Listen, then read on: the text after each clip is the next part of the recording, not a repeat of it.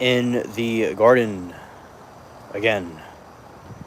All right, we are live in the garden again, and it's a very windy garden. So this is Windy Garden Live. All right, and the moon is in sort of a different position than it usually is because it's a little bit earlier, but the moon goes through different cycles. And that is what something interesting about the current moment. All right, right here we have a clearing that most likely will not be used for other plants because it is kind of dark over here because of the canopy.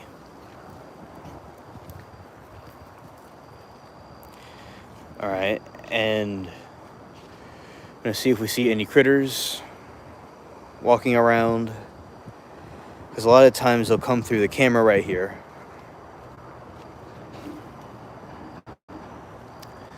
And we will see them usually around this time. But a lot of times a little bit later in the night. There will be eyes that will dart around, and it look very mysterious. Like you don't know what it is exactly. You know, it could be really anything, but you realize that it's most likely a swamp puppy. That's what's realized in that moment. And this is just simply a clearing of random plants that were grown for like ornamental purposes. So, right. That is the fascinating thing about this region. But over this way, sometimes there will be different cats that'll come through here, and Claude himself was out here just a moment ago, but he went somewhere else because, I don't know, he must have had to go have a meeting or something. And yeah, it looks abandoned looking, but it's kind of abandoned, but it isn't abandoned. It hasn't been used in a long time. So it's like it is, but it isn't. It hasn't been used for a couple of years. Usually when lots of trees grow over this place, it's not usually used, you know, because unless have to have that needs to. And so this is the, you know, they are plants, like they are herbs, right? So you might go alien. This is just a bunch of random plant, just, you know, it needs to be cut, it needs to be cleaned. That is true. It depends on the perspective. Like you don't know for certain what could be lurking in there. It's like looking at the ocean, right? It's like put your hand in the water and then some hand comes and grabs you and pulls you down, right? Now that is an exaggeration, but you know, you never know what's like lurking in there. And every little plant like you see here. Now, of course, if anybody wants to talk about aliens and UFOs and stuff like that, they're free to. But still, right here, you have a couple of different herbal plants that were turned into weeds. You might ask, you know, alien, how does something turn to weeds? The reason why that happens is because plants over time were used by people in the past, then they were tossed aside, then now they're used for these other things. And what are those other things? Just random plants that grow everywhere. Just they become completely useless. But I have a use for them though. I think that they are extremely cool and good decorations. They were once used by people hundreds of years ago, but when they didn't need them anymore, they just kind of tossed them aside. All right.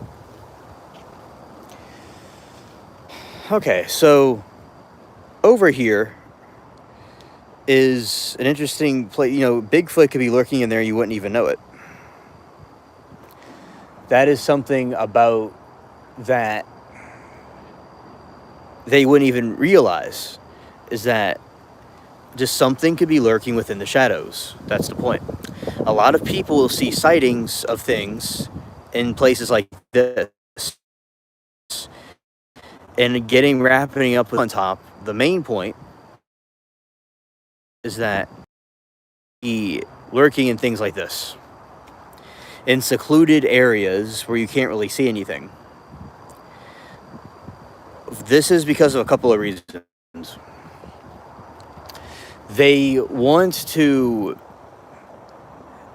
they want to hide in these types of areas because there's less people, right? And if you have people around that could see them, kind of like a feral animal wanting to hide away from predators and stuff. But look who it is. Look who it is. Claude himself. He knew he couldn't resist a live stream. If Brig will be glad to know that Claude is here. Claude is here, chat. I summoned him. I have Claude. He is going to be probably trying to... He's climbing the tree. Whoa. That is interesting. You know why? Because of the tree rats. Well, I'm glad he's taking action because there's been a lot of tree rats lately. Yeah, so a lot of these types of creatures or cryptids or whatever,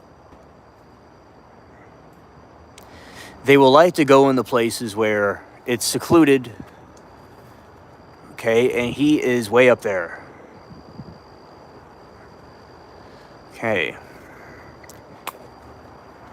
You see, he's trolling. He's trolling. He's trolling now.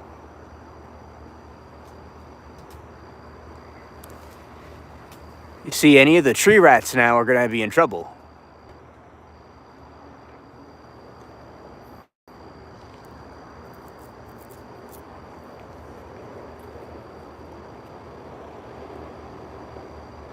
So yeah, that is Claude the cat, and he's in the tree that's infested with rats. Now that is something.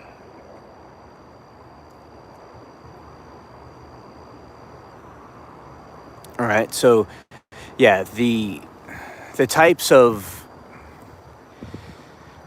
mysterious creatures want to be in the woods because they can't really be seen by the rest of society, and they also want to be, you know, away from civilization, which is, you know, the main point. They also want to be, they might be native to certain regions like that and observe things. So basically it's privacy, and they want to disappear somewhere. That is the main reason. Yeah, y'all can't even see that, but we'll try to make it more clear. It's like, whoa, what is that in the tree, chat? Whoa, scared.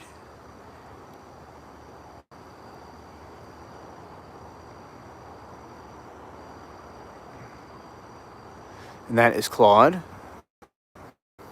He is in the tree.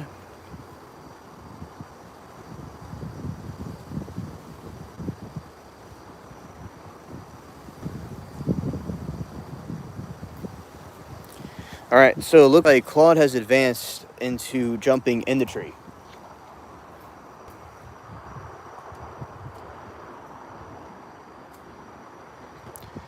And he's going to get all the tree rats.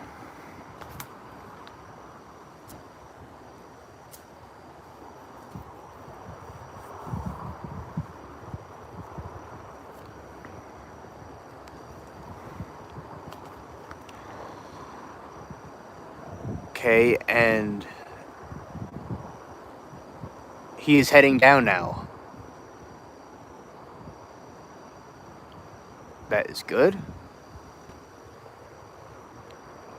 I don't know for sure if he is coming down now, but he's just looking around for now. And that is the moon over there. I did it last night. Turn this off, you can even see it better. And yeah, just like an eerie scene, I mean, from a movie or something. It's like, definitely like looks like something's about to happen in these woods. That's what it looks like, definitely.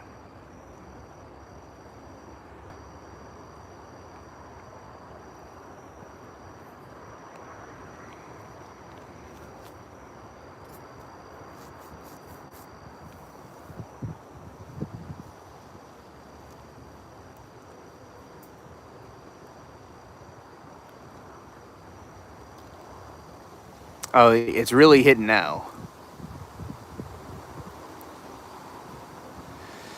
Okay, so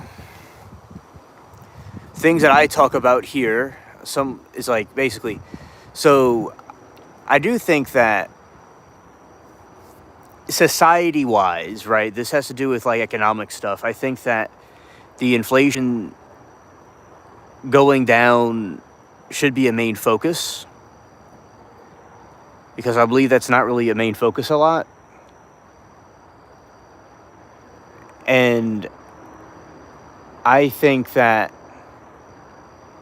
in those situations, the politician stuff don't necessarily put the people first. A little bit different than what I usually talk about, but yeah, that's something that I do think is true.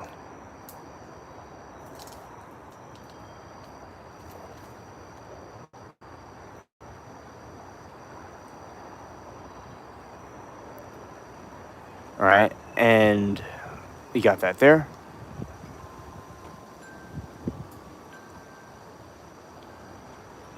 Oh, nice wind chimes. That's nice.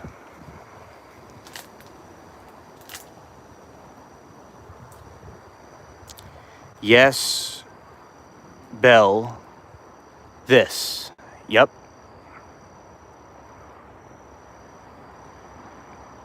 So yeah, that's definitely the. And I do think that the aliens, terrestrials, are real, or ghosts and stuff like that. I think paranormal activities are real, and Claude is returning. Claude is returning, chat. There he is. He is back. Scared.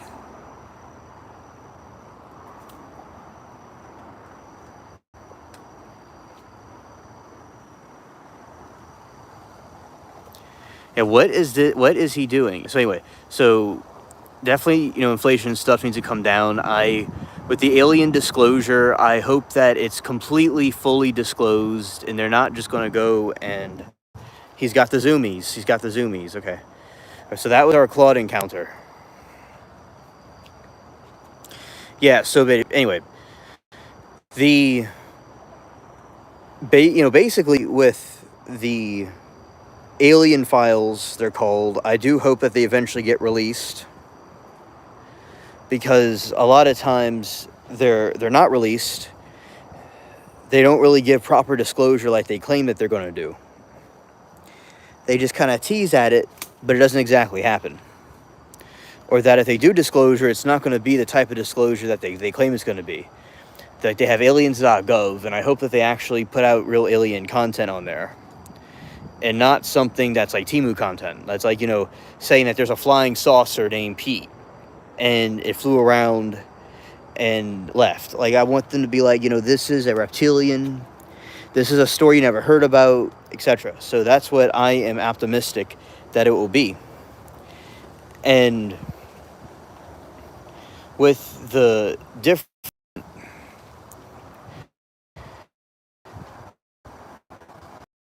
crafts out there.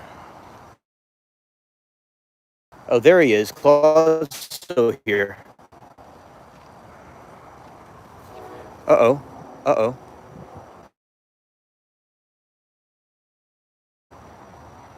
Okay, he is lurking. He is lurking. Wow. Yeah, so one thing, so this is a cat that is quite, he is in charge of the yard and the garden. That's what he does. Yeah, I just think there's alternate universes apparently where there's like a double for each person, but it's the opposite of what we are. Like there's a white, so instead of that tabby, it's like a white cat, right? If there's like a white cat in one dimension, it's going to be a black cat in another dimension. So the concept of the interdimensional beings is interesting. That's why I think it's cool that they had the concept of that with the aliens, that they're from some other dimension. So yeah, definitely the interdimensional theory I believe in. I believe that being true. because there's different parallel worlds that exist. Right. And you see, I like how Clawley likes to be in the tree and hang out. Right now, he's in the tree, and him being in the tree is an innovation because there's so many, different rats in there.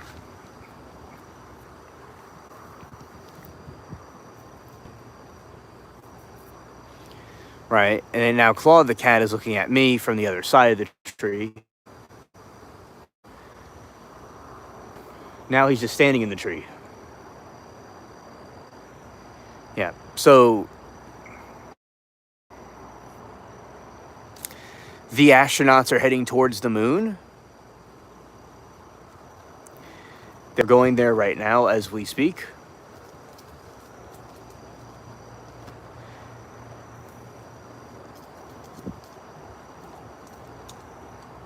And the cat is getting out the tree. Okay.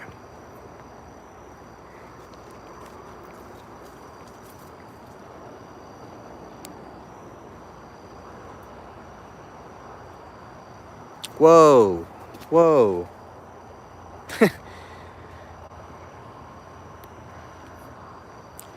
Yeah, he is excited for the live stream. He is excited indeed. So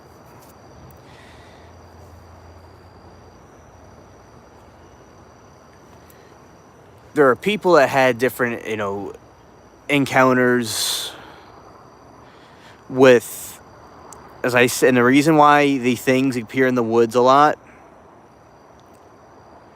Hey, Bro, good to see you, buddy. Welcome to the stream. Yeah, and the reason Claude the cat is, he was in the tree a moment ago and he's like running around. That's what he was doing. And now we're just kind of chilling looking at the tree. I mean, looking at the moon through the tree, but yeah. So he was climbing up in the tree, and I'm sure he's looking for the tree rats because there's lots of them around. But he just kind of sat in the tree, and he ran out, and he started running around the yard because he has the zoomies. You see, there he is. He has the zoomies.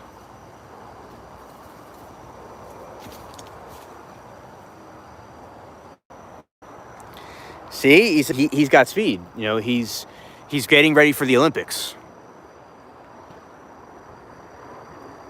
Yeah, so that is what's going on with Claude. Now, different cats have different attitude levels, and some cats have lots of attitude. And the red cats just love to bite. They're lovely creatures, but they do like to bite sometimes. And some cats are just very quiet. They don't say anything. They have all kinds of personalities. Like, if I was a cat, I would have like a Sheen Timu personality because that's what I seem to be the CEO of. But yeah, so as we chat here and scroll through our phones and watch this, the astronauts are heading towards that moon and they're going to orbit back to Earth. And Claude the cat is running around wild. Eugene, good to see you, bro. Welcome to the stream. Yeah, and so the concept of these different worlds and different dimensions that we talk about is really fascinating, and I like us to, keep the discussion going. And Eugene, yeah, shout out to Eugene, yeah. So that is, what we see right here. And there was I was reading something that this has to do with alchemy. So I'll explain to you what alchemy is because it's something that you see all the time, but you don't realize it. And alchemy is the study of metals. And Epstein talked about it in his interview when he was, his final interview, whenever he was, not around. Oh, legend, I will be honored to give you an alien story. My pleasure. So, okay, legend. So there was this one time where an Ebian Yeah, exactly, Eugene. Yeah, forget the Earth can be a flat plane without globe, firmament, and abyss. Yes, amen, Eugene. I agree.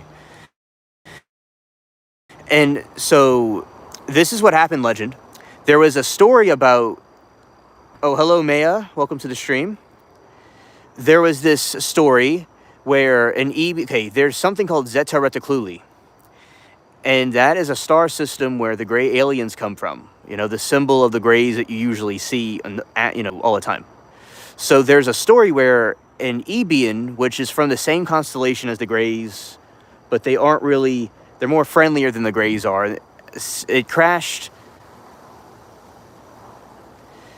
they crashed into the Earth, and the aliens came back and they wanted them to come back. You know, they wanted the body of the alien back, and they want the live one back too.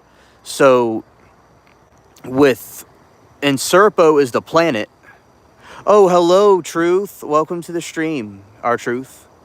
And so they came from Serpo, and the government agreed to give the alien back. And if they give us technology from them.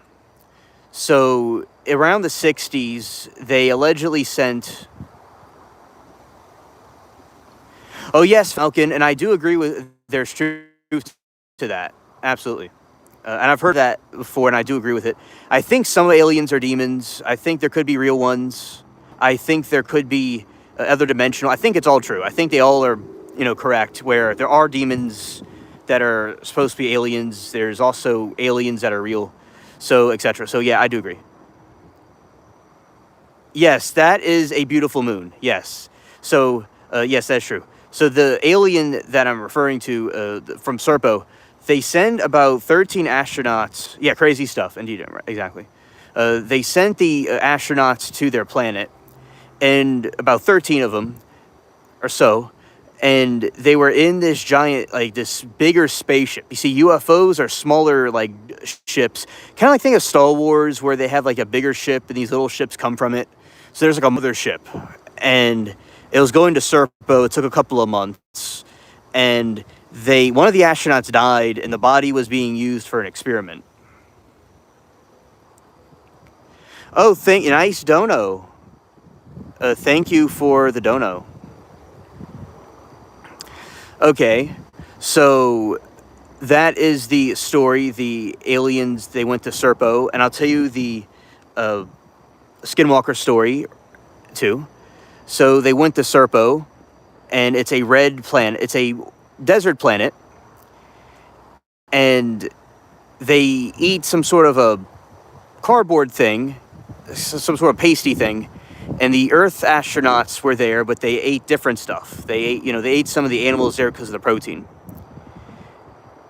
And then eventually some of them came back. One of them stayed behind. And that is, with that story. So now I'll go more into the alien one in a moment, but I'll tell you about the Skinwalker. So one time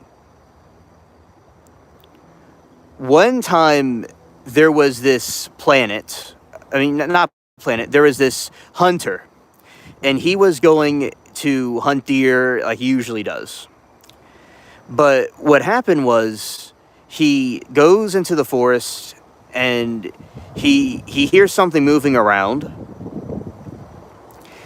and he sees a deer, and he's going to shoot at it. But instead of that, oh, hello, Phil, good to see you. He sees this creature stand up with a very odd look, very strange looking. It was hunchback, with very emaciated, and it had antlers. And he just got perplexed about it, because he must have thought it was an emaciated deer on a mountain. Now he goes up closer to it, and he sees that it was on its hind legs from a distance. And this is at night, like what we're looking at now. And he's a little bit confused. He thinks it's a person, but it's about 9 feet tall, and it has a skeleton, a skull of an animal of some kind on its face with glowing red eyes. And it has a shriveling demonic roar and a shriek. And the hunter, knows that he has to use his skills to stay calm. He doesn't scream or holler or run away because the predators can sense fear. And when the hunters are in the woods, they have to be very quiet and slow. And even a snake crawling, not crawling, if that's silly for me to say, a snake slithering on them, they can't even move. So the hunter is very quiet and calm, and he slowly does his clever maneuvers to stay low and move himself from the situation. And it looks at him and he freezes, right? But he acts like he's a tree stump, because just like a snake that's slithering, if he moves, the snake will bite. So he keeps his calm, uses his cool, and now it's a different situation where he's the prey. He gets out of there and he makes his way through the woods. Now he comes across something else. He comes across 3 hooded figures that are standing together, and he doesn't know who they are exactly or what they are. And they look like they're wearing things of people from the past or some ancient type of, tribal clothing, it seems. So he sees them, but they're not even real people. They're phantoms. It's like some apparition. So he goes and gets out of the area, and he goes to his vehicle, and he turns the vehicle on. Now he then turns it on, and then he hears a shriek again, right? And then that's it. Now you might be wondering about, it's a kind of an odd ending because you don't really know exactly what happens. Since the story was passed on, it had to have been, they survived. So what does this mean? The Skinwalker is this entity, kind of like in the Christian and other Abrahamic religions that believe in Christ, is that there is this type of cryptid, there's 7 horsemen of the apocalypse, and the Skinwalker has to do with that. It has to do with the different, greed, stuff like that people deal with. And it was from the Native American indigenous cultures that it came from. And there's also the Wendigo that's very similar. So that is the story of that. And the Skinwalker is known as a witch, usually. It's usually these things that could shapeshift into another beast. For instance, there is a woman that wanted a man in a night like this, and she ate this potion. She ate an apple and drank a potion so she can get the man, but she would turn into various frogs and leopards and things at night. Now, one night, the Skinwalker is the same thing as that.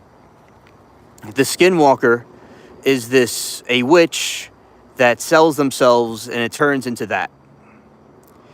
And it had antlers on it, and there's other accounts of this beast at night that the hunter saw, because there are some other people that were out in some people could hunt in these types of trees. You could put like a little tree house there.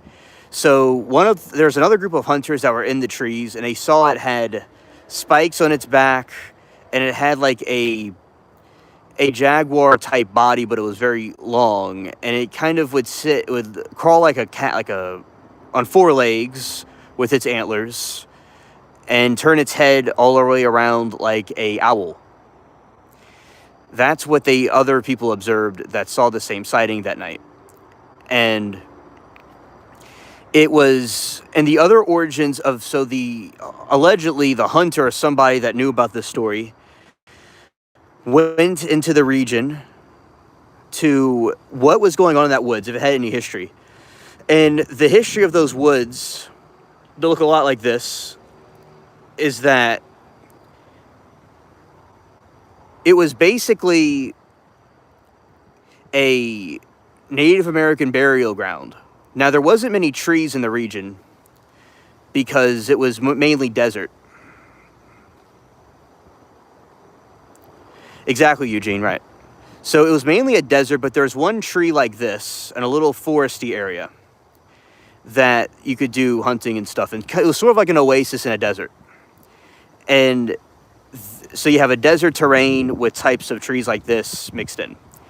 And that's what they saw. It was a Native American burial ground that was cursed because one of their people became a witch for lust and greed, and it poisoned and contaminated it. So it was from hundreds of years before. So it was either someone pulling a prank, or it really was one of those things.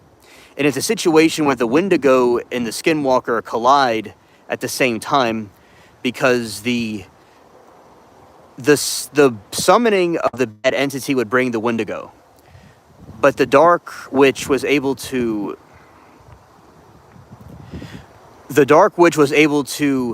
make herself into the Skinwalker, and it was both things at the same time, the embodiment of evil itself. So that is the story of the Skinwalker. Scared. Radio says Easter Island is the craziest place for yes. So the aliens planet, the Serpo that I was referring to earlier, has two suns. Sort of like Tatooine. And in Tatooine, the type of planet, this planet had kind of like Pueblo-like houses. The aliens prayed one time a day. And they were very, put together well, but they thought the Earthlings were kind of strange for the eating the animals, but they understood they had to as the protein, and they all ate this herbal shrubs, and the Earth people were able to get their technology, study the planet, and come back. One person stayed, one person died mysteriously, and was probably used in an experiment, because inside the alien spaceship, there was these vaults of all these strange creatures from all over the universe in this one place, and their friend was being turned into a hybrid. So it's kind of mysterious, but we got the alien technology, and we probably use it now in many things, because there's theories, Saul Girl was telling me about, from the Roswell crash. That is where they got a lot of our technology from one of her relatives that was there. So I know that from watching these different things.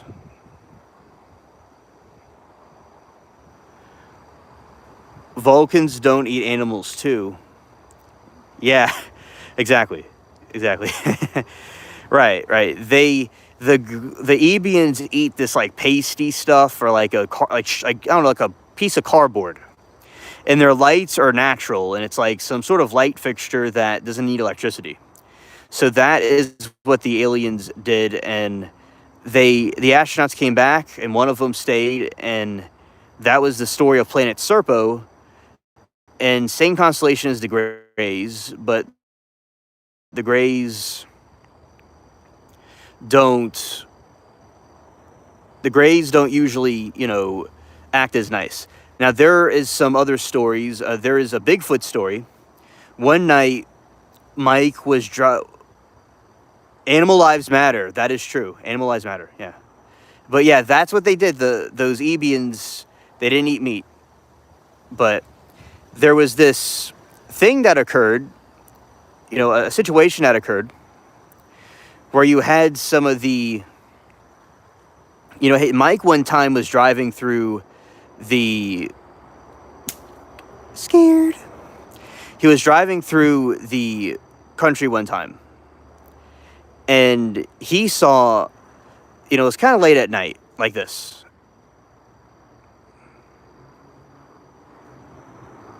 Oh, thank you. Oh, yes, I know quite a few alien abduction stories. Great alien stories, yes.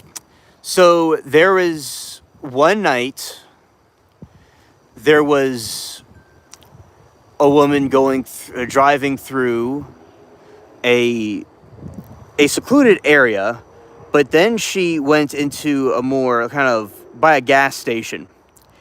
And one night, she saw, well, first of all, she was alone and on a journey. Another thing happened where she was driving and went to the gas station that was mysterious, and they had some people there. It was owned by a local family. And there is this very strange light that came by, And she was sitting there in her car, and she previously saw the light before. But what happened next was something she couldn't expect. There was a big flash that occurred, and she found herself kind of dazed and went to sleep. She woke up strapped to a metal table and was very, very cold in the spaceship. And she's a little bit confused, and she thinks that she's dreaming. And she sees these two gray aliens staring at her. And they go and take something and put it through her nose and out the other side. And they start kind of getting these metal things and starting to do some experiments on her, and she doesn't like it and feels much discomfort. And there are two other aliens that are over in the corner watching it from a distance, and one of them is over by a computer system pressing different buttons and things like that. And then she goes back into her car like nothing ever happened. So that is is what occurred. And then later on, her memory was wiped, but she had dreams about it every so often of the horrid experience of being in the spaceship. And this spaceship was it was white. There is a television screen of some sort of a screen and some seats. And overhead, there is this giant globular water object floating in the ceiling. And that was one of the alien gray encounters that happened. And the vibes that she got from it, they were robotic and like biological drones. And they gave off like darkness and like an intelligence at the same time. An intelligence that was far beyond anything that was comprehended. There's another story of a gray alien where a gentleman was working for the government, and there was this alien called J-Rod. And J-Rod is this alien that was being experimented on, and they're putting injections into him, and he was being strapped, himself. So this time the alien itself was being experimented on. And the alien was saying that he had a family, he had a wife, and he missed them, and they eventually became close and had a bonding with each other. So he would know about him and his planet and his origins. So he said he really wasn't an alien. He was a gray alien, but he claimed that he was from the year 56,000 years from now. And he time traveler. And that Earth was going to collide with a foreign planet that's orbiting our solar system irregularly. And it was going to come by us and cause us a problem. So they reversed it so it didn't do that. And they were coming back in time because the humans now have some things in their genetics and their bodies have things in it that they lack. And that he needed to go back to where he came from. Eventually, the gentleman, say his name's Eric, eventually brought him through a Sumerian portal and brought him through the other dimension, right? So he could go back in time to where he came from. So that was another one. And J-Rod and him got very close, and there was supposed to be an apocalypse, but it didn't occur. The alien did give him more information. And you might go, alien, what is this information? The information is that there is this alien Project Yellow Book. It's supposed to be allegedly true, and it is this iPad type thing, a tablet of type, that shows the history of the universe all the way from the beginning of time to the future. And it gives the answers to questions and theories on all kinds of different things and answers to questions we don't even know about. And that is what Yellow Book is. So the alien revealed that to him in many secrets and things that he would not even know about. So that was another situation where a government official became close to a gray alien that was claiming to be a time traveler. So the theory would be that the humans go in space thousands of years from now, and their skin gets gray and their eyes turn very, very large, and they get very dark, and it's like us from the future. So that is a theory. Now, there was this, like, the encounter with the woman kind of shows that it could have been something more sinister and evil. Now, the other one that occurred was a woman that was abducted during daytime, and they took an object, like a scraping device, but it was very thin, and they just glided over the skin and took some DNA samples, and was telling him that, it was going to be all right. And eventually it was kind of like a traumatic thing, though, because it was not pleasant. Then she was back to Earth and then had a vision again and saw a child that was created by the Greys mixing their DNA together. And she was like, saw the offspring she had with this alien, because it was done by scientific means of human-alien hybrid creation. And something that many didn't believe, but later on got credibility. There is a story of the Ebians, which are similar to the Greys, where there is a person working in the mines, and this flying saucer crashes and slams into the earth, and this alien crawls out of it, and he's saying, gerbil, gerbil, gerbil, or something. And he's like, bro, what are you saying? And he's saying that he gets a wand and he puts it to his face, and he says he's not here to hurt him. He needs to get help immediately, and his spaceship has crashed, and he had this wand and he was able to heal himself. His other thing that was healing himself, and his other wand that was like talking to. It's like a walkie-talkie thing. So he asked him to get 2 orbs that are these silver globular things out of the spaceship. And he walked in there, and it was very similar to the gray aliens craft, interestingly. And it was a room with the water system on top of the ceiling that must keep it afloat, and the various chairs and screens. And he goes to this table where these floating silver things are, and he takes them and brings it to him. When that happens, he tells him that he needs to go to a safe space through the walkie-talkie thing. And he brings him to his barn. And after going into his barn, he's told that he needs to tell the sheriff something. And, he kind of like tells the sheriff and says there's something going on, but they don't tell exactly what it is, because the military is going to get involved and confiscate the Ebian alien.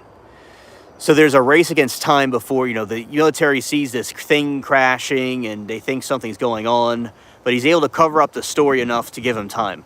Now, he helps the alien, nurtures him as he's healing, and then he's telling him, look, these people, the militaries are going to try to get you, and the alien doesn't understand. And he says, bad people. The Ebian understood what bad people were. And they eventually get repaired. He gets repaired, he gets his ship, and he goes back into space. And it was almost by a millisecond those military people came. But what the person did give to the military was the orbs and a couple other equipment from the alien, and they liked it. And he kept the walkie-talkie thing. And then he eventually died and was passed down to someone else.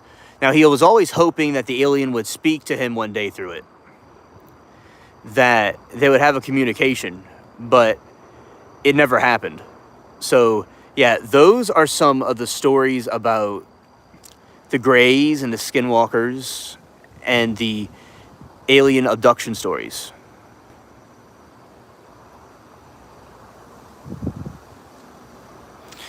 Earthy. Oh, thank you, Falcon. Thank you, nice dono. I appreciate it. And Earth Star says, "Do you know Erica Kirk and her past Stargate program as a kid?" And Earthy Star, I have heard of something about that, but what do you know about it? Because I know there is some speculation going on about a variety of different things. So I like to hear all kinds of different conspiracy theories, because I do think, regardless of Erica Kirk, I know separate from Erica is that the Epstein people that are like associated with him, I think through different magic, were able to access the portals and go through different realms and dimensions that way. So they're able to channel things and channel different stuff that exists in some other universe. For instance, like we were talking before about people that did some sort of drugs and stuff, were able to access different realms that they usually wouldn't be able to see. And I do believe in the Stargate, because a lot of these alien stories have to do with the Stargate. And very, very shady background, right? And the Stargates, basically, there is a story about a Stargate where, like, it could open up anywhere, and, like, there is this person, Falcon. I haven't played it myself, but I have seen the gameplay and videos, but I will look into that game. I love Star Wars, and I would definitely play the game if it's still, like, available, because I know they have it for, like, PlayStation and Xbox.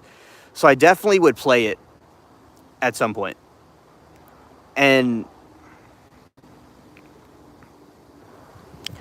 let's see, and Earthy Star says also connections with Peter Thiel, UTP USA, with Jeffrey Stage Time Span. Strange Times. Yeah. You know, something about Earthstar, the thing with these people, they're all like interconnected with each other. Oh, Falcon, I love Star Wars lore. I love Star Wars lore. I know it from the different... Oh, what I mean was the different types of comics. There's lots of Star Wars comics. I love the Star Wars lore comics, and I watch videos about them. Like in 2018, 19, I like binge watch that all the time. So I'm obsessed with like Star Wars types of things like that. And so thank you. I'll certainly look into it. And I think that is a very cool franchise. And so Earthy, I think that we're in a very, very mysterious times. And I think there are people that are not really our allies that we think are our allies. And I think there's more to Charlie's death than what they're saying. You know, it's, you know, there has to be more to it. I don't know, you know, there's maybe other factors in play there. But so there's someone called Pete, Palm Beach Pete, and he looks nearly just like Jeffrey Epstein. And people think it's really him. And the dude said he partied with Epstein before. So the theory is that that's Epstein, and he kind of made like a disguise for himself, and like is living there now. So that is another one. Now, I'll tell you all this, something you didn't expect, okay? I'm going to tell you all, and by the way, all conversations, we could talk freely about all kinds of things. And what is the New Republic wasn't destroyed? The New Jedi Order wasn't destroyed. We got another good question. What if the New Republic wasn't destroyed and the New Jedi Order wasn't destroyed? I got you. So this is what would have happened. I'll give you some alternate scenarios. Yes, Earthy. So, and remember, this has to do with what I'm talking about with aliens. With the aliens with adrenochrome, a lot of the lizard aliens, which are like the worst ones, they get from adrenochrome. A lot of evil people throughout history were like feasting off the blood of others. And literally and metaphorically. But yeah, Countess Bathory bathed in the blood of young women. And there's like these elites that drink the blood of children, in my opinion, which I think is a fact. And they basically get the adrenochrome from it. And that's like a vampire, or, you know, these types of things like that. That's what I definitely would not be surprised about them doing that. So Earth, yeah, I definitely know what you're talking about, the adrenochrome. And they absorb human suffering. Right. And I have not been there, but I do have friends there, Max. And okay, so Hayden, by the way, I like Hayden because it's like Hayden Christensen. Anyway, so what is the New Republic wasn't destroyed? Okay, so this is what would have to have happened. So if Anakin either didn't go along with Palpatine's plan, if they either were to capture him before he did it, or if he simply just listened to Mace Windu and they're able to get the Republic intact, it's likely that Anakin eventually would have had the kids, and Luke and Leia would have grown up in the Jedi Order, and it would have continued to expand and thrive. Now, the Force wouldn't have been balanced, though, because Anakin came to balance the Force. He didn't come to destroy one or the other, so the Sith thing was a way to balance the both sides out without one destroying the other. So that is why it occurred. So the Force wouldn't have really been balanced out, but just hypothetically, it would have been, they all would have been living together, and Anakin probably would have gone off the ranks of being a Jedi Master, and Palpatine would have been put up.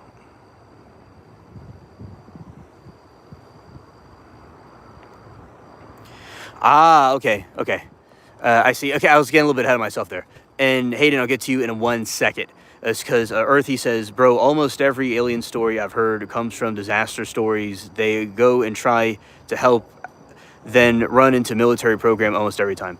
I hear what you're saying. It definitely makes sense. And I do think that they're both intertwined with each other. And I think that the aliens are working with the humans, the governments of the world, just as the Bible says the fallen sons of God would help with the earth rulers, right? Okay, so Force Awakens, the New Republic was destroyed in a Star Killer base.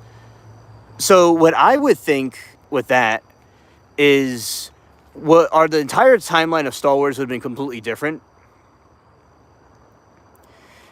And I think the Sith would have pretty much had complete reign over everything. Darth Vader would have still been like a puppet, like a guard dog thing. But yeah, I think it would have really hindered and demoralized the Jedi, the Jedi's movement, basically. That's what I think. So with that situation, it was like a pivotal moment that would have changed the outcomes, and all these other movies that came out later, it would not have been the same, outcome. I do believe they eventually would have gotten over it, but yeah, it would have been a pretty big blow to them. Right. And Jock says, you can always find a good sandwich and drink in pits, and there's some... Okay, and... Alright. Anyway. So... Yeah, so the New Republic being destroyed would have completely, ruined everything. Right, so it's really... These events like that would have completely turned the tides of history. For instance, I was watching a trial today, in the Hawaii trial, and the dude took the stand yesterday, and it completely turned his case upside down. It made him look like more innocent, or not innocent, but it made him look more relatable than it would have if he didn't take the stand. So little things like that can change the whole thing. Falcon says, I wonder how powerful how Darth Vader would have become if he didn't get harmed. Falcon, I know all about that. So if Darth Vader didn't get Obi-Wan, he would have... Okay, Palpatine even said that Darth Vader is going to be more powerful than any of us. That's what he told Yoda. And that if Anakin stayed in his regular form, he would have been the most powerful Force user in the history of the galaxy. He would have been he would have been still Anakin, like you see from the Revenge of the Sith and that, with the hair and stuff, but he would have been Darth Vader. So, yeah, he would have. Now, there's something called Ahsoka, which is this other Star Wars uh, franchise that came out from Disney. And there's a version of him that didn't get destroyed, right? And there's these scenes of it where he's walking across these ice paths, in this other dimension. And yes, Ahsoka is sick. Yeah, you like it too. I like it too. Yeah, so that's what would happen with Ahsoka. She was fighting Anakin. Yes, that's a good one to watch too. Anakin, he would have looked the same like he did before, but he would have had red eyes. He would have been more sinister, and he would have been the most powerful Force user to the point where he would not have even been a Sith anymore. He would have been both. He would have been light and dark. And he would have made this big, gigantic empire globally, galactically, and he would have just been known as this, like, Alexander the Great type person, and there would have been the Force would have been light and dark at the same time. And if Luke and Leia had survived, they would have been raised in the dark side of the Force. If the other one survived, like Padme, she would have hated him, but she would have respected him and stayed with him at some point. So yeah, he would have been this, like, unstoppable Force. Because that's what Palpatine wanted. Like, he saw the potential within him.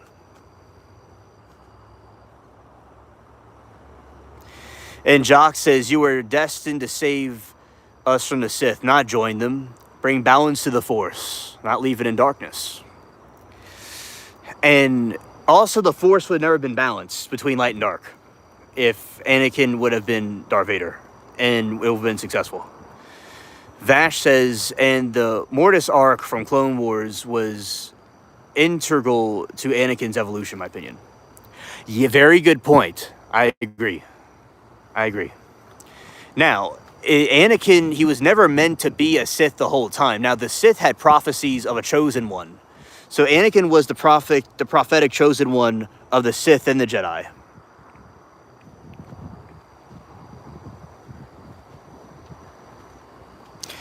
And he was both of them, because the Sith, he brought balance to the Force because he, destroyed both sides and made it equal. And that's why he didn't stay as a Sith forever. And that's why he got mauled. And, not mauled, but he got, burnt. He got, literally roasted. And he became a thing in a robot, like a cyborg thing. And then he went back because that's what it was meant to be. And by what he did, brought him back to the Force. Yes, Quack, he got fucked up, yep. That's the way to put it in layman's terms. Yeah. Yeah, bro, his entire body burnt, and it's like everything got incinerated.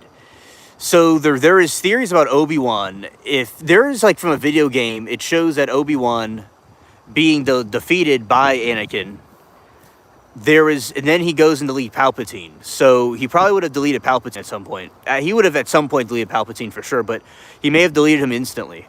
But that's what he would have done. And with Palpatine's... Yeah, the Force Unleashed. Yes, correct. Darth Sidious is Palpatine. That is true. So, yeah, because Yoda was like, hey, Darth Sidious, it's you. And, yeah, that's what... So, he would have defeated Palpatine, also known as Darth Sidious, and he would have, done his thing, his empire. And the reason that Obi-Wan didn't let him get deleted was because he let the Force take over and what the Force wanted him to do.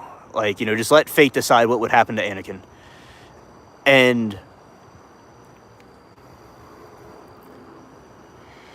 Chad, exactly. Yes, the suit kept him in check. And yeah, Palpatine is smarter than Yoda.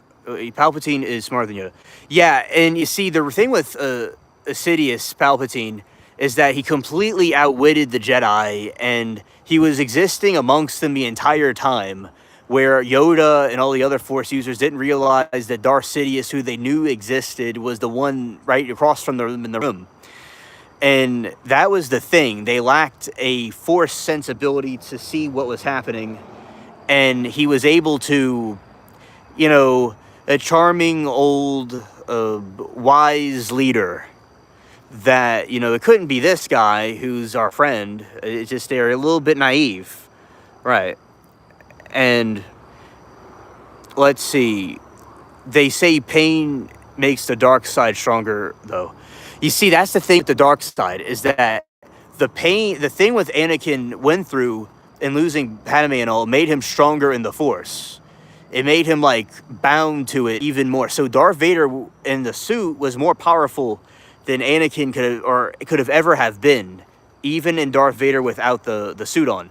But the suit that he was given kept him in check, because it was made to be electrocuted. It was made to be, keep him in check, where he couldn't move like he used to be. Now, he was offered sometimes a new suit, but he refused it. And there's one time he was able to do Force Lightning in the suit under some rare circumstance, but he usually would be destroyed by Force Lightning. That was the point of the suit's design. So they could have designed the suit differently, where he would have been able to not been in a messed up spot, but it wouldn't be the same thing, because Darth Vader mentally was very powerful mentally. Now, Jock says that Yoda was playing the long game. And in that situation, he wanted the long game eventually to have Anakin turn back to the light side and defeat Darth Sidious once and for all. So that is another point of view to look at it. And maybe it was calculated, or maybe it was something that they did on their own as a mistake, but then they had a comeback. They say Vader could have healed himself, but it takes light side to do that. He didn't like it. Oh, yeah, because Vader could have healed himself, but he would have lost the dark side edge. And the way he was, it wasn't going to exactly work out. So he was just he could have done it if he wanted to, but he was just kind of stuck there in that state.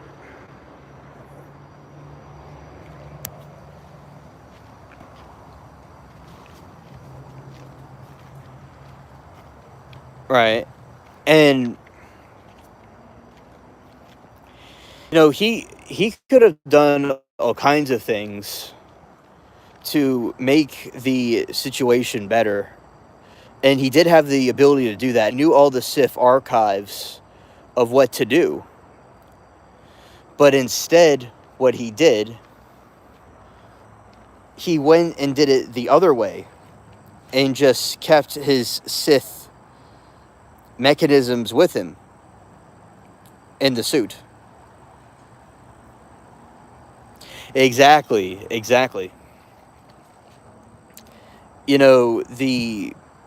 The great Jedi is that there is no light side or dark side. There is only passion. Through passion, they gain strength. And through peace, they gain knowledge. And they gain calmness. So that type of way to view it is that in the dark side and the light side both have good things about them. And the gray Jedi is a balance between both of them. There is passion, yet peace. And their chains are broken and they're freed from the Force. So I think that's the whole point of balancing the Force, was to bring both sides together. That's basically what it is. And that's why Anakin learned from the Sith. And as a Sith, when he came back to the Jedi, he learned as a Sith, what to do and what to be from that angle. But as a Jedi, that was the one to be the whole time. So what he learned from being a Sith helped him, because there is on the was fighting Ahsoka in his human form, but he been tapped into the dark side, then goes back to the light because he was able to flip back and forth between both of them because essentially his character needed both of them. So yeah, definitely the Great Jedi is the way to go, because the Jedi are too, no attachments, no anything, and the Jedi just lack the passion and emotion because what Darth Vader, Anakin was going through. But the other side, oh, hello, Breeze, welcome to the stream. So the dark side and the light side had to be balanced with each other.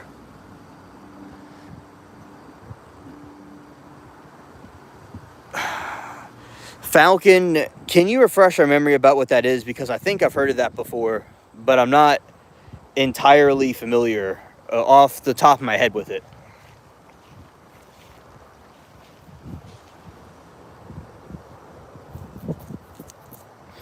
Tyler, I've asked myself that question too.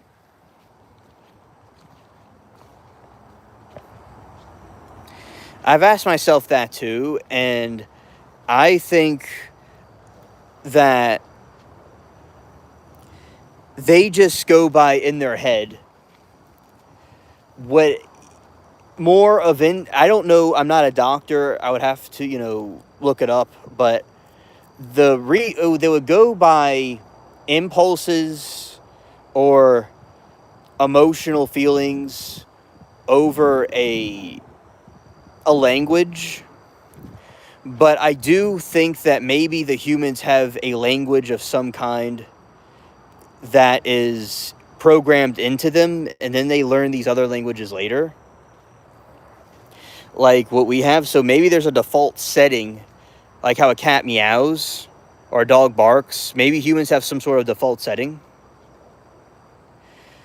So that's what I would say. They would go by their other senses to figure things out, or impulses. But if they did think in a language, it's some sort of human thing by default, like a cat meowing or a dog barking. There must be some default human way of thinking. But besides that, I'm not a professional. I don't recall either. I don't recall it, or I don't know exactly what they would have said.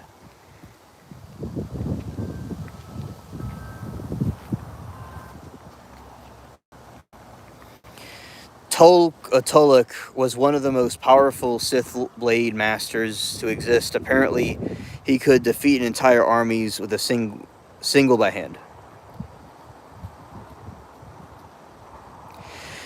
I think I know what you're talking about, Falcon. I do think I know what you mean. I've heard of him before because I did study about the Sith that were there before the New Republic or the time of the Empire. I'm aware of that, of Tolkien. I'm aware of Tolkien and a couple other ones. There's a couple of different Sith Lords that existed throughout history before that crazy thing happened. But like before Anakin Skywalker thing, there was many Sith that existed throughout those time frames.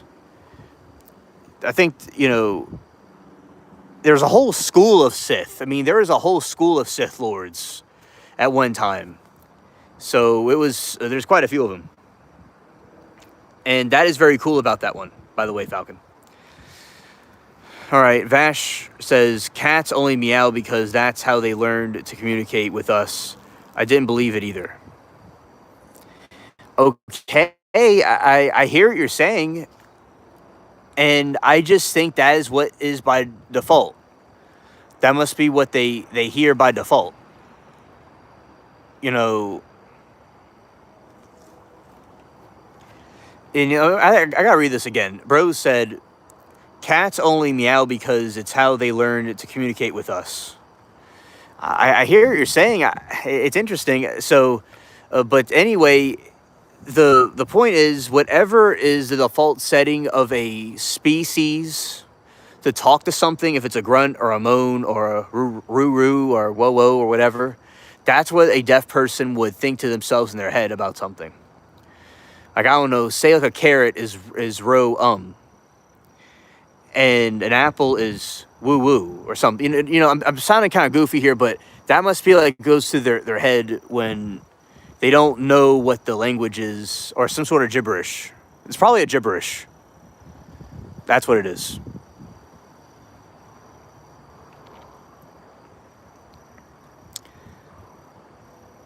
And the astronauts are going and orbiting, or going towards that to orbit.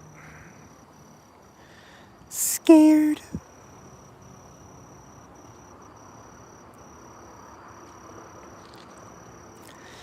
I think there was Darth Bane. I think there was there's Darth Raven. You know what? Yeah, go for it, Falcon. Sure. No, not your comment. Not your comment. If there is a troll comment, that's what I meant. Not yours. Yes, if you saw a troll comment, you could delete it, but not your comment. I think your comment's cool. Yeah. All right, thank you, Falcon. Thank you. We don't need any Timu trolls, being stupid. So, yeah.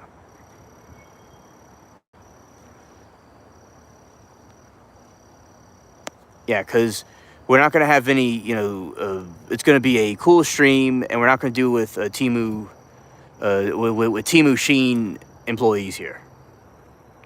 Right. So, that's what I think.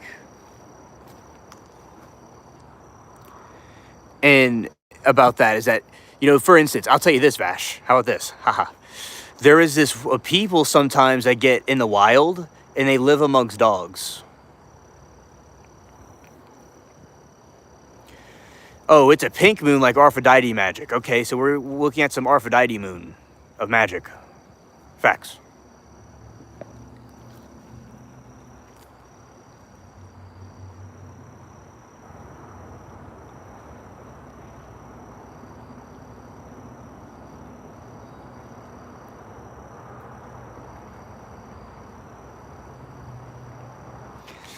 Okay, yeah, so I like the Aphrodite. I like that, from mythology, and the magic stuff is pretty cool. Okay, just kind of put this back in position and putting this back up.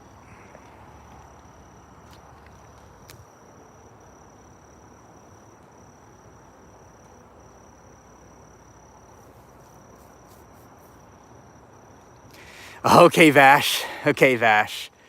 So I got one. Okay, I got you, Vash. Watch this.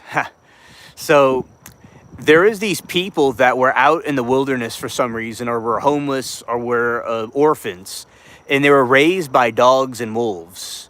And they walk on all fours. They're humans that walk on all fours and go roar, ruff, ruff, ruff, ruff, roar, roar.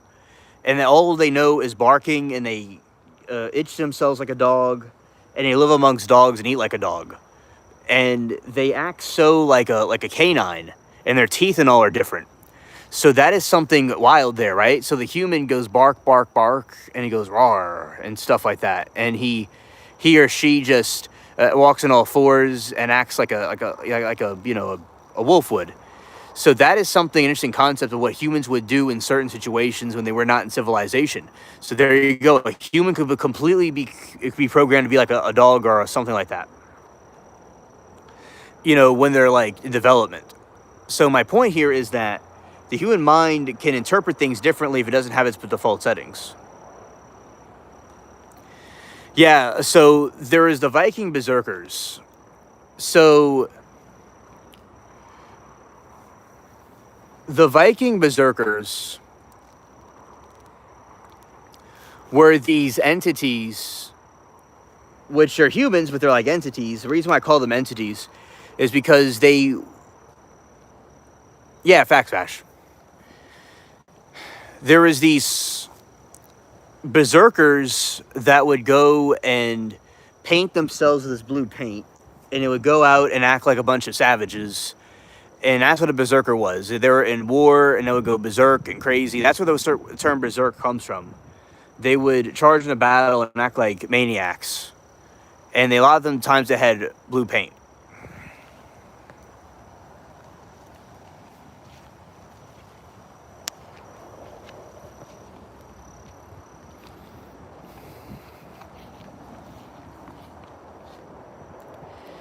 Yeah, so that is why I personally think that with the Berserkers, it's also that the Celtic people did it too.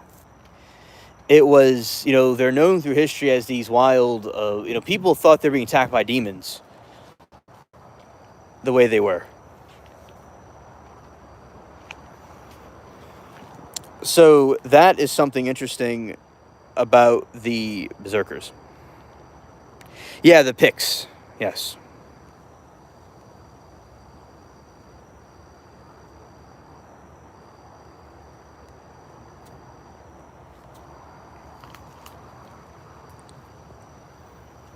Okay, and see, this way is like more faint and it's more darker here.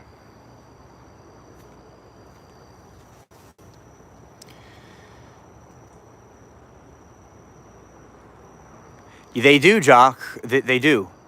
The Jedi overcame every single hurdle that ever came against them. Every single hurdle that came against the Jedi, they overcame it. That's the thing about the Jedi. It's like whatever came their way, they were able to overcome everything. In whatever way they were challenged. It's not about what happens to you, but your reaction to it.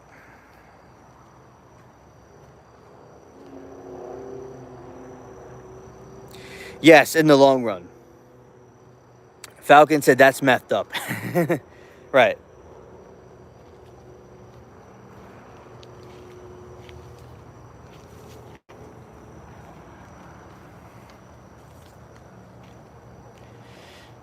Now, does anybody like Harry Potter? That one has other interesting parables and things in it too.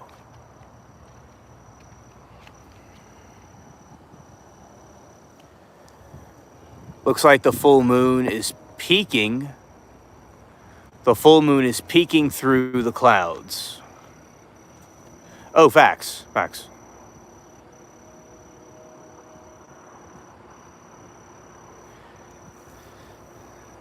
The dark side destroys, and the light side rejuvenates. Right. You see, if something rejuvenates, even if it gets destroyed, it will rejuvenate. The Sith just keep getting destroyed. It's just the path of destruction. But the Jedi, the Sith are good because they can destroy things too. So they both have different powers to them that are a force to reckon with. Yeah, with Harry Potter, I think it's cool, like with Snape, he's like not really who you think he is, because he seems like a hated character, but he's actually kind of different. So that was interesting. And like Tom Riddle, he was this dude that like he was learning these dark magic stuff he wasn't supposed to know about, and he kept getting very deep into it. And he actually wanted to be a teacher at Hogwarts. But, Dumbledore said no. So that was his point. He wanted to try to have like a study of the darkest possible thing you could ever learn from magic. And they were just like, no, dude, you can't be doing this stuff. And he was trying to get immortality, but it's kind of like ironic about him, because it's like all he did was, he didn't really exactly, he let the pride end him. All right, so that is the moon covered by clouds. Right.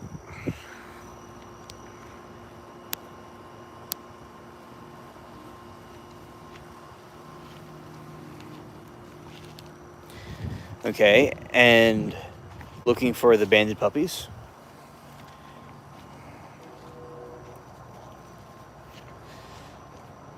Yeah, so with that one,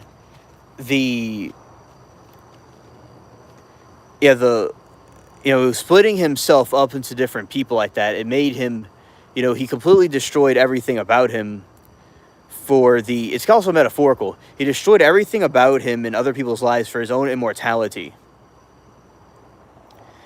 but you know, it's like in the way he just like he lost everything about himself through the process, and it's he basically it whatever he was, it would completely ruin everything. It's kind of like somebody going on the drugs and stuff, and they get more like very hard drugs, and they turn more and more twisted. And but Harry Potter's character is very different, where Harry Potter's character is about resilience and perseverance over time. That all this stuff happened to him, but he still made it. Similar to the Jedi. How the Jedi were put through all these different things, but they still made it in the end. Because basically the key point is that one person thinks that with all this power and might, they're able to have victory. The other person thinks it's like, if I hold out long enough, way out the storm, long enough, I'll win. So it just kind of teaches you a different ways of outlooks on life that people could have. Yeah, it does go very deep. There's all kinds of, fan fictions and stuff in there too. Now, it is very active with the crickets. There's lots of crickets.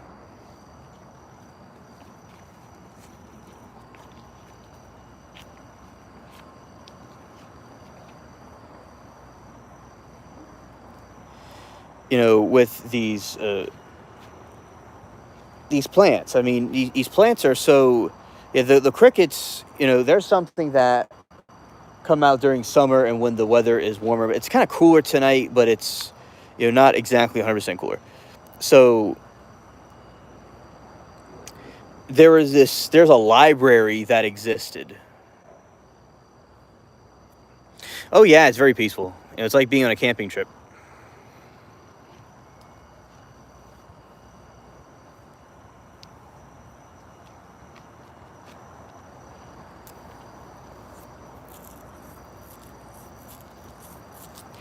And there is this library, and there is like a secret section of the library that you're not really supposed to go into, and he went into the section you're not supposed to go into. And when that happened, the Tom Riddle was able to go have access to these things he wasn't supposed to have access to.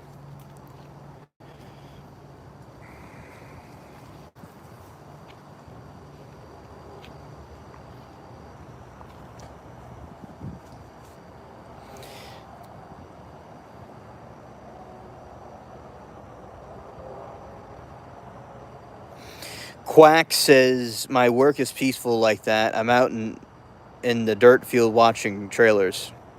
Oh, that's relaxing. That's relaxing. Yeah. Yeah, this is kind of like a campground.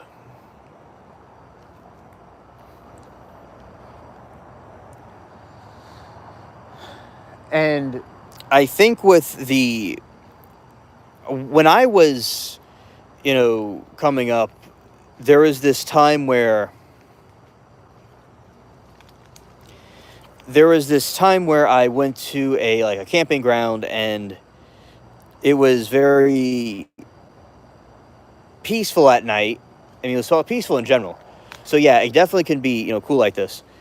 There's some people like in the deserts that are in those types of regions that have seen paranormal sightings, such as different types of cryptids and different types of things that exist.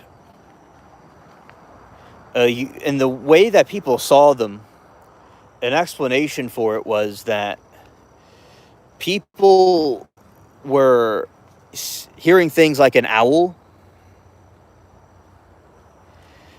but it's not really an owl. So the type of cryptids or skinwalkers and stuff or Bigfoot, they try to imitate something else that isn't really what they are.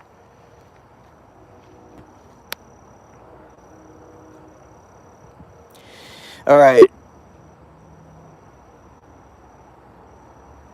Yeah, Quack. I remember that you were telling me about that. And yeah, that is cool. And and they like secluded areas like that. And another user was telling me about they'll hear these like owl type sounds and these different creatures that aren't really what they're saying they are. So there's that in the orbs. So yeah, definitely I remember that. It is really quite fascinating. And Vash says I still have my custom wand from Universal years ago. They had a wand workshop, and you had to customize your wood core and all that jazz. And you can laugh at me spending money on that. And Vash, my a girlfriend that I had, she loved Universal, and that's where she got her backpack from back when I was in school. She got all kinds of stuff from there, so that's all cool. And I remember the other people, you know, me, as I'm sometimes I speak in third person because I'm crazy, but not other people, but me. I don't have any. So this is what happened with her and I. So, not like the ending of it or anything, but it's just something funny that happened. One time, I was talking about getting that tattoo, which is the Death Eater one, because I thought it looked cool, and I know that's kind of like dark, but I was thought, oh, that might be, or like a fake one or a real one. I was just like, it just I like gothic stuff or dark. I mean, mysterious things. So I thought that was like kind of like a piratey looking thing. And she told me that she didn't like the tattoos. And you know what? I never got one. So although that was a long time ago, I'm not with her anymore. I never got it. But I do think that although it's technically an occultic like Illuminati type symbol technically, and that's what that stuff is based off of with the snake and the skull. Something I would not want on me, from the real stuff that the like Epstein stuff or the occults that exist. I wouldn't be associated with that, but that snake thing was, something I thought was a cool design, but of course not in the larger scale of things. But she didn't like the idea of it, and I was like, yeah, I never got any kind of tattoos. Nothing against people that get tattoos, but yeah, to this day I don't have one, and of any kind. So that was a little story about me with some of that stuff, and like it was my senior year, I was like really like she loved Harry Potter, and I liked it too. It's something that her and I had in common, and we talked about it. And we both read the books and stuff, and I was looking into a lot of the lore in it. And the Death Eater thing, it's like you could press the wand on the thing, and it's kind of like a notification signal.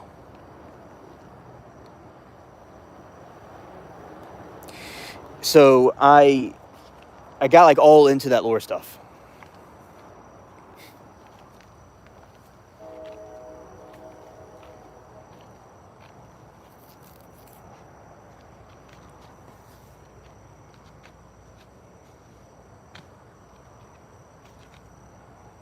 Okay, and Vash says, not to interrupt, but I know Ollivander's wand shop is still there, and I think you can still do what I did and make your own. Oh, I certainly would like to go there and do that. Thank you, Vash.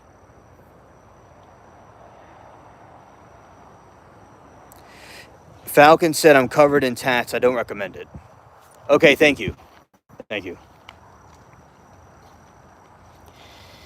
Yeah, and never got one, and I'm glad I didn't. Nothing, as I said, nothing against people that get them, but I like the way I am. But yeah, so some people say that when they get tattoos, they don't like them, but nothing wrong with people that get them, because some people might have some cool ones or something they might like, but that is, my encounter with tattoos and why I didn't get any.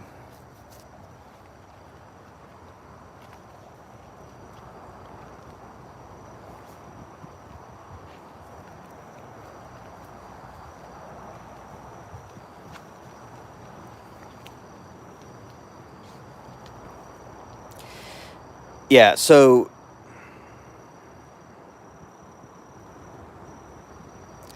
Falcon said it limits you and you have to dodge others' judgments all the time. Ah, okay, so basically you get stereotyped. I got you.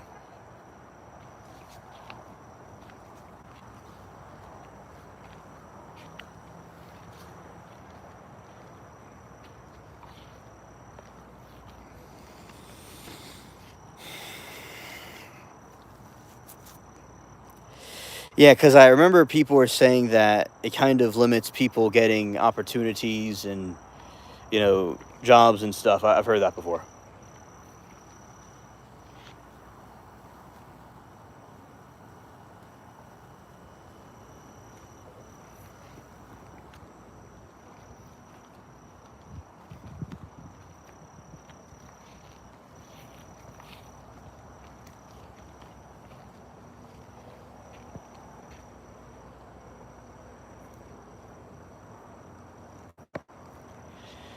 All right, and yeah, see, all these are blooming, which is cool. Oh, they're all blooming.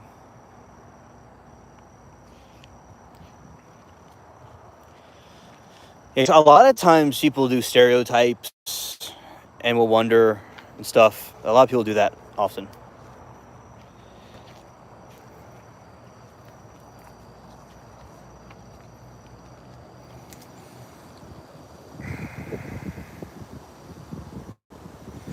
Quack says the stereotype is real, makes it look funny when you go for security work, but when I'm making music, it looks normal. LMAO. I've got a bit of tats also. Oh, okay.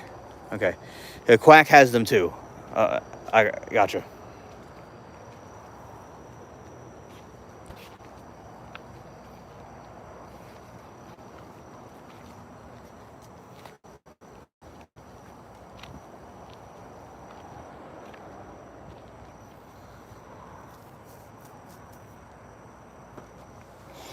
Yeah, and security work, but making music is yeah, because a lot of people in the music industry definitely have those different, artists. Artists will have them.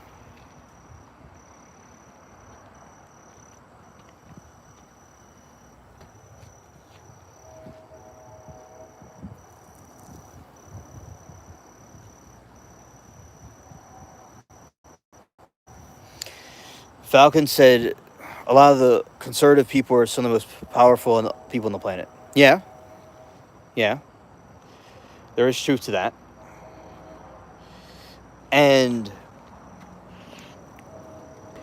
yeah, it definitely. I understand the perspective on that one, and definitely can be seen.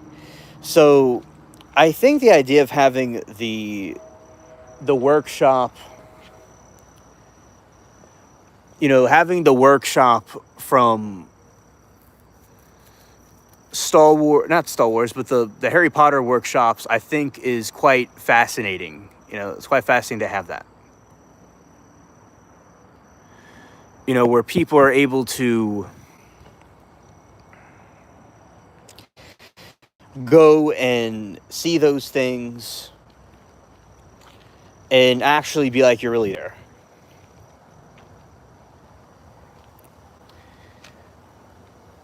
Because one good thing is like making people feel like they're involved with the process.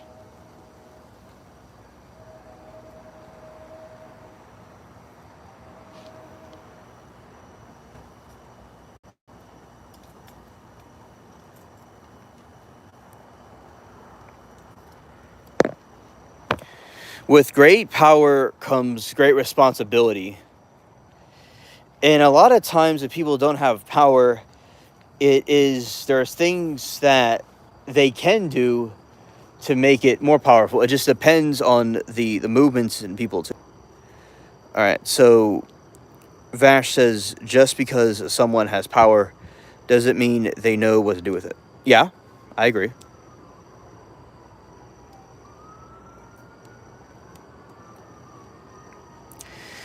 Quack says, I think Chicago has a wand workshop now. Too many to, wife was telling me, I think on Michigan Avenue.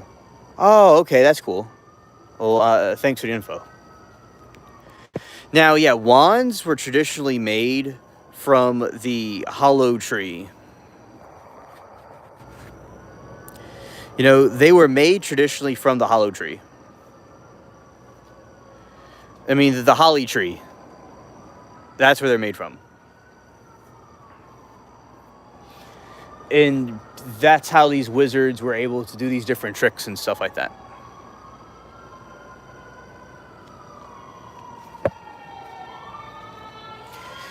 Scared. All right. And okay, Moses had a staff. That's just a big old wand. Hey, that's a very cool way to look at it. Yeah. Moses' staff was a wand. Oh, look at this. It's a ladybug.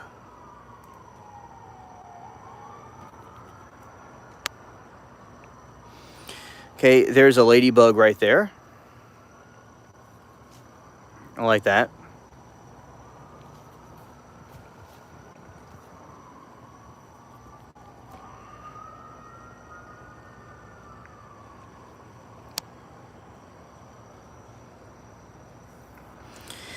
And yeah, it was a big wand. I agree. Good analogy. All right, and those are the the pea things, those pods. Yes, definitely. I agree with you. The good omen. Yes.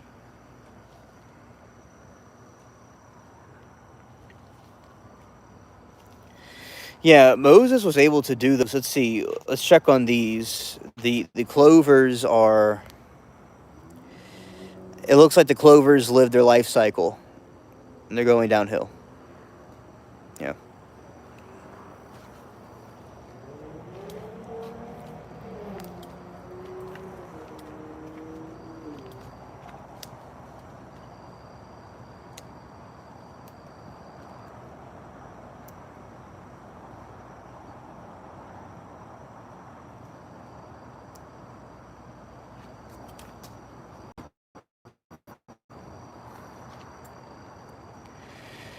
Okay, and yeah, there was just lots of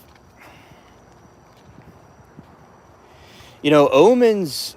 For instance, like the Mothman is known to be an omen. There's all kinds of things throughout time that were seen as omens, and now people would think that they're not really omens, but they're other meanings to them. Different than how it's perceived now. But yes, there are definitely the signs, wonders, and omens that exist. And like certain birds and certain things that happen, and that's how they're able to tell stuff. Now, pigeons were used as a way of communication. The pigeons, a lot of times, were used. Like you could go get a pigeon and put a little thing on it, like a message on it, and fly it off. And it'll go somewhere and give somebody a message. I think that concept was so cool, and it shows how much the animals and birds and stuff know what's going on. So I think that form of communication was something that was quite sealed for the people that time to know, because the pigeons and doves and stuff have omens to them.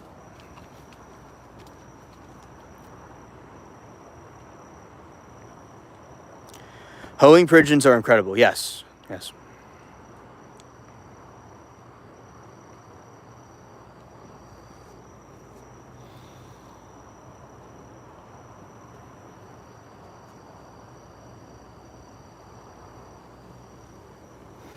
All right, in the darkness, I do not see anything.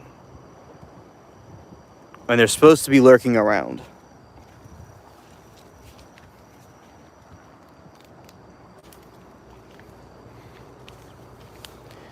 Yeah, so earlier, a little while ago, I saw one of the raccoons. But, this time I don't quite see as many as I did before. They must be doing something else.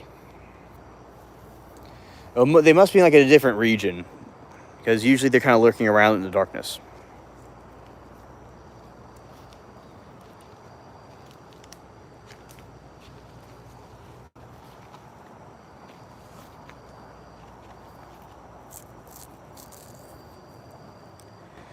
Okay, and yeah, definitely very, very peaceful.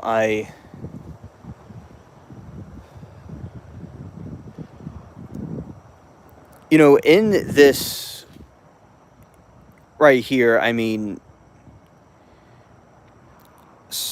it could be played like, so, like when I was like, sometimes you could like make an opening and it becomes like a cave of different vines and stuff like that.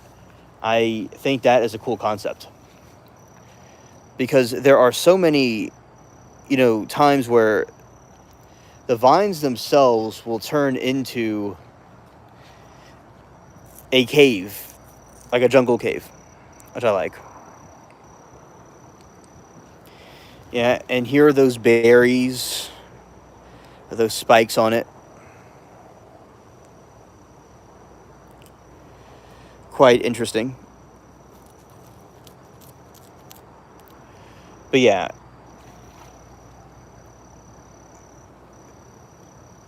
I think with the different people who have been vanishing, something moved. Something moved. Some sort of a bird or something. I heard it. Right. Still mysterious death circumstances of McCassland and the other people that we know of that were involved with the UFOs and the UAPs. Because, I think I've said this yesterday on one of the streams, is that, yeah, Falcon, exactly. There are people who are going missing or dying that had to do with UFO research and dealing with UFO encounters. So that's what I think there is more to it than, what they're saying. Because I wonder if they're censoring them and taking them out the picture, or they are not censoring them and somebody else is taking them that we're not aware of. So yeah, very mysterious, and I think that they're certainly probably trying to hide something.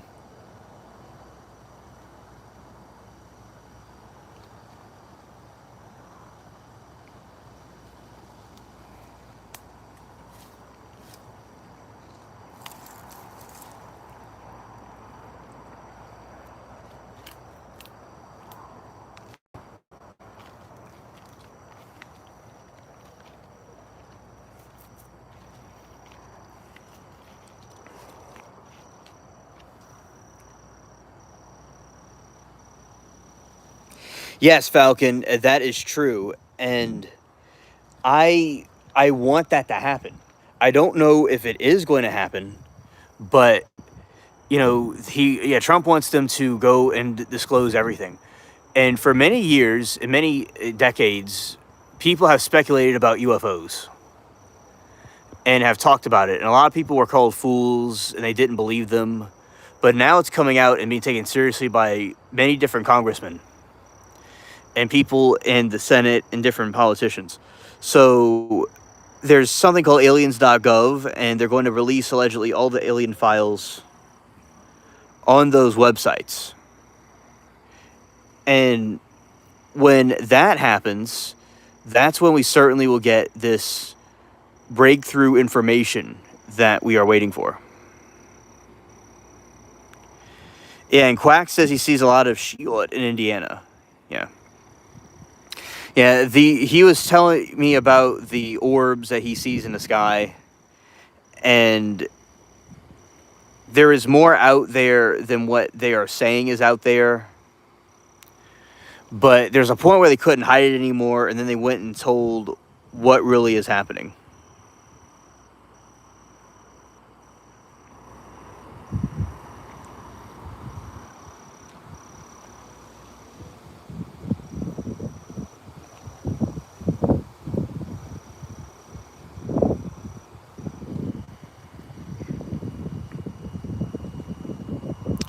Oh, you're really into it in 2006, 2010.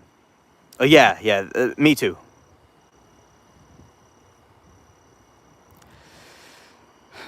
Yeah, in Indiana, there is, I'm glad to be aware of those sightings. That is very, good to know, because too many people will people will not be looking in the sky. But a lot of times when people see something weird, they'll brush it off as something else. But when people actually confirm that it was something that was odd or strange, then you could really, get somewhere and really, make a difference with it. But I will say that, oh, hello, Fifi. When they release the alien disclosure, it may not be everything we want to see, but they'll show something. Yeah, I'm just wandering around the middle of nowhere, that's what I'm doing. And yeah, so with so many, like with social media, for instance, I think a lot of things that are happening in the world are being proven with social media. Because with social media, it's very difficult for them to hide what is going on, because people go and post their stories everywhere. And when people post their stories everywhere, they can't censor it like they used to, and there's videos and things, and so they go, okay, there is something out there. That's why the people as a collective coming together about something works. Okay, and now the moon going through the trees here. Let's see. Good morning, Saw Girl. Welcome.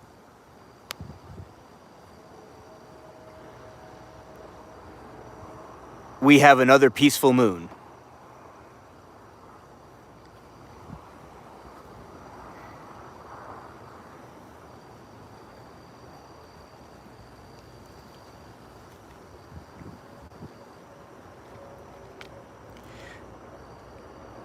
Yeah, and right here, the moon has been being covered by clouds, but it has been having a mysterious glow to it.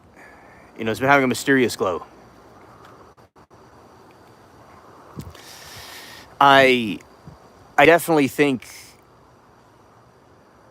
I could see why people from times of past thought that there was something else, going on with these moons.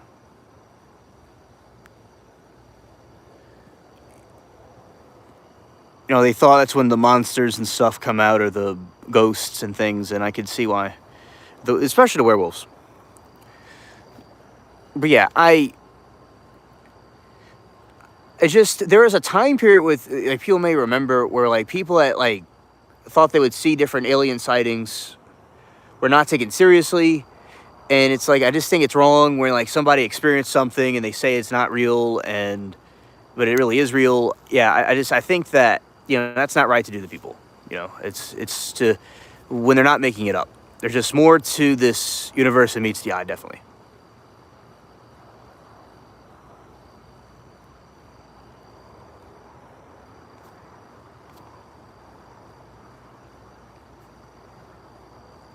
All right. Yeah, thanks, hitting the like and subbing, appreciate it. So yeah, and that is certainly, there's something about the moon that's seductive, and, like, it's real peaceful. And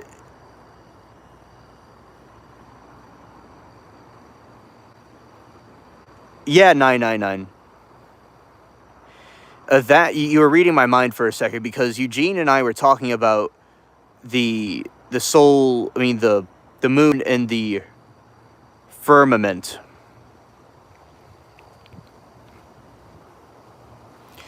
People have been asking about, like, people were talking about that, and we were talking about that yesterday about the moon, the in the firmament.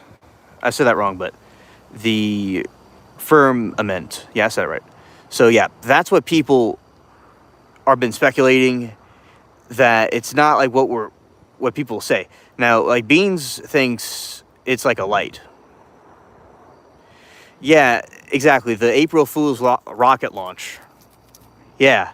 That was like the craziest day to do a rocket launch, because people will wonder like what on earth is, going on here, because they're saying April Fools are going to go into space, but that's exactly what people think that they're not really going to do. And yes, probably underwater base or beyond the ice wall. Yeah.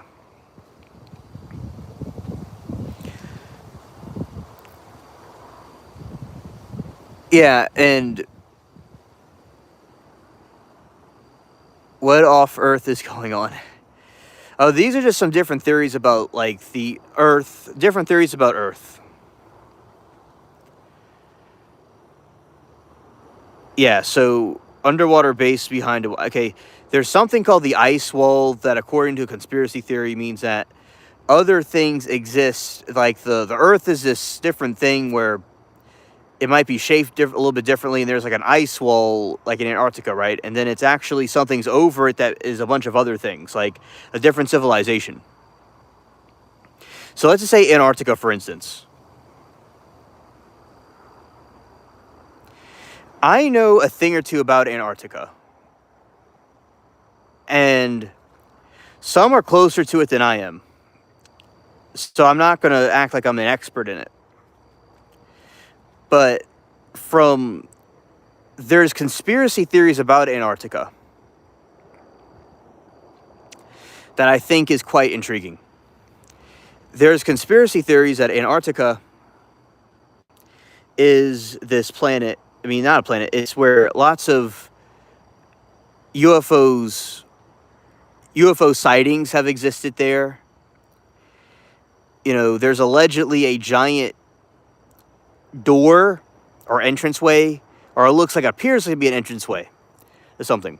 So there's conspiracy theories that people could take with a grain of salt, that it exists. The UFOs, not the UFOs, there could be something past Antarctica that might be a civilization. Although it sounds silly, I could word it another way where the oh yeah, thanks. Yeah, exactly. And there is like a civilization somewhere in Antarctica where it's like yeah, hollow earth. Hollow earth. Yeah, like something exists, either over the ice or in the middle, like an oasis of some kind.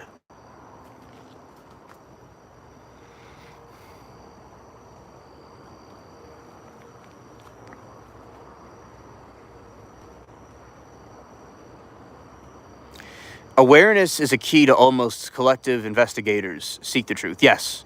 Yes, the truth will set you free. And yeah, so there's a theory that there's an entranceway in Antarctica that goes somewhere else. There was something else that allegedly happened where a war happened in Antarctica. Maybe they're fighting Nazis that escaped that went over there, or there's some civilization that was there, because there's a war of some kind that happened, and maybe they had a civilization there, and they're escaping there. So there's also extraterrestrials, strange objects that have been sighted there. There's allegedly a hollow Earth theory of something else being there. So, and I've seen different, things about it. I know it's far off the wall, but there's so many conspiracy theories that are coming out as true. I'm going to start looking into all these different ones.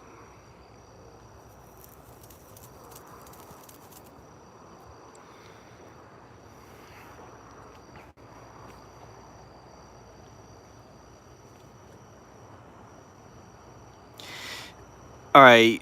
9 says, yup, hiding underwater, underground. Under Mount Shasta in California. Ah, okay. Thank you. Yeah, so there are theories about Antarctica.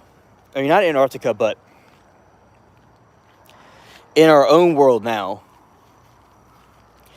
that there are bases underwater. Now, has to do with the USOs, you know. So there's a series that there are these USOs which are underwater UFOs. Many UFOs have been sighted being coming up from under the water. Even if it may seem like an impossibility, that was something that has been recorded. And maybe there's a civilization under there. You know, maybe there's some sort of different, you know, entities of some kind that are in those regions.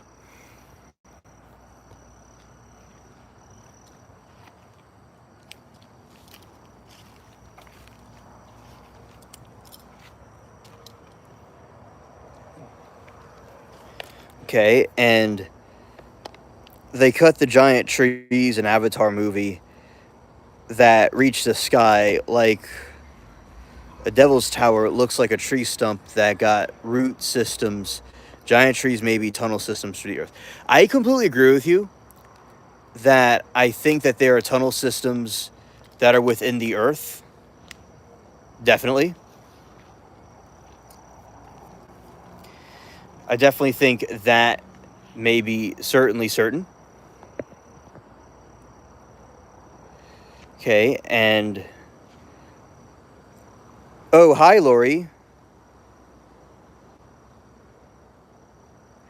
Everything is going well, Lori. We're having conversations about these different conspiracies of what's in the earth. And right here is a moon that's pink. Thank you for checking in, Lori. Yeah, we're doing good.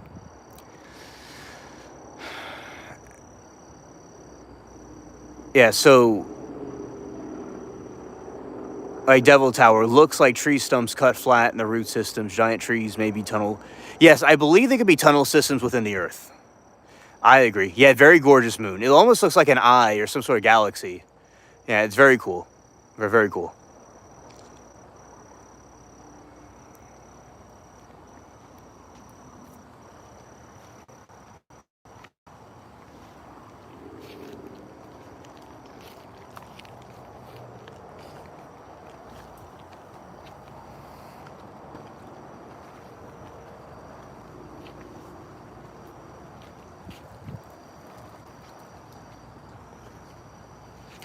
Yes, I agree with you, Nine. I think that's true. And I think that there is something within the earth that are tunnel systems that lead to another realm. And I think that the UFOs underwater could be civilizations, and it could be also aliens underwater too. Yeah, definitely think that. All right, and that's peeking through the trees. Very cool.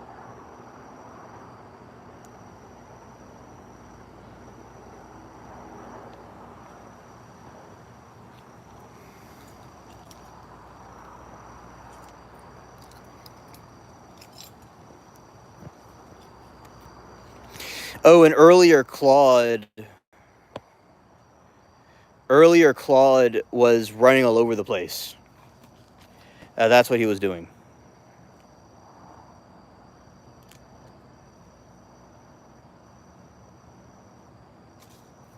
Scared. Yeah, the garden cat.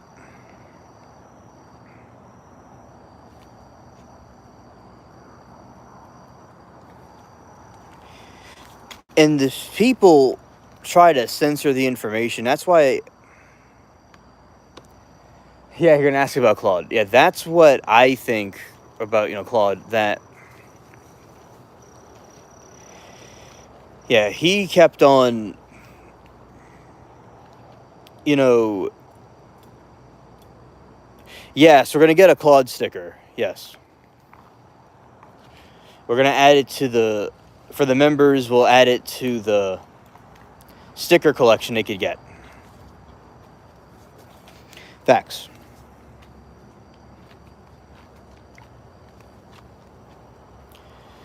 Peaceful night stroll.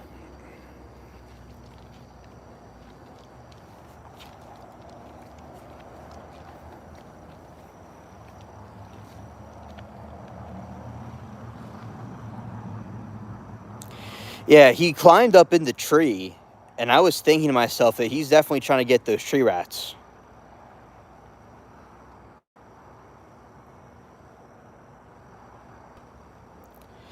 Oh, yeah. Oh, glad that you love Claude. Yeah. He loves all of you.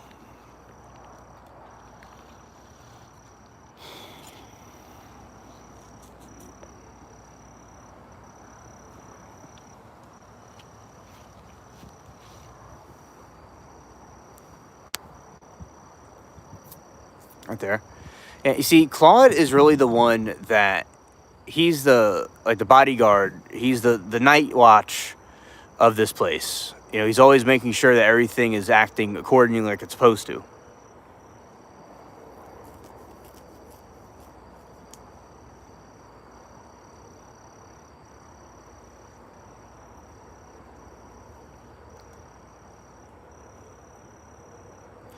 Love is good medicine. That is true. That is true. Yeah, and yeah, because I always enjoyed this peaceful scenery, and I'm glad other people enjoy it too. But yeah, and Claude is somewhere around. I was trying to get him to stay along with us, but he didn't quite stay. He went off somewhere. Mm-hmm.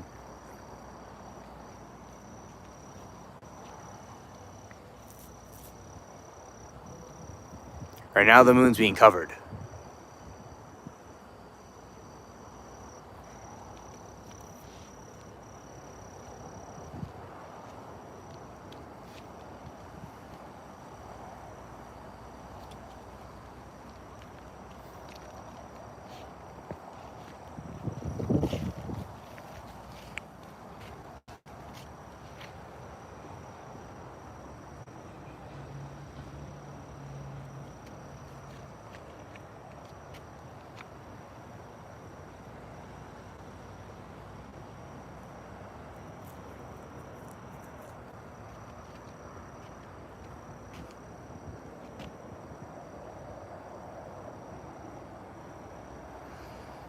Okay, and yeah, these are some of these Mexican flowers that are blooming, which are nice to see finally.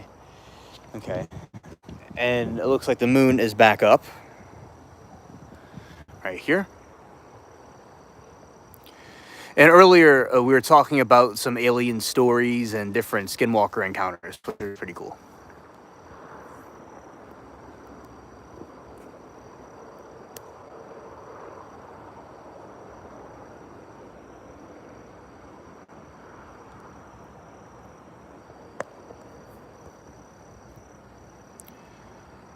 Nice. Yes, nice. Yeah, and it looks like the moon, it looks like the moon is a mouth, and the two clouds above it are eyes. It's kind of ghoulish looking, but yeah. It's almost like the moon looks so close. It's like I could just get like a rope and just bring it down here. Definitely, that's what it definitely seems to be. It's a full moon. It's quite haunting. Oh, Doctor. Yes. Dr. E. Yep.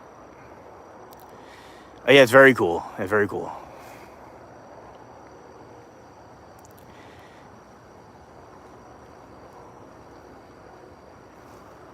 Yeah, there's all kinds of things to see within the clouds.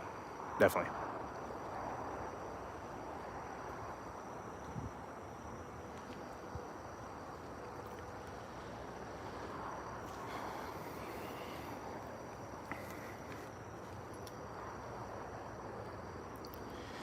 Now, another movie that I like. Yeah, I am looking up. I'm always looking at the sky because there might be an extraterrestrial or an alien of some kind.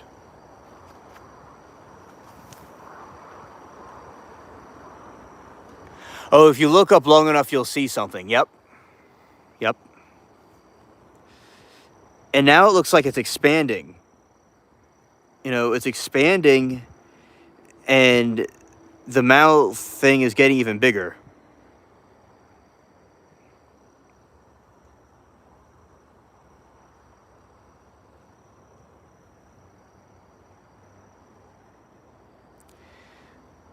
All right, it's like staring at us, chat. The sky staring at us. Oh, and there's another part of the sky too. It looks like it has like three. Oh, that is a good close up right there. Let's see, go even closer. Whoa. Yeah, that is very close. The loony lunar moon.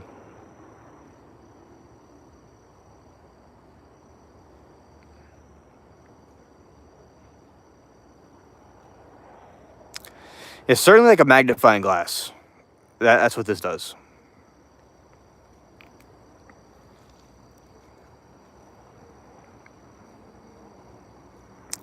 And the clouds look kind of like it's like fire in them.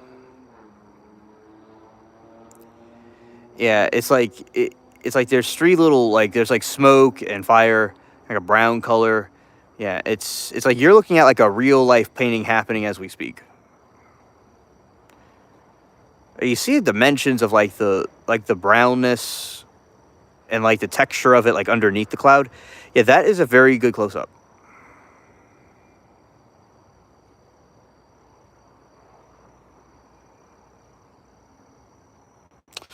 I am on planet Earth. That's where I'm on.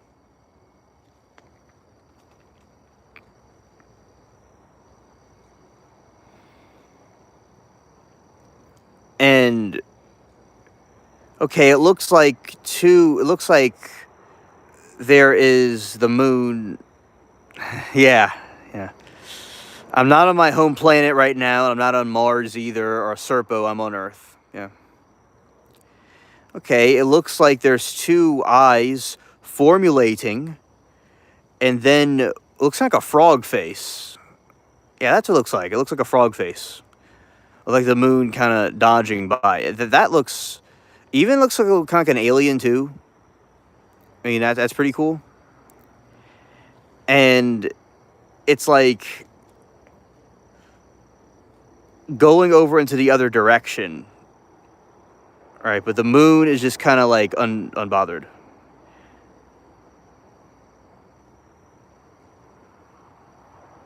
Yes, alien predator face. Yes.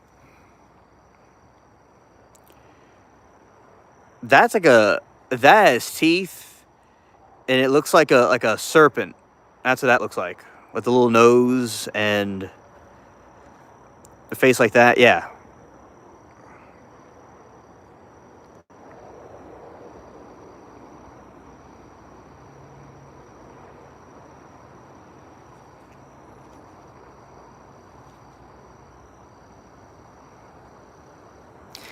Yeah, yeah, that's like kind of like more like a sinister cloud right there. But the moon is just unfazed by whatever is coming at it.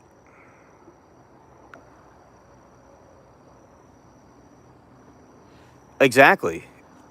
This is a yeah, you see it. Yeah, you see it. And those are its fangs, but it's kind of drifting away. Okay, that's like another that's like a skeleton.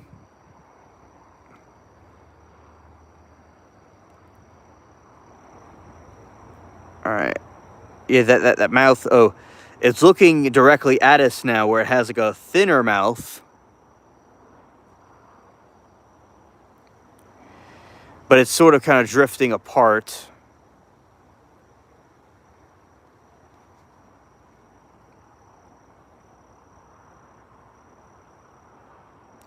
Amen, Dr. E.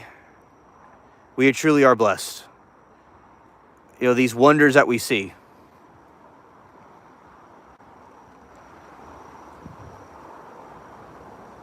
Oh, that's like a dude that's like lurking, and he's like kind of like triggered at this other thing right here, and he's just kind of looking at the moon, and he's just like kind of like not happy, but he's just not going to say anything. He's like, bro is in mute.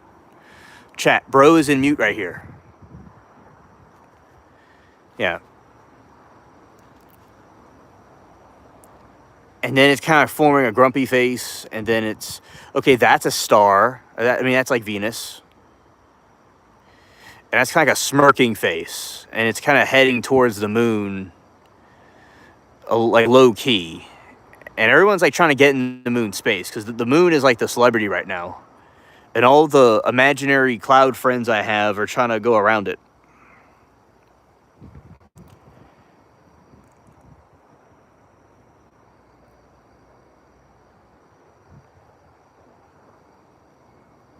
Okay, and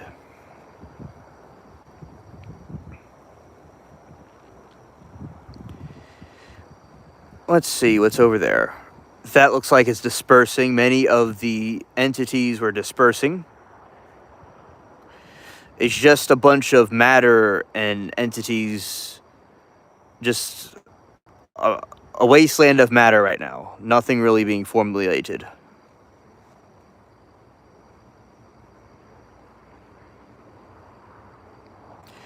The moon was able to keep everything together and out of the picture.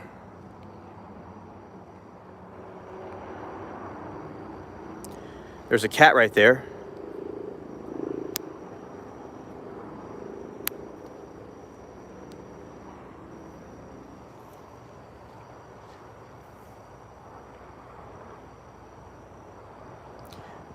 There's a feline friend.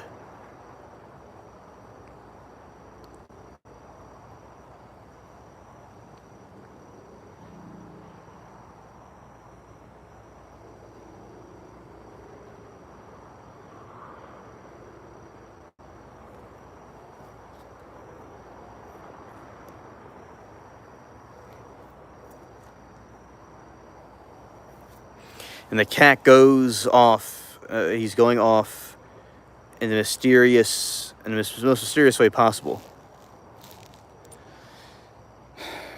Now let's see if there's any other moon entities.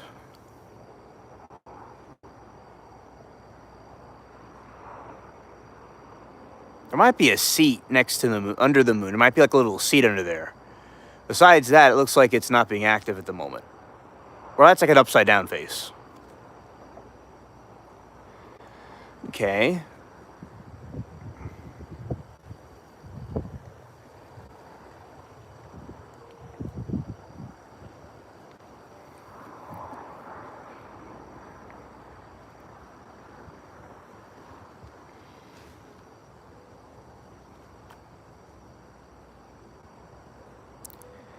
All right. Yeah, so that's just the moon existing within a voidish galaxy.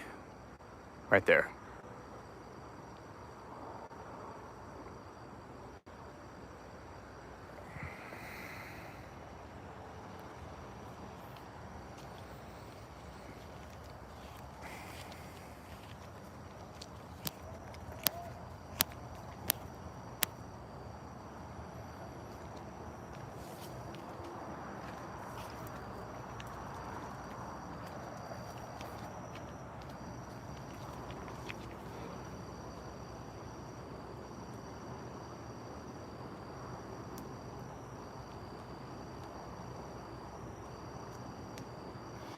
Yeah, and this is just the rest of it. You know, all the activity is going on up in the sky, and right here, everything is just happening.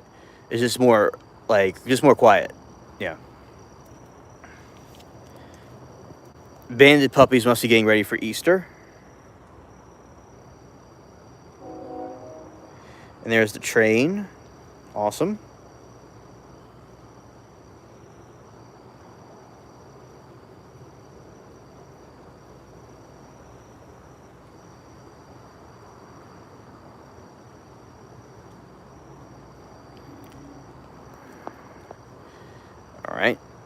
And going to take a stroll through here as well. Let's go.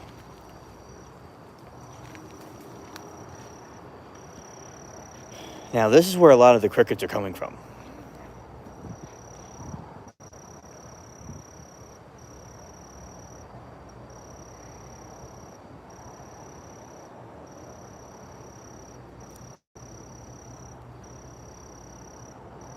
It looks like the farm from where you grew up. Oh, that's nice. And we're glad to hopefully bring you back good memories. Yeah. Oh, Lori says, I have a train near my house, too. Oh, you have a train near your house? Oh, yeah. It's very nice, like, when the train happens. It's very nostalgic. And I'm hearing something moving, chat. I hear something moving. This region gets a little bit spotty, so hopefully the connection holds up. But, yeah, that's the berry. Look how big it's gotten.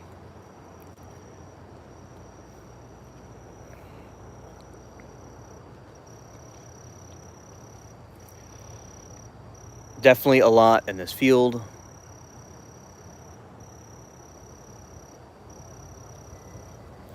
Could be cleared out and maybe put some other stuff here too.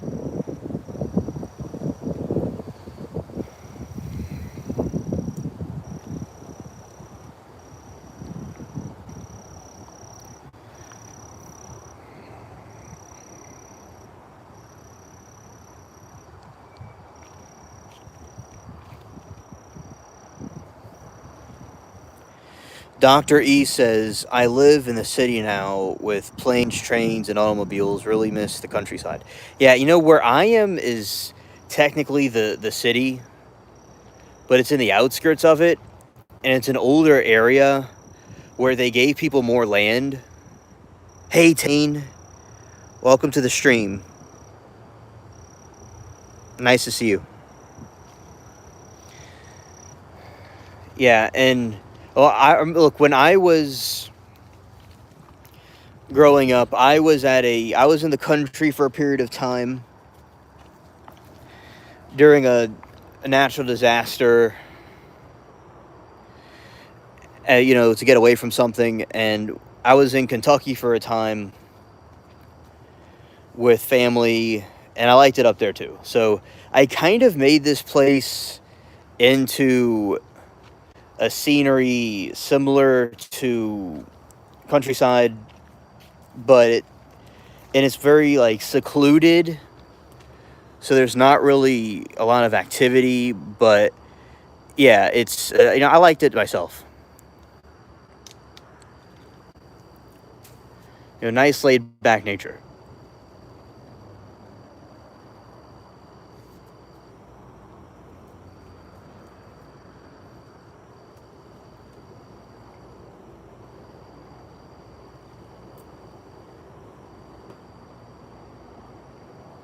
Oh, that's cool, Dr. E. That's cool.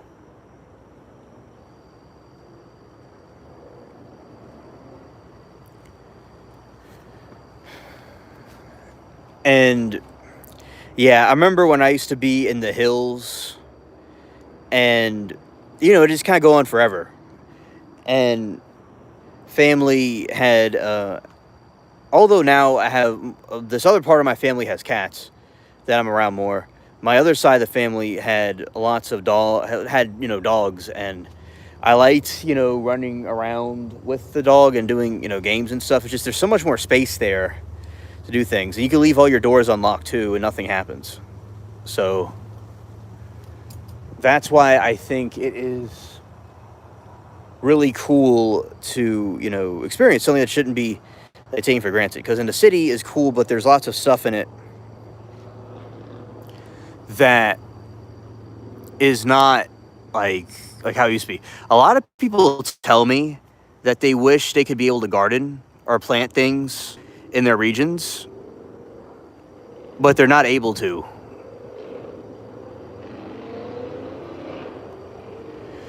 Right. Yeah, you never locked your doors. Yeah.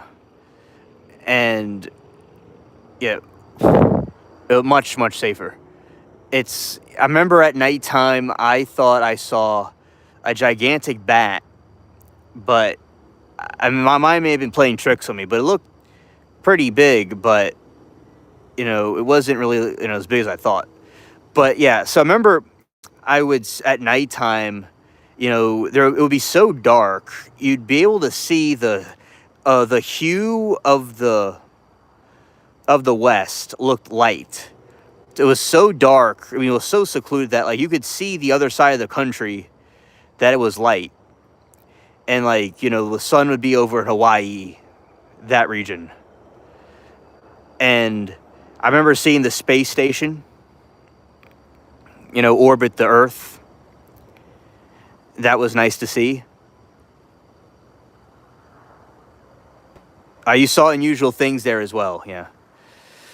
And UFOs and things like that, floating in the sky. I've seen those stuff, before. I've seen orbs and things like that. I remember, the different constellations. Those are nice. But yeah, it was really cool. There is a pond also, and I used to. It's like there's this thing like a paddle boat that you could just kind of like a bicycle and just kind of paddle around in. And yeah, so the pond was fun, and you go fishing in it. So yeah, it's definitely cool. But yeah, definitely in secluded areas, especially, there's UFO sightings.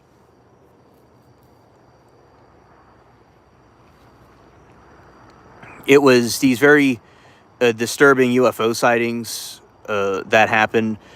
Like, it's not always disturbing, but like weird UFO things happen, even in the cities too, but not always in the city, because it's like kind of in the middle of nowhere, And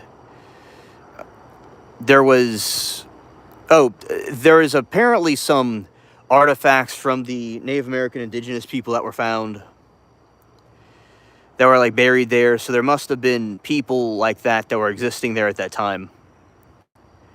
So yeah, I like the hills. It was nice. Y'all saw flying discs.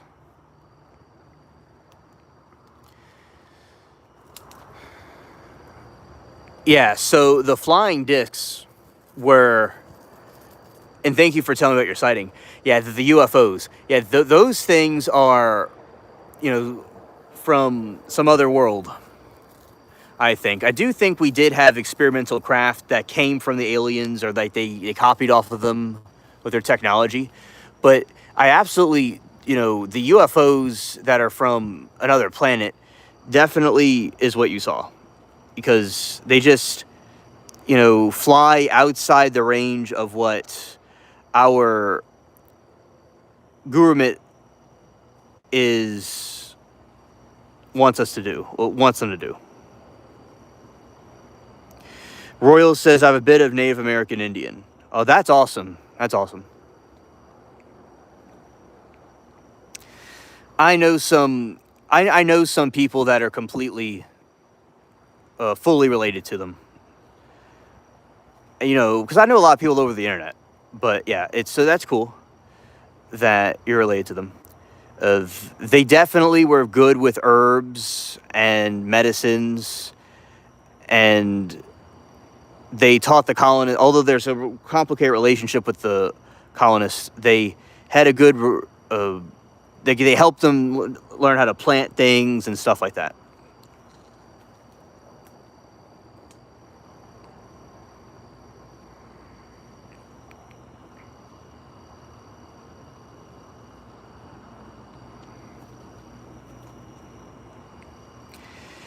Royals said, I used to be famous for lowrider cars in the early 90s, trying to bring that back. Oh, that's cool. That's cool. I like cars and those races and stuff. I think it seems pretty cool to watch, and those that are interested in doing it to do. Yeah. It'd be good that something cool like that could come back, because there's all kinds of things trending that are not, like, for instance, I'm not against social media, obviously, because I use social media, but like there's like these very bizarre TikTok trends that happen. Oh, and Dr. East says it was an exotic for sure, but close to military base. Okay. That would be an interesting question. Now, I do think that the UFOs if we have a craft like that, they copied off the aliens. But a lot of times the aliens are known to go by American bases that are completely alien. Like, it's confirmed by the Air Force and the Navy and stuff that a lot of those things are not from this world. It was not from us. You know, they don't know if someone or something is trying to monitor our bases. It's kind of weird, but yeah. So, okay, thank you for your account about what you saw. Okay. So, Royal says, I used to... Yeah, I read that. And I think that is... Like, there's TikTok trends that are very deadly. Like, they're trying to, like... Some TikTok trends can be really creepy. Like, I saw, like, some, like, a top 10 thing, and like, kids doing this trick where they, like, go and kick someone over and hurt themselves. It's very bizarre stuff that people are doing that are trending that are not good. There's all kinds of, like, stupid trends. So that kind of trend, you know, would be cool to bring back, in my opinion.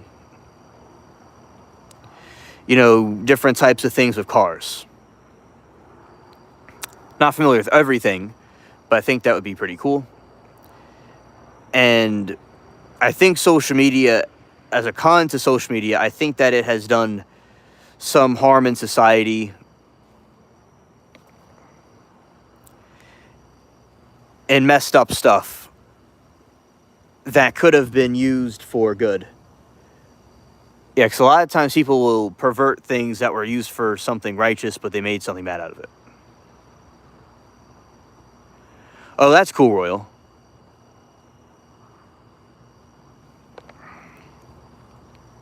Good question. Good question. So, what you're speaking of, those orbs, I'll tell you an account that I have, and I'll tell you what I think it is. So, one night I was out here, and I saw this blue thing floating around, and it shot up in the sky like a cartoon. It was absurd, and it was blue, and it was this very, you know, bizarre looking, and it had no blinking lights on it, and it was a blue orb sphere. It was not a drone, and it was really strange. So what an orb is a flying object, like a UFO, and it could be a couple of different things. First of all, it's a globular flying craft from the extraterrestrial aliens that could be, you know, a monitoring device of some kind that is looking over what humans are doing, and, you know, surveillance. And it's like, usually a lot of times there's a cluster of them that just kind of come out of nowhere. And they float around, and there's no explanation. One time in the middle of the ocean, people saw them. And a lot of time there's, like, no explanation or where they come from. And okay, my brother Royal Cowboy, take care, bro, and see you later. Facts. Have a good night. So that's, you know, the sightings people will see. So it's a type of UFO, an extraterrestrial device or vehicle, and so that's explanation one. The other explanation is that it is a alien object in itself. So you might go, alien, what does that mean? How could it be an alien object? There's a theory that UFOs are a organism of some kind, right? So with the orbs, there's something, I'm going to say it's kind of religious, but I do think that it is correlated with these sightings, is that there's a type of angel called the Ophium, and it has wheels within wheels, and there's something called Ezekiel's wheel. So those orbs are actually some sort of angelic being of some kind that we call aliens. Oh, we're looking at the moon right now. RIP. But the orb that you're speaking of is that wheels within wheels, right? That's what people that have seen these things have described to me. Okay. Oh, thank you, thank you. It's a reflection of the moon. I couldn't even see that R.I.P. It was very faint. But thank you for letting us know, because I would have been like, oh, I got an orb on camera. And I would have been scared. Okay. So the orb that the dude in Puerto Rico I was talking to one night in a chat room, and I was telling him about the Ophium, and he said it looked like a wheel within a wheel. And that's what those things are, possibly, is that it's a type of angel, a fallen angel or a good angel. So that there's another part of this is that the aliens themselves might be either angels or demons. That's what they could be also. So there's theories about that they're either from another planet, which I believe all of them are true, and that it's some sort of alien device of some kind, a UFO of some kind, and it's part of a bigger mothership. Like there is a mothership that was floating in the sky, or some sort of portal with a bunch of orbs floating around it. So you have that thing. You have the other one of the angel theory. The third thing is that they could be time travelers from some other time period that came back here. So anyway, the orbs that you're seeing, I believe, are from another world or another planet or another dimension, and they're coming through our place and observing us or monitoring us. And it could be an organism in itself.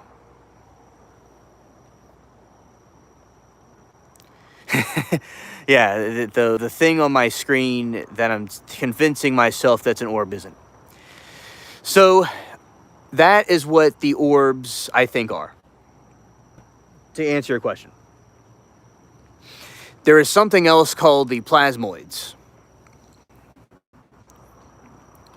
And the plasmoids are this type of entity. Oh, you're welcome, Dr. E. My pleasure. And there are these plasmoids that are kind of like these plasma-looking things. They're kind of like blobs of color flying across the sky. And what they do is sometimes they're blinking all kinds of different colors. It's like a rainbow color wheel. And those things could be angelic or some sort of alien being that floats around. It looks like an octopus in the sky. And people all over the world are documenting them. That's another thing that's kind of similar to the Ophium. So there's plasmoids too. And there's the regular flying saucers that people see. They're UFOs. Now, allegedly, our government made agreements with the bad aliens to experiment on humans and for exchange for their technology. Now, the alien technology that they have is so advanced, it probably would save people from all kinds of diseases and injuries, and electricity too. That would give people proper electricity and power, but they don't want people knowing about it or having it. That is a theory, and also countries competing against each other to try to stop the others from getting it. So that is another part of the theory about the ETs. That, some of them are not good. Or, okay, and the sky is covered. And a lot of times in movies and TV shows, they'll show things that have to do with aliens and extraterrestrials. But they are there to give people subliminal messages about what's going on, and then later expose what really was happening.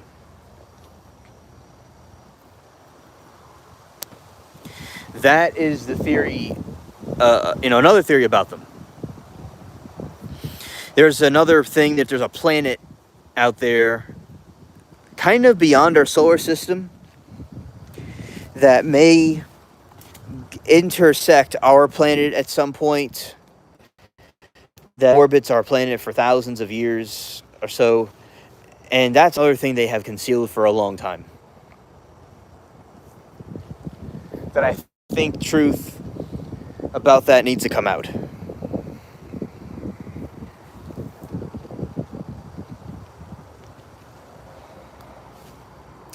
Dr. E says, I recently read a book called A New Science of Heaven that says some are living plasmoids, plasms or plasmoids, like you said. Oh, and that's good you're reading that book. I've heard of it before. Yeah. And it's some type of being that exists, and it's is either itself an organism of some kind, or it is operated by something. Now, the plasmoids, I think, is some sort of an organism, or it's a very, very, very advanced thing that was created by them. But yeah, it kind of floats around, and it's like a pulsing light, similar to a star. And Scripture talks about the fallen angels and good angels too as being orbs and stars. That's what a lot of them talk about. The fallen stars from heaven, and stuff like that. So those orbs, those stars, same thing. Like it's the planet Sirius. I've taken videos of planet Sirius very close. And those orbs and stars that exist,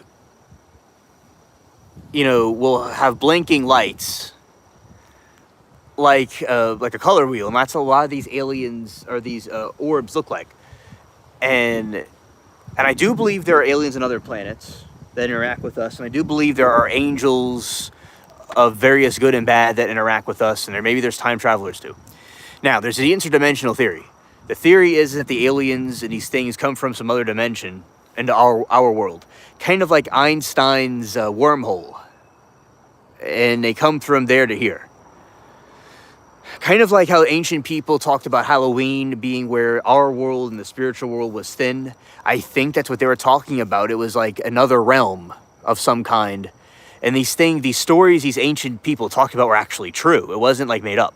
To think that every single thing these people experienced was just made up for entertainment is silly. Like, I think they were experiencing weird supernatural things. As I believe in spirituality does exist. And there's more to this world that meets the eye, and I do believe that they will eventually, over time, figure out more and discover more things. But there is this other factor where there's Project Yellow Book, where they talk about this tablet that has all the information throughout centuries, throughout all the history in one thing that the aliens have. And I don't know, as I said, if it's true or a deception that from them, but allegedly they have the history of all the universe in one. Right.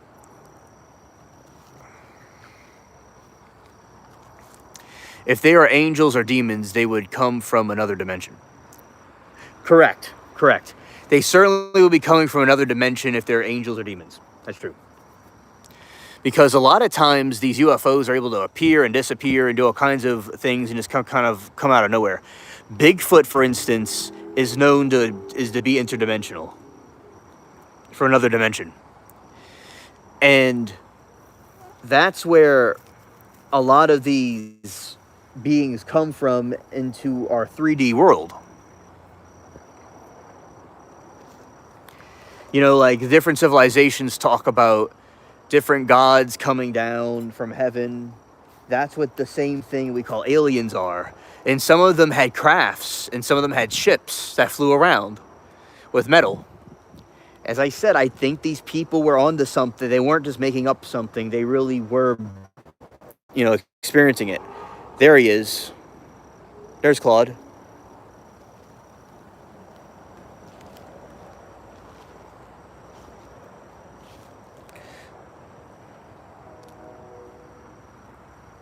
Oh, you're welcome, Dr. E. I appreciate it. I'm glad for the feedback.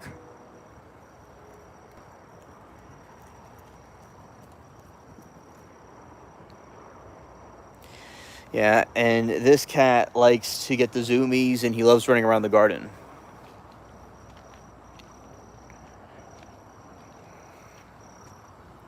Yes, the Watchers of old.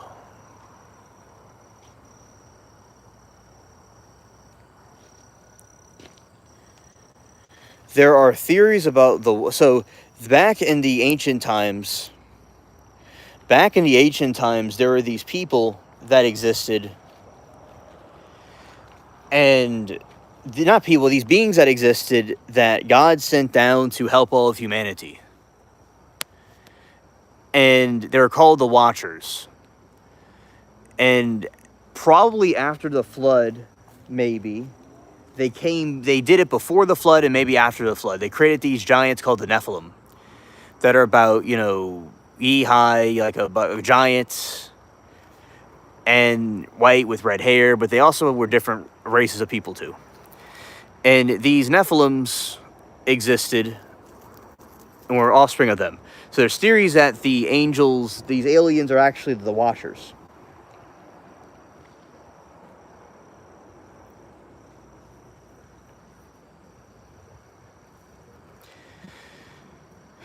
So the Watchers, coming from the sky, they were supposed to watch over humanity, but they disobeyed. And they taught humanity many different things.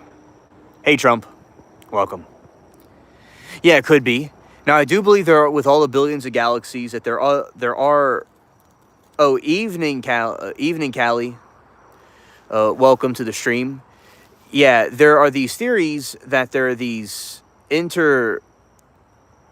besides interdimensional theories, I do believe there are beings on other planets that exist somewhere. Right. I do believe that they are out there too, but yeah, at the same time, I don't doubt that some of these sightings are from some other entity of some sort. Okay, and Callie, hope you're having a good evening. Thank you for coming. I've been looking at these clouds and making faces. Like, that's a hook. Now, that's actually a mouth opening of some creature, and it's like backing away from the moon. And look at the moon. It's like about to get washed over by the waves. And now the moon is sinking in the waves.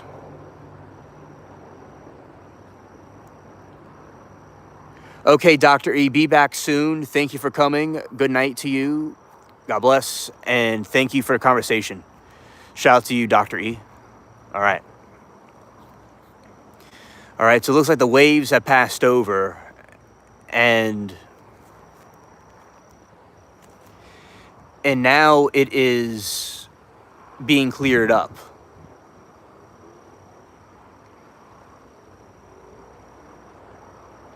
Oh, glad to hear you're awesome. Facts.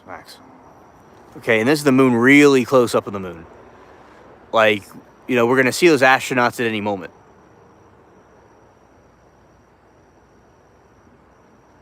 Yes, Trump. I remember. Okay, so for those that don't know, when the 9/11 attack happened, there were these demonic faces that were in the smoke. Like these demons that were in the smoke of the towers.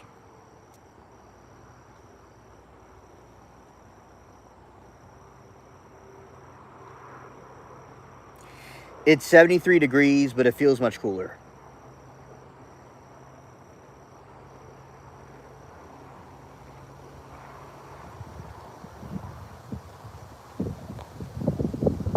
Yeah, so in the clouds of the attack,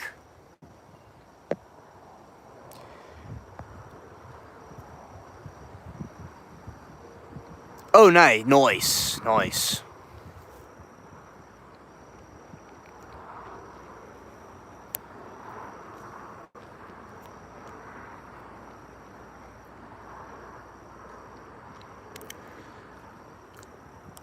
Yeah, I'm glad that it is, about the same temperature. Yeah, it's very cool out here. A little bit, maybe slightly chilly. And it's nice and windy. You see, those are the trees.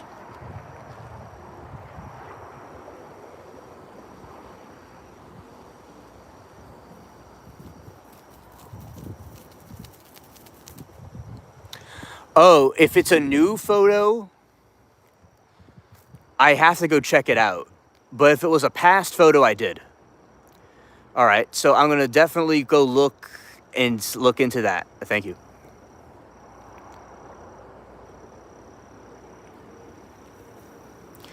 Harvest Earth, actually. Yeah. I'll look it up. Yeah, because definitely the harvest moon is important because that's where like the different farmers and stuff would be able to figure out to harvest their crops. And The space shuttle was very cool with the. Yeah, it's wild. Yeah. Uh, the space shuttle, we watched on the channel the live of the space shuttle launching.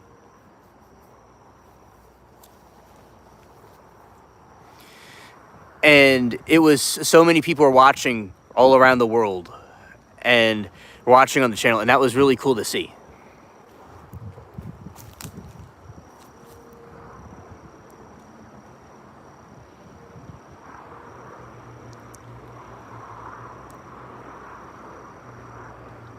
Yeah, now that looks like a mountain. Oh, that looks like a little face above the cloud. Oh yeah, so the Challenger. I was like, I didn't see the Challenger live. Let's just say I didn't see the Challenger live when it exploded. But it makes me nervous because of the Challenger. And I remember when I was in like back in school, they replayed the Challenger explosion, and it went boom in the sky when they're trying to go to space. And I thought it was very, freaky that and scary and sad that that happened. And anytime like a rocket launches, I get a little bit nervous too about it. So I'm glad that it went up this time without having a problem. And as we speak, as we chat and we stream, they're going there right now.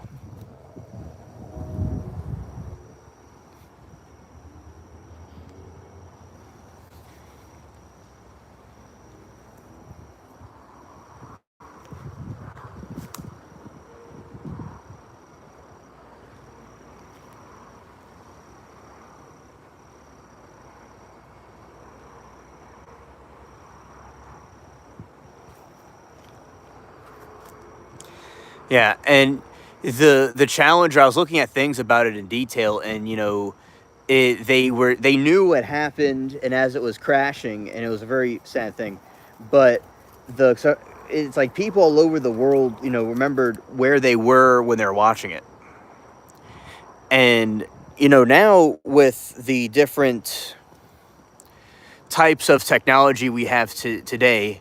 You could have a rocket that could land like what Tesla does, like what Elon Musk thing does on the landing pad. So I'm sure everybody was thinking of that because, people seeing that all over the world and it blows up was not a nice thing to see, and it's been since the 75 that they're bringing people to the moon. Now, for everybody to know, they're not actually going to land people on the moon. They're just going to orbit it. In 2028, they're going to land people back on the moon. Which I think is very cool.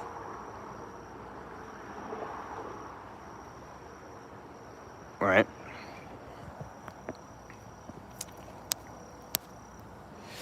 Now, the other day, I did some of the harvest and had some nice a nice snack, which is good to have.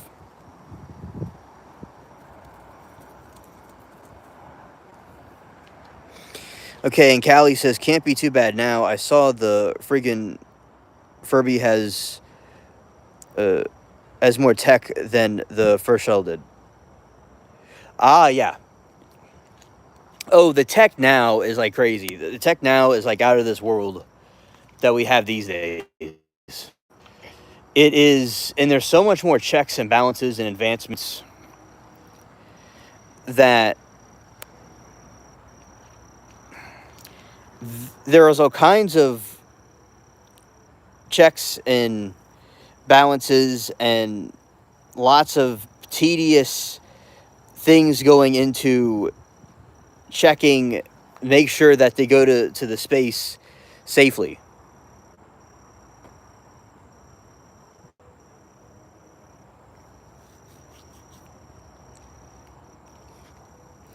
And yeah, it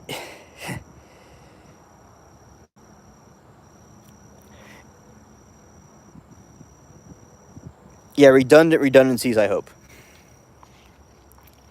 And something I remember is the first shuttle.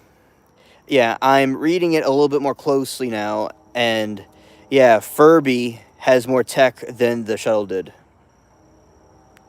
Oh, I remember if you're talking about those Furby things, those little toy Furbies, I had them too, and I totally agree with you about the first shuttle, and how the first shuttle was basically like a tin can, and like Stockton Rush's Titan submersible was more technically advanced than that, and the Furby was so much more intricate than the first shuttle. I agree with you, if that's what you meant.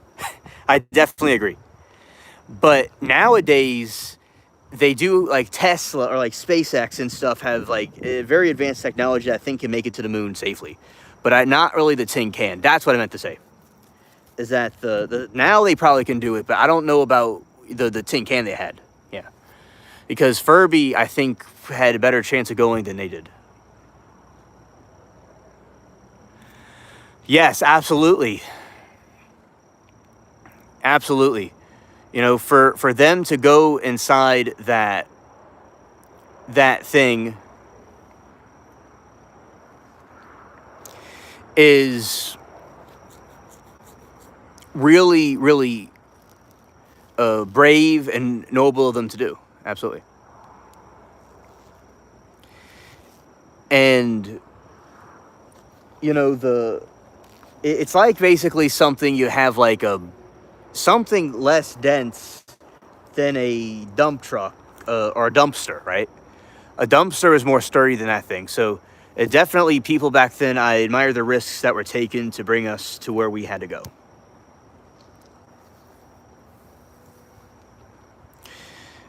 Yeah, but now it's it has more Furby tech in the devices now than it used to. With like SpaceX. Now, I will say something about SpaceX is that the astronauts have much less. Their astronaut suits are much less bulky than they used to be.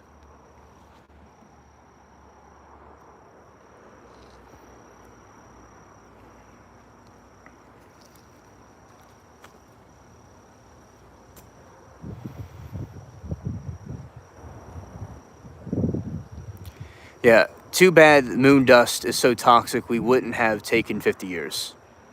Right, right. Yes, yes, exactly. And there you go.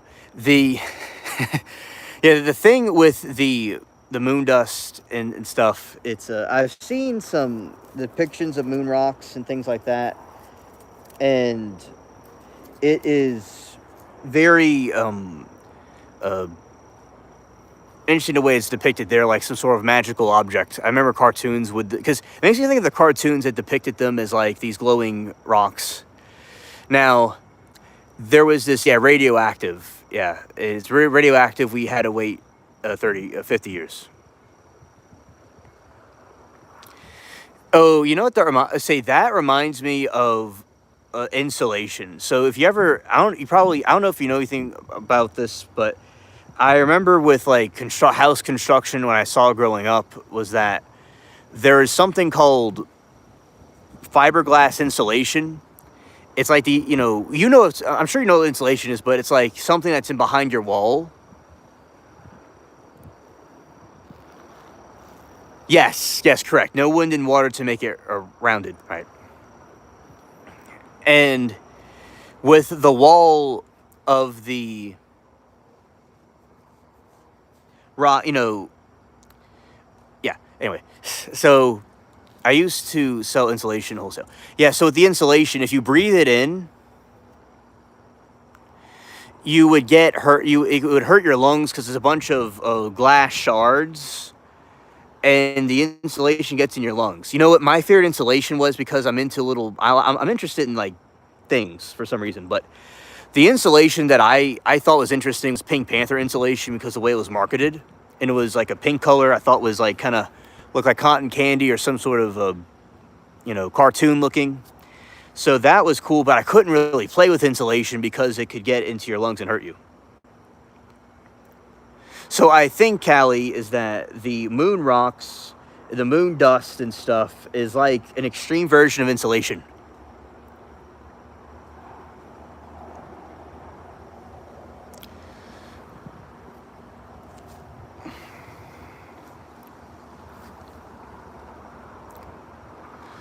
And I saw made in Chihuahua, no Chilia, literally spun glass.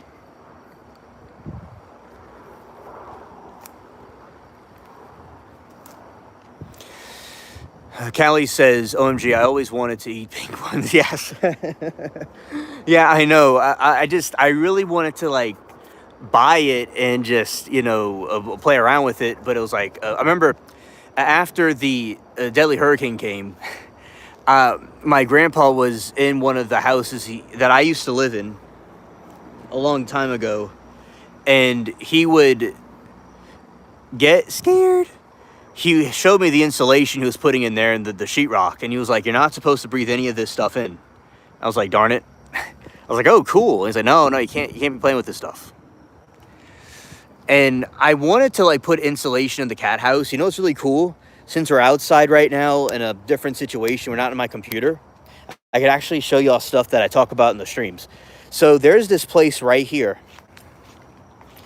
that is the cat house, right? And it needs a new roof on it, and I'm gonna put a new roof on it. But it's been roofless for a couple of years now, since like 2018. I know it's a long time, but it is what it is. And basically, I cleared out the area to put the new thing there. And right here in the front right there is where I put a board and I put some insulation, but I want to put the other kind of insulation in, but I put an insulation panel. So there's like this type of insulation that is like it's like foam.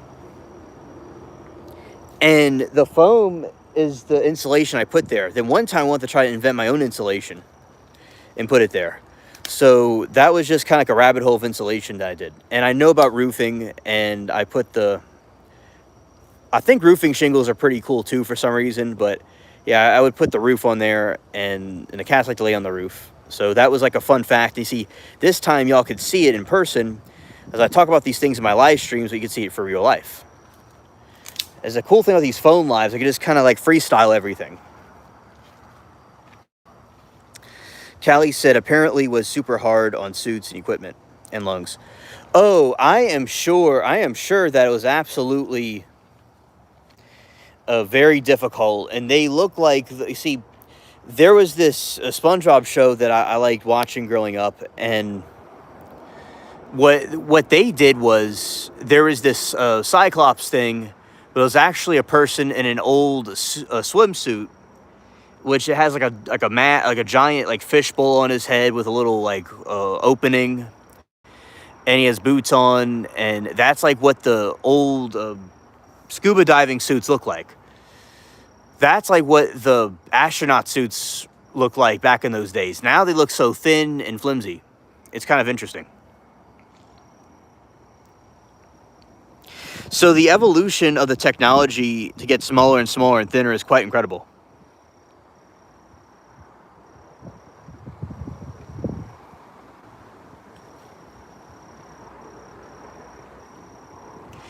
And without gravity or water and wind and stuff, it makes it some crazy thing to look into.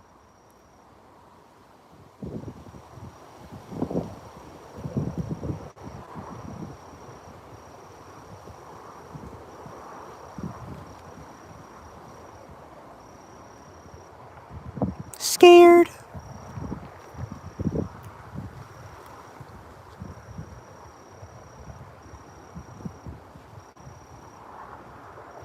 All right, and yeah, there was this the moon, apparently the flag they put on the moon is like faded, over time because of the sun.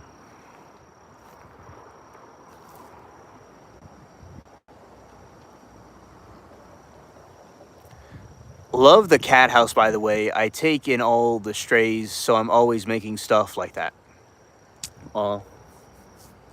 That is so cool that you do that for the cats. I take in strays too. Like Claude is a stray that became our family of hero.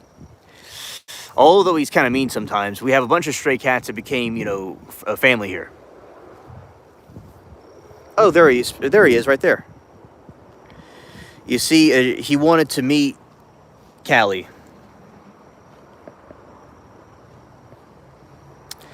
Yeah, he wanted to meet Callie, and yeah, here she is. Hey, buddy.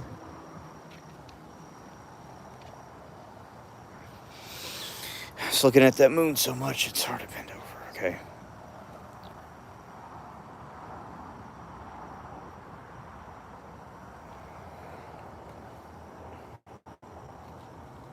It's Claude. Here he is.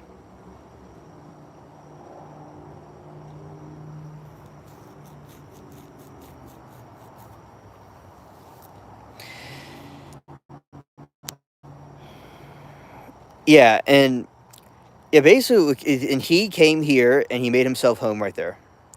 Yeah, he's like a leopard. Claude, chat, Lori, and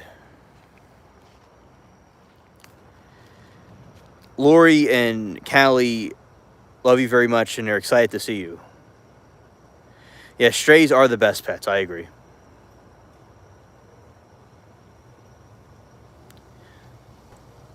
Right.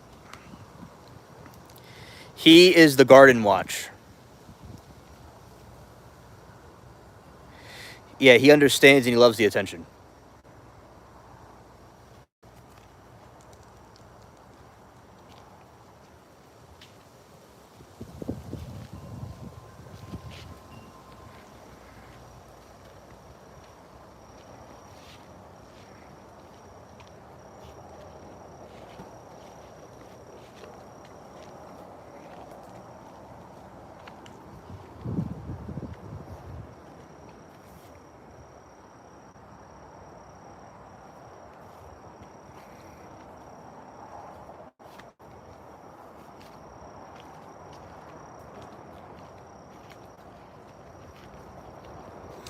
All right, and let's see.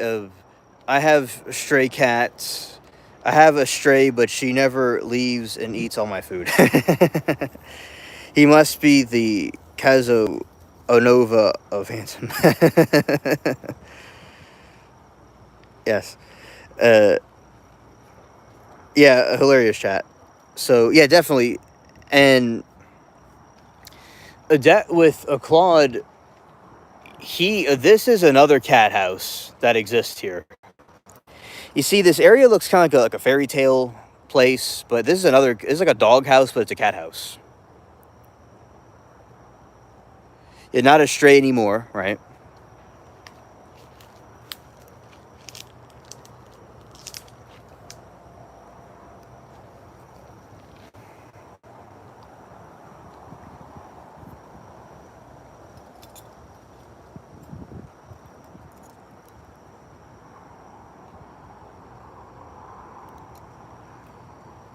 Yeah, so that is one of the houses, and looks kind of like this reminds me like a garden gnome house. What it would look like, yeah.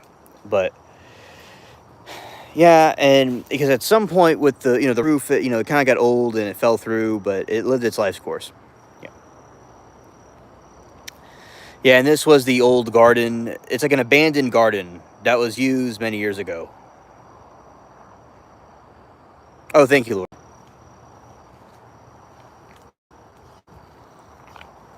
Oh, chat. This is a cool sight to see right here. Let's see.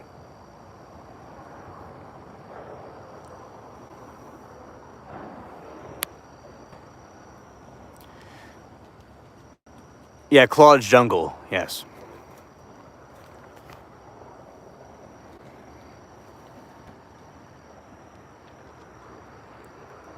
Okay, and right here is the looking through the trees, the moon has shifted from the front to the back. Yeah, welcome to the jungle. And maybe I am the, there's the cat Tarzan is Claude. That could be his other name is Tarzan.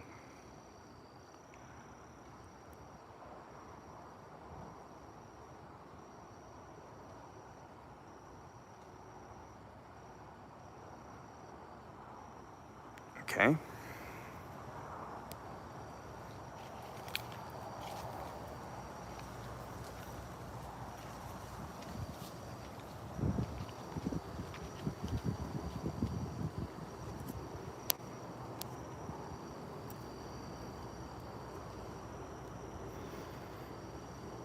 Yeah, and this is the other silent area. Yeah, I also family feed like the possums and raccoons and stuff. So my family always was famous for feeding the animals.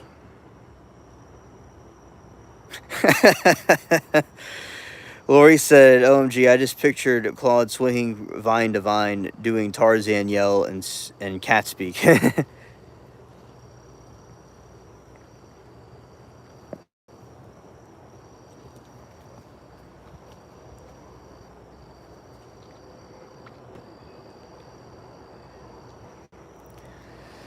Okay, Callie says, "My oldest stray is Clyde.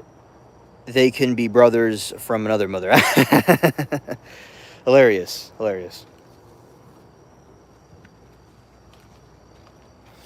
I don't on these streams. I feel like it's like I feel like a submarine looking underwater for some reason. The thoughts I have are hilarious. It's like I remind myself of a submarine of some kind.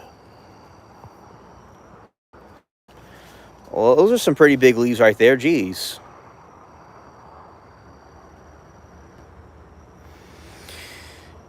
Callie says, "I only trust animals. I only trust animal people. If someone does not like animals, I'm not a fan." Yeah, yeah. Animal lovers are always trustworthy. Maybe not always, but they're much more trustworthy than other people.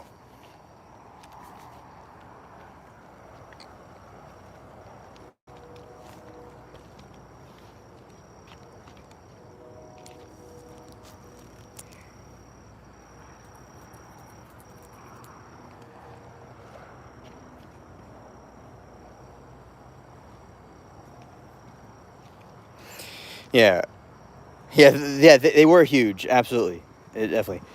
These are blooming. Thankfully, they always bloom around Easter.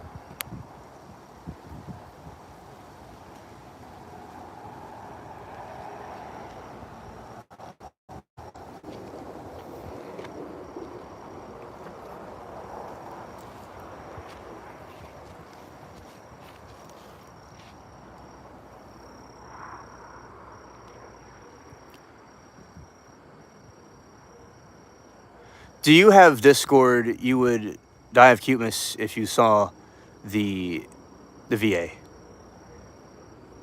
Yes, I do have a Discord. I'll definitely like to look into that. What you speak of. Yes. Yeah, I do have it.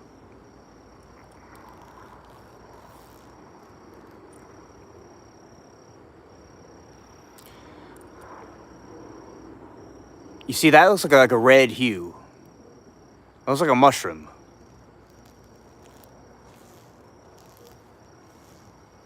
You have a splendid night too, Lori. Thank you.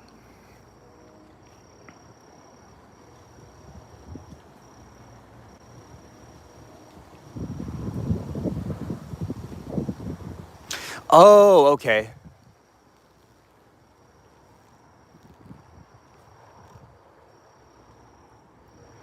Okay. Okay. Yeah, Callie, I would like to see what you're talking about. Definitely. Because I do have it.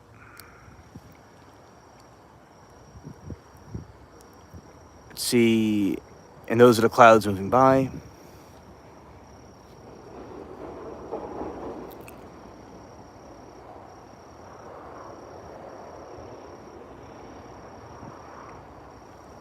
Okay.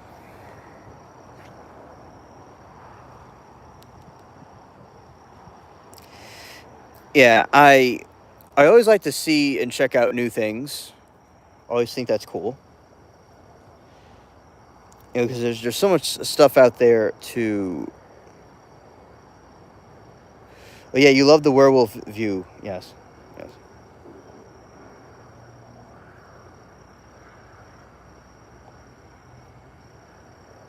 Okay.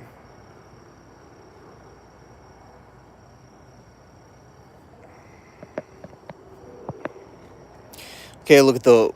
Yeah, see, this is the werewolf moon, where a lot of the werewolf activity would happen. You know, I was talking the other day about the, you know, during the full moon is when the werewolf would start changing, and the person would change into a werewolf and wreak havoc on society. And you know, with the full moon, it makes people go loony, and I think that's basically what this thing does. It makes people go nuts, and that's the metaphorical thing about the werewolf. You're like, these things existed, but they called it different things. Like I see eyes lurking right there. I see those eyes lurking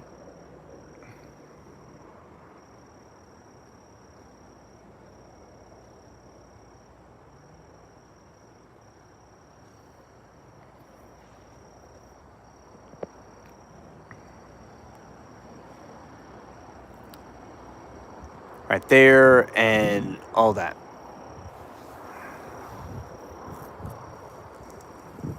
Oh, and that's one just washing over.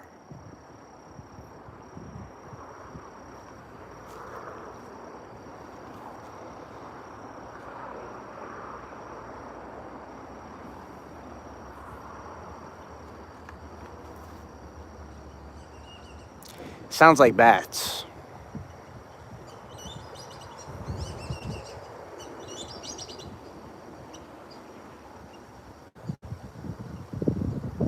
All right. Yes, Pablo Dogman. Yeah. Yeah, definitely believe that the Dogman exists. And oh, they're all men, by the way. It's kind of funny. All the different these cryptid things are dogmen.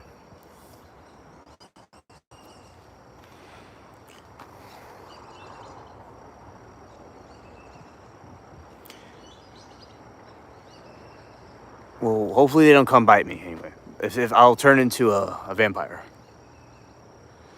All right, and Callie said I saw the last night one of the Science Channel that affects the amplified its supermoon, and they proved it scientifically. Yeah, tides get weird, and also it affects things in the human body too. Yeah, absolutely agree. Absolutely.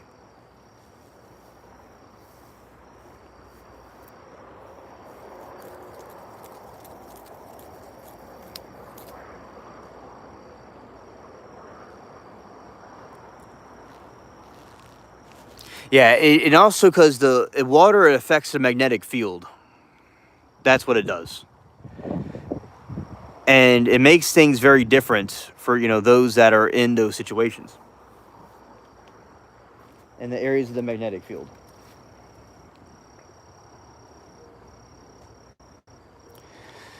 And yeah, but that's what they call it back then was the werewolf. That's how they explained it.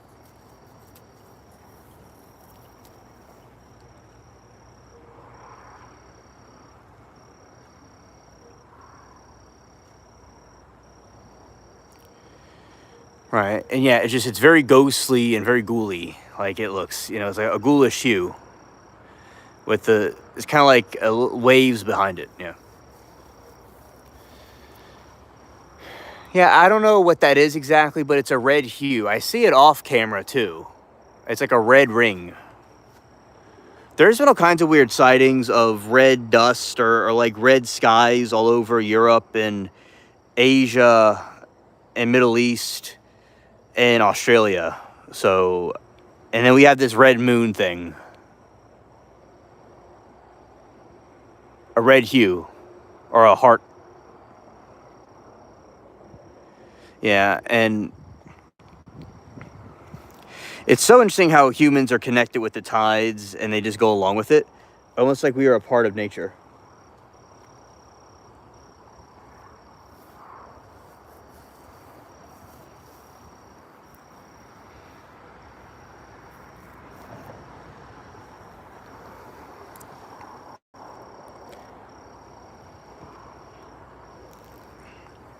I know. It's like as I'm looking at it off camera to the right and to the left, it's a red ring. I'll show you from another point of view. Look, that's what I see. Y'all are seeing exactly what I see. It's this red ring.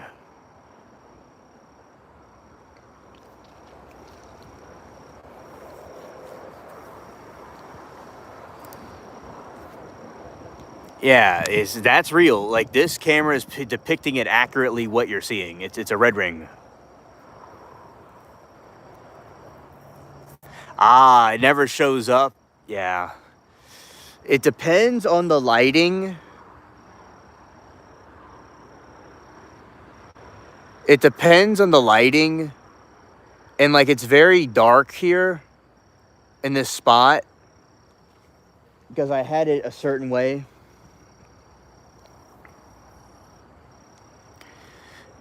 And that's what I did. It's so, yeah, it's a better, I guess it's a better spot or whatever. But yeah, sometimes people can't capture it on cameras. Yeah, but it's a red ring. It's like the Ring of Fire. Almost looks like an eye.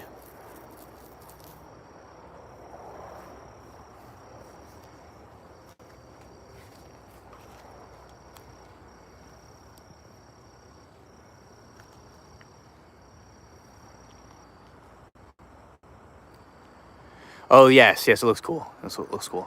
Yeah, so I don't know. I think and there's comets falling from the sky all over the world. I'm not too sure what is going on, but something's going on. I was seeing so many different faces earlier. It was like a festival going on in the sky. That's what I saw. So it was really different. Oh, and see, that's like a tree, like a dead tree thing, or one of those plants that I grow. They get really big.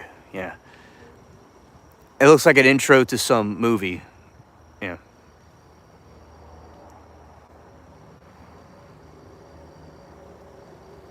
Yeah, and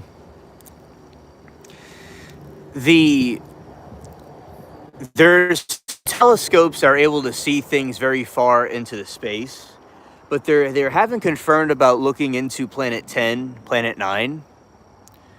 But they're gonna find it, but they don't really talk much about it because I think they know it's there, but they don't tell us anything. So I think that the different telescopes are interesting, but I think they want us to see what they want us to see.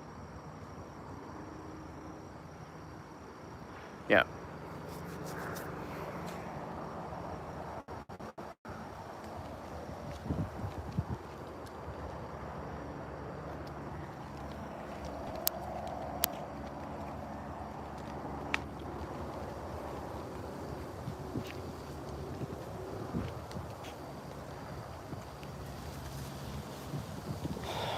I was talking yesterday to another audience about these cryptids people see might be something from an experiment that got loose.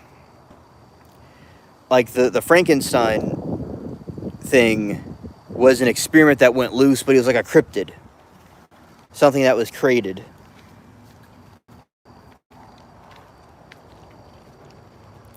The problem is how long it will take to get those places the right. Isn't that like 6 months to Mars? Oh. Okay, you are absolutely correct about that. It would take, okay, we don't at the moment, as far as I know, we don't have the technology to bring people to Mars. To have like to bring people to Mars like you bring people to, like the moon or something, but they're getting there. So this is how it works with Mars. It would take about 6 months to go to Mars. not 30 seconds. And the Mars, if I did a live stream, yes, exactly, Kelly, yes. And if I did a live stream from Mars, it would take 20, there would be a 20-minute delay right now. So if I did it right now on Mars, in 20 minutes you would see my message, and in 20 minutes you say something in chat to me, I would see it in 20 minutes. So that's something pretty cool that it's kind of crazy, but yeah, that's what would happen. And on Mars, there's this thing. You would have to get some sort of a satellite or a thing to make it where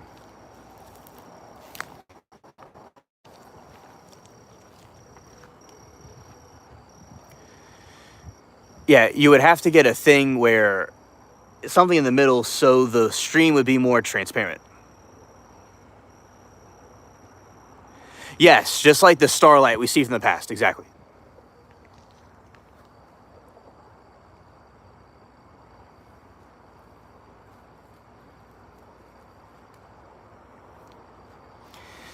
And, with the aliens, not the aliens, if we went to Mars, it would, to have a colony of people there, it would, you know, people would be living underground, but one of my friend's passion, she didn't really want to live underground, so build a honey, like a hive thing above the ground with a 3D printer.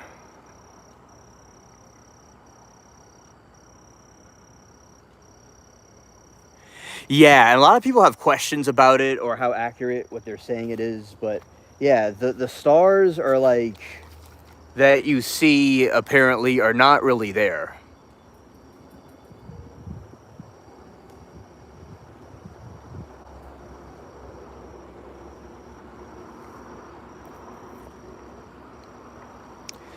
So yeah, that is what's weird. Yeah, definitely.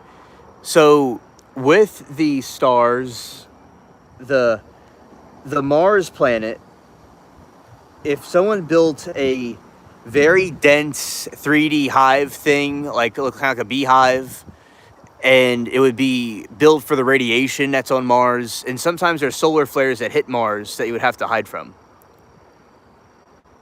Hey Nim, we are looking at the moon and talking about some philosophical concepts of stars. So that's what it would be. Now, people could live underground, but people don't really want to live underground.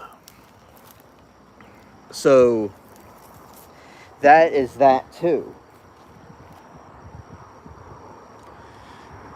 Now, I think with the stars, I mean, with the Mars specifically, you would have to go try to start the planet up again. Another thing, see, we are moon bathing. It's bug in Japan. Yes. Yes. Right. Yeah, we are moon bathing. Something else that happened was I asked the AI what it would do. Okay, she said big in Japan. Yeah, I wondered what that meant exactly, but I thought, some sort of okay, big. Yeah, okay. Thank you for clarifying. And all kinds of rich folks area building underground bunkers, luxury bunkers. That is true, Patriot. That's absolutely true.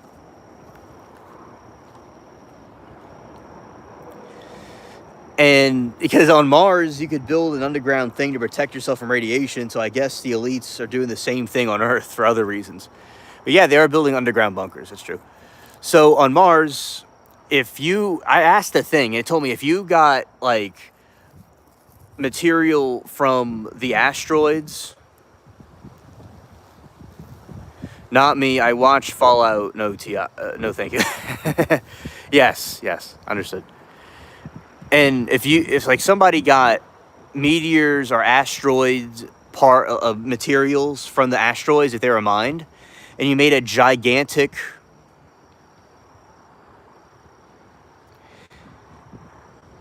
Cindy, the way you accomplish moon bathing is you put on some moon screen and you just absorb the moon and chill in the lunar light. That's how it works. And after you drill into the Mars surface, you would like kind of mix it up like you would like with a cake batter. And if the core of Mars was booted up, it would look just like Earth. It would have an atmosphere, it would have grass and oceans and everything. There's a theory that Mars used to be a planet at one time with life on it billions of years ago, but then they got nuked by each other.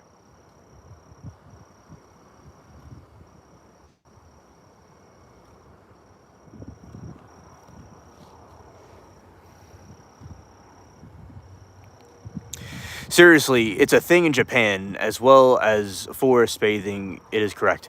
Yeah, and I love Japan, and I am glad to know that they like it too, because I think that it's cool to do moon bathing myself. What do you mean that the stars aren't really there? You mean like the Matrix or something? Oh, as she's going to... Oh, not moon screen, but Callie's going to invent that now. All right, so Trump, the narrative that they teach is that the stars aren't there anymore, or they're not in that position anymore, and that we see a reflection of something that has gone from thousands of years ago. That's what they say.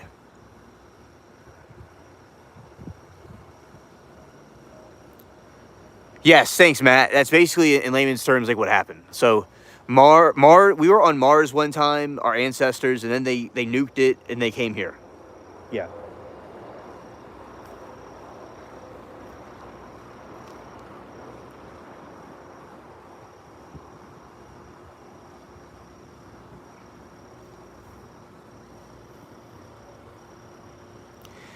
Yeah, by the time we see them, they're gone. Right.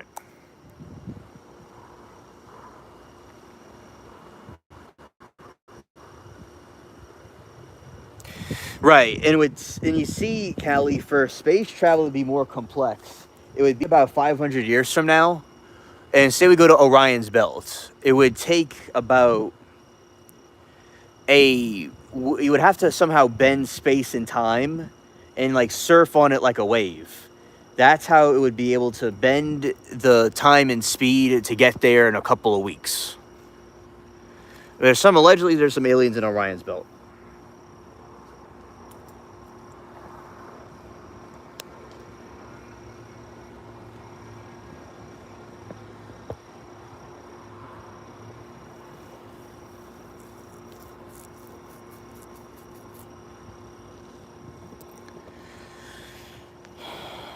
All right.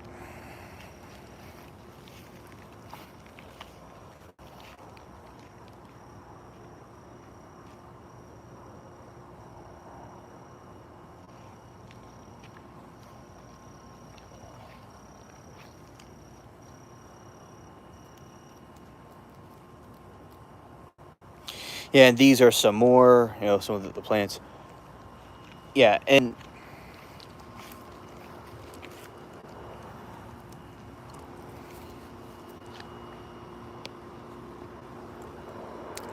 there's this red hue around the moon. Perhaps that's what black holes do. Cue Twilight Zone music. Yes. Yeah. Do do do do do do do do do do do do. Yeah. That's the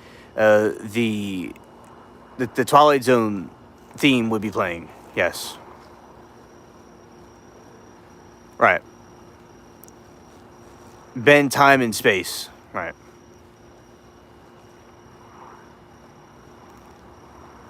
It's cloudy as heck in Jupiter too. Yeah. I'm sure. 98% full. Right.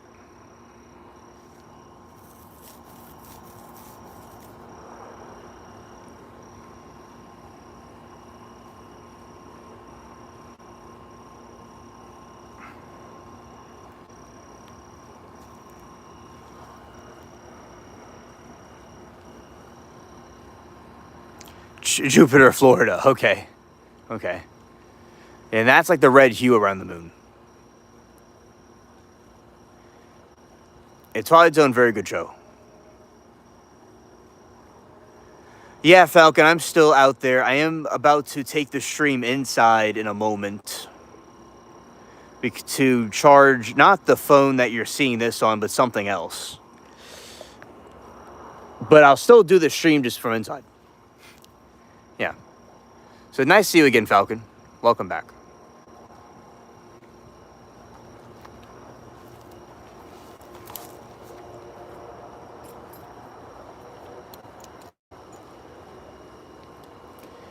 Okay, and yeah, so that's some interesting moon philosophy.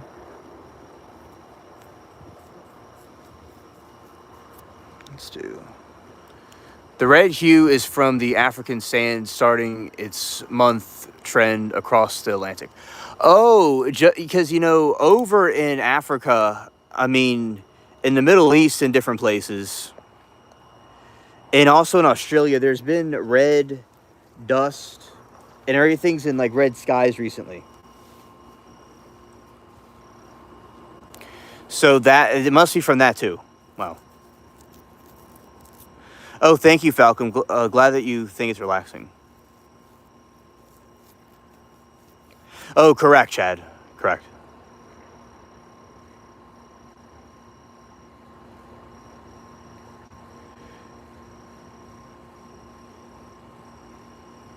Oh, okay. Understood. Interesting.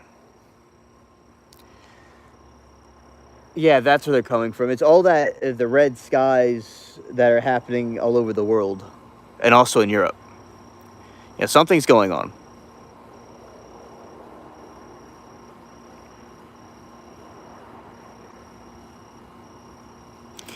It's the iron ore in the sand. Oh, okay. Thank you.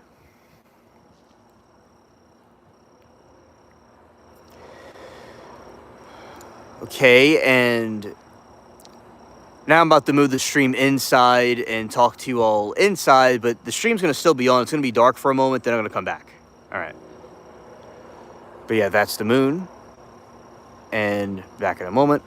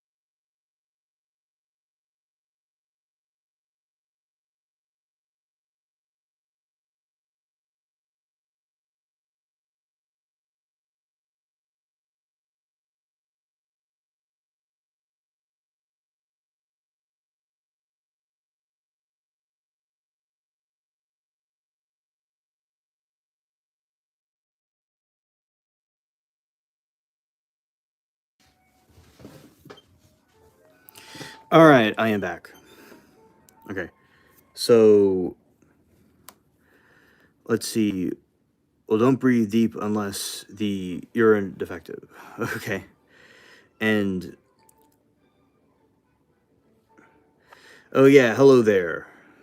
You'll see whatever your car in the morning. Okay, yeah. Because I remember about the African dust, and it definitely causes those issues with the dust storms. Definitely do recall that. And I realize with all the different, sand dust that's going on in the world, that's what it would bring. All right. All right. Sinning is not good thing to do this time. Just live like you are always been watched because you are. Yeah, I think, to live as if last day of your life or if you're being watched is a good concept. Definitely. Because one day, it'll be the last day. At one point, it'll be the last day, you know. And going here and seeing that.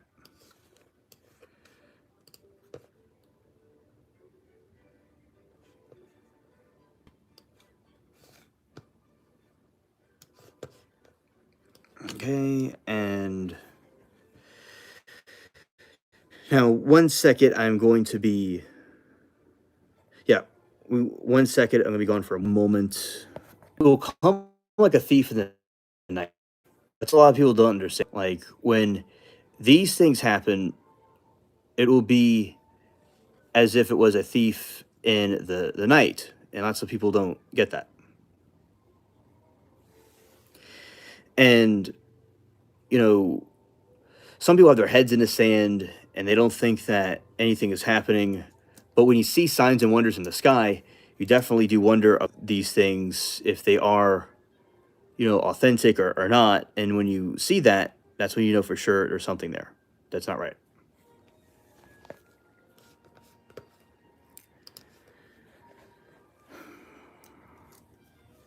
Okay.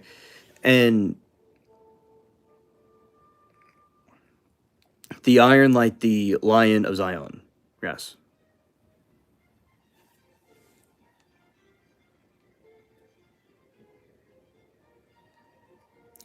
Well, don't breathe too deep, unless iron deficient.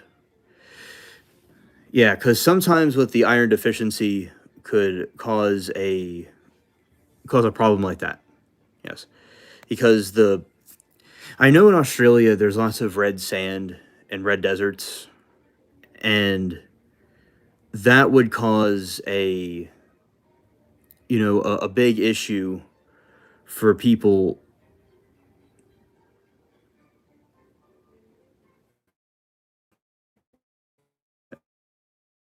This, yeah, is it still there? Is he still there? Okay, good.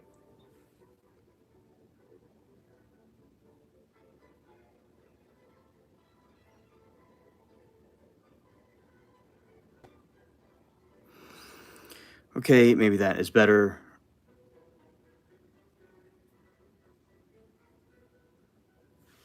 Is that better or not? Let's see.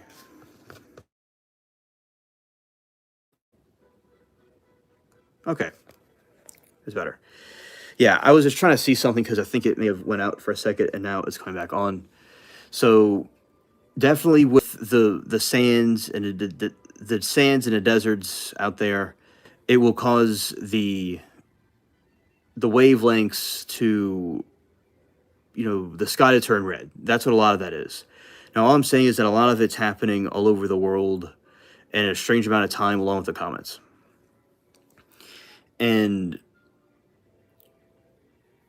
some planets have multiple moons, and I'm sure Earth would be crazy if it had multiple moons. It would be nuts, absolutely. Like Jupiter, I think has a three, has quite a few moons. Loony and crazy that we act. Let's see.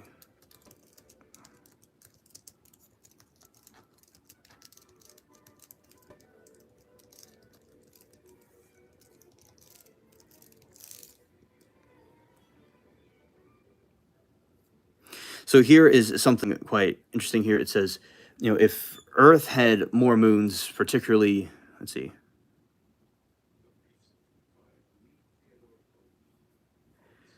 you used to play didgeridoo, but then took the spirit out of the knee. Okay. And I'm not familiar what that is exactly. I would like you to explain what that is. Thank you. All right. If Earth had moons, the planet would experience a dramatic physical and environmental changes. while the specific effects depend on the size, distance, and number of additional moons. General impacts would range from a significantly brighter night to a catastrophic geological upheaval.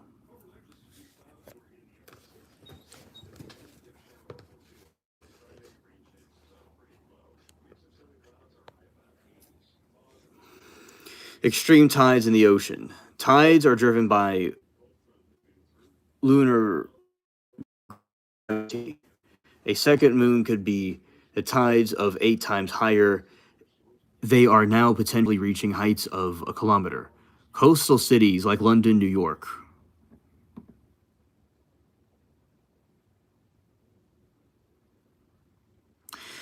Off the top of my head, Falcon, I don't know.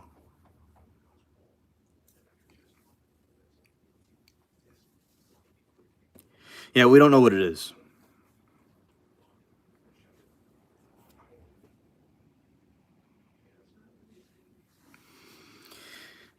All right, the additional gravitational pull would exert land tides of Earth's crust. This could trigger more frequent earthquakes and awaken dormant volcanoes.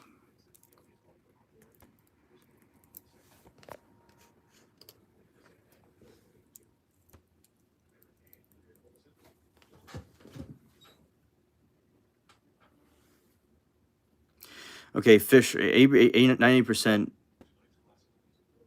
first full and 2% 98% tonight. Okay.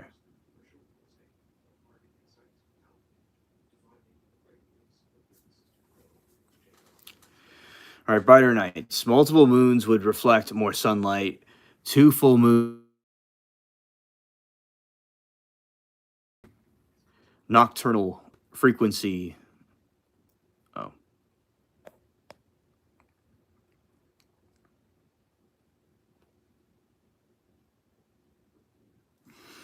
okay, brightness. Multiple moons would reflect sunlight. Two moons could make sky 5 times brighter. Easy to read books outside midnight. It would drastically affect nocturnal animal behavior and predator prey cycles.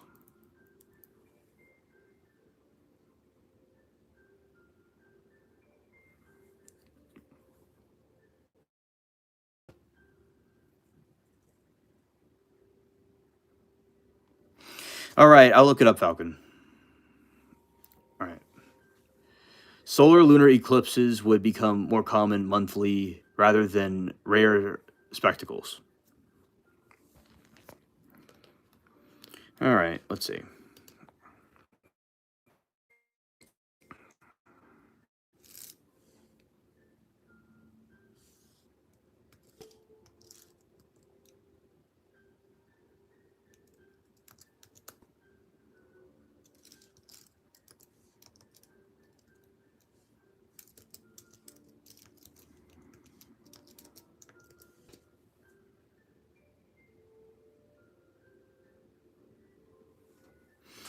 Yeah, I know what that is. I know what that is.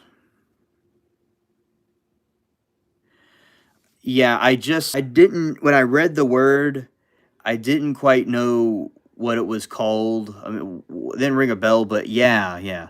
Okay, so you know those long Aboriginal wing,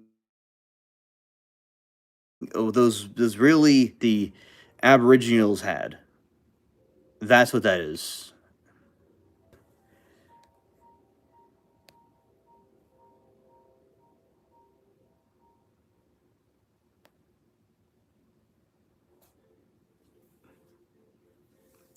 Yes, the Aboriginal music instrument. I know exactly what that is. But off the top, when I saw the word, I didn't know I was lost. So, all right, traditional wind instrument created by the Aboriginal people in northern Australia, often described.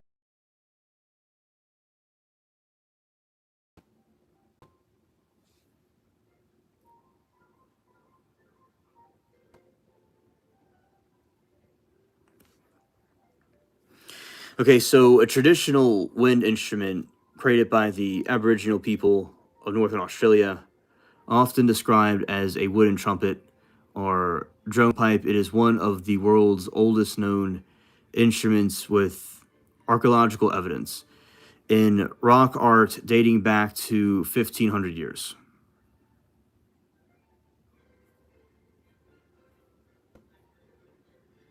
Yeah, solar lunar eclipse monthly, right? That's what it would be if we had that moon.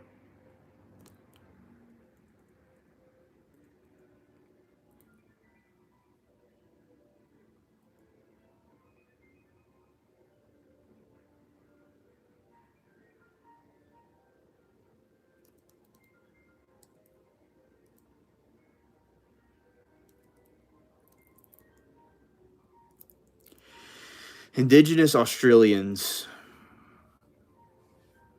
it is deeply sacred.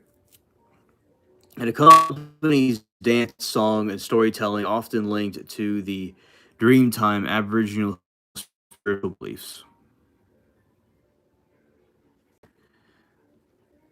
It is played primarily by men in ceremonial contexts and health benefits. Studies include those published found that muscles strengthen the required circular breathing, significantly reduced snoring and symptoms of obstructive sleep apnea.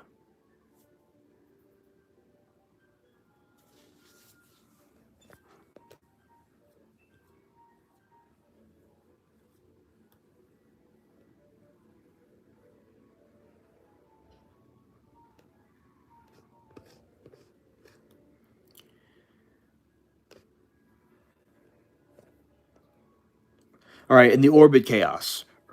So back to the other thing about the moon is that orbital chaos, Earth's moon zone is relatively small over millions of years, and the moons would likely exert gravitational sense stress on each other. Catastrophic collision. It's highly probable that multiple large moons would eventually collide. This would either merge them into one large body, create a. All right, I something went out.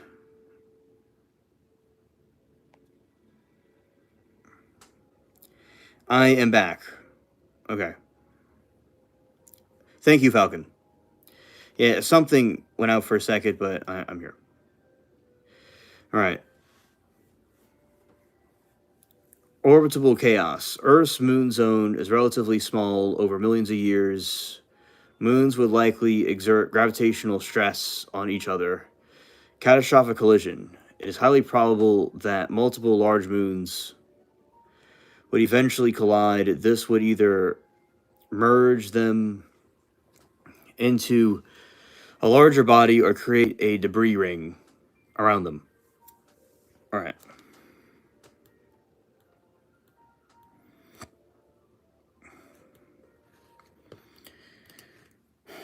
All right, let's see this.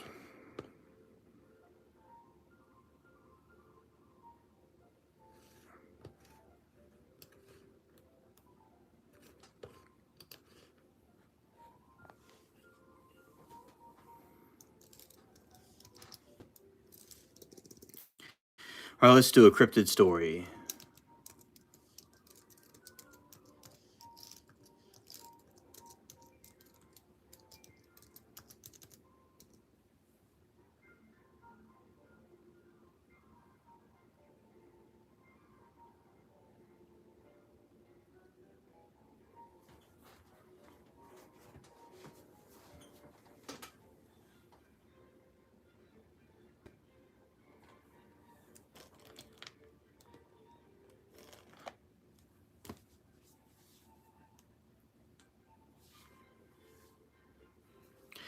All right. There's so here we go. An early. Good morning, boss. Welcome to the stream. Hope you're doing well.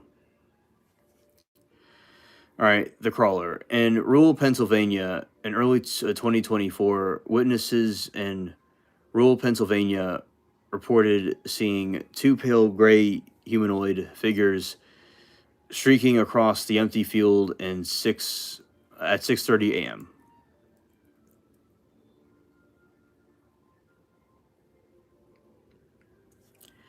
And happy Friday to everybody. Yeah, Falcon.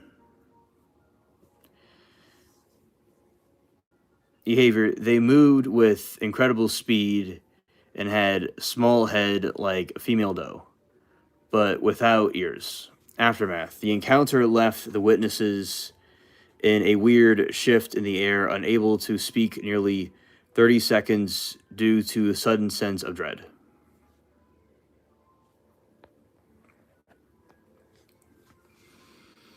All right, so there's the Atlantic sea serpent. Appearance. It was a thick black grayish in color, and estimated to be 12 to 18 feet long.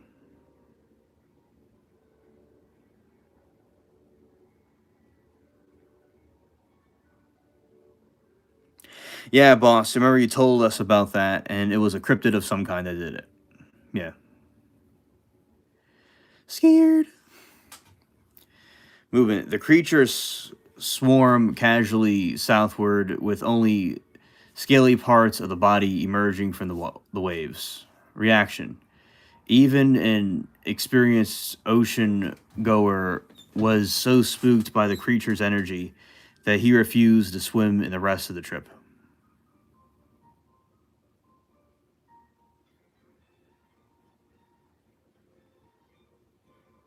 Ah, okay. Yeah, both of those. Okay, scared. Yeah.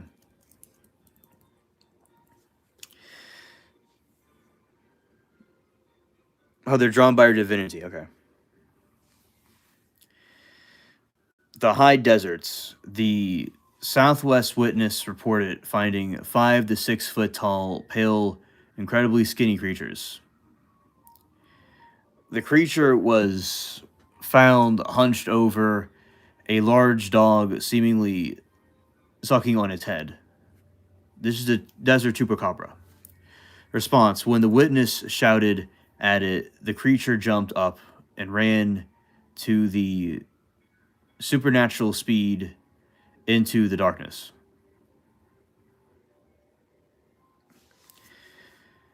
Okay, the hide behind is a stalk humans to perfectly align itself with the trees whenever they turn around.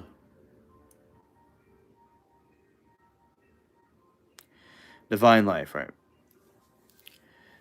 You'll feel an intense unease at the animals in the woods will suddenly be quiet,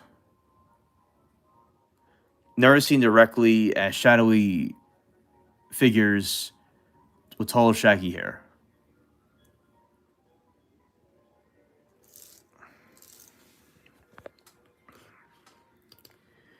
All right, let's see.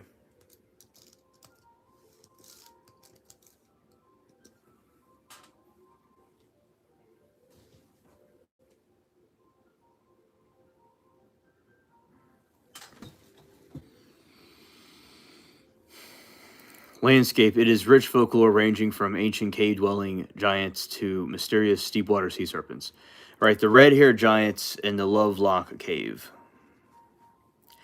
According to Northern Paiute, the oral history of the tribe of large red haired cannibals known as the the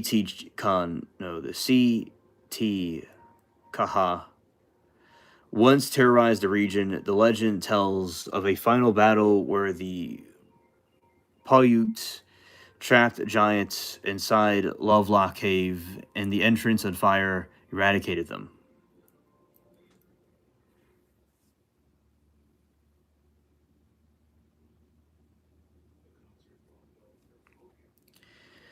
They tell you about the eyes rolling back all white. Oh, okay. I see. Scared.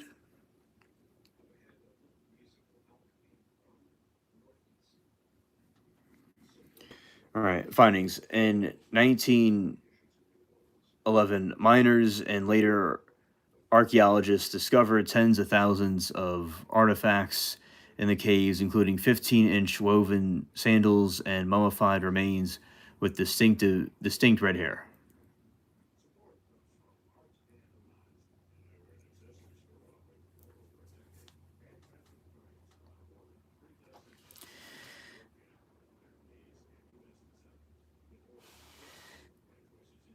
Yeah, boss. I said scared. He wasn't talking about you. I make funny noises and stuff, and he wasn't talk. He was just going like my reaction to things. Nothing about you. And while some claim that, yeah, while some claim the skeletons were 8 to 10 feet tall, many archaeological records state that the remains were within normal human size ranges. Experts suggest that the red hair likely resulted from chemical changes in hair pigment during decomposition in cave environment. But I think they all had red hair because that's what a lot of these things look like. Legendary cousins of the Loch Ness monster said to inhabit the depths of Lake Tahoe. Description vary from a serpent like creature with multiple humps to a giant shiny black fist. Early reports from the mid 19th century even claim that the beast had 14 feet wide.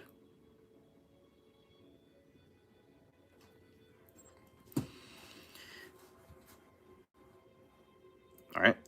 So let's see what Wolfman is.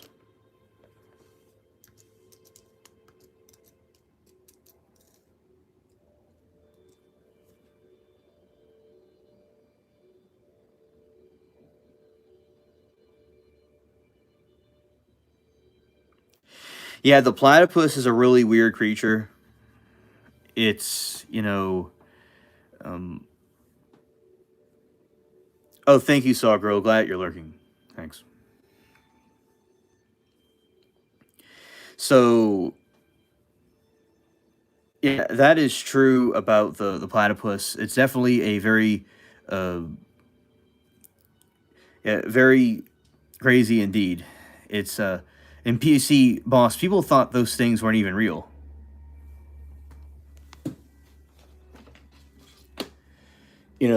People thought they didn't exist, but they are there. Um, right. So yeah, it's a very high. It's definitely a very hybrid looking. Yeah.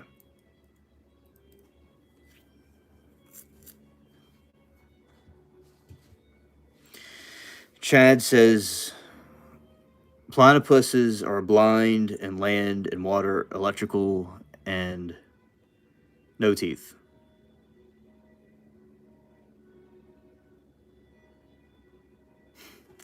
Woohoo! We that love Wolfman would hang out in the woods at night with us out back, and throw up rocks from my creeks to let us know that they were with us. Well, boss, I'm sure you're thrilled that I'm talking about this. Scared.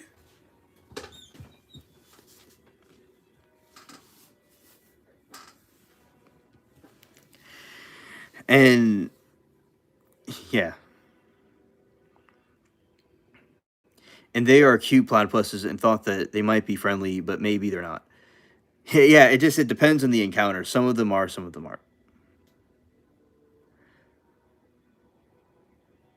They have a belly button. It's their only mammal that can lay eggs. Like platypus is epic. Yeah, definitely very epic.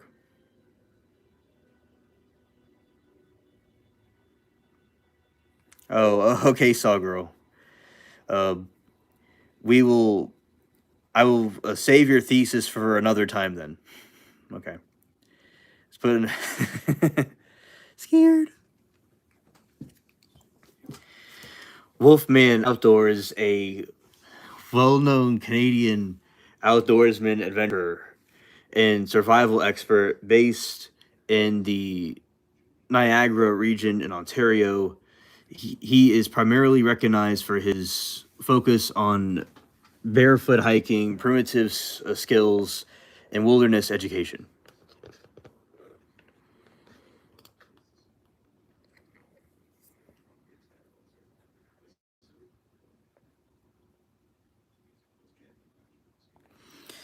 Okay. And Falcon said enchiada lay eggs too. I didn't even know that. That's cool. That's cool.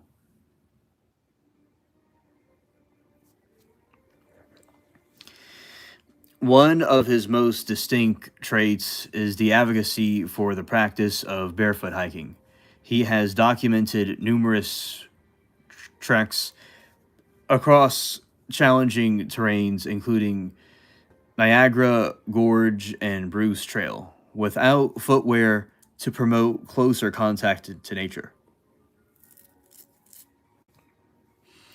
Wolfman, outdoors, he operates an outdoor education and entertainment business that offers specialized experiences such as axe throwing, archery, and wilderness summer camps,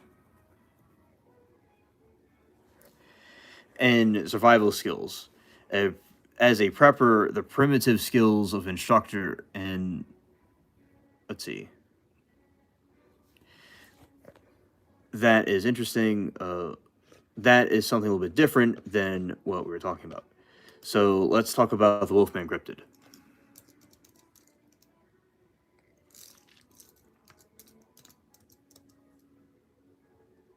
Oh, they're mammals. Okay, that's cool.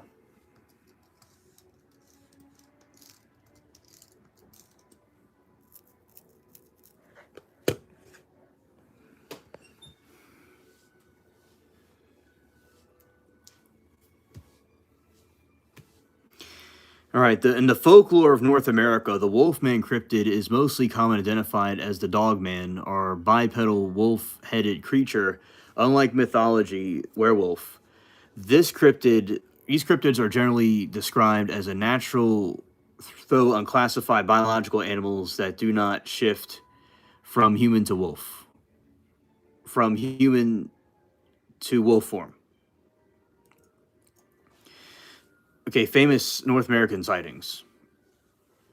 The legend is centered primarily in Midwest with two distinct hospital hotspots that have shaped modern cryptozoology.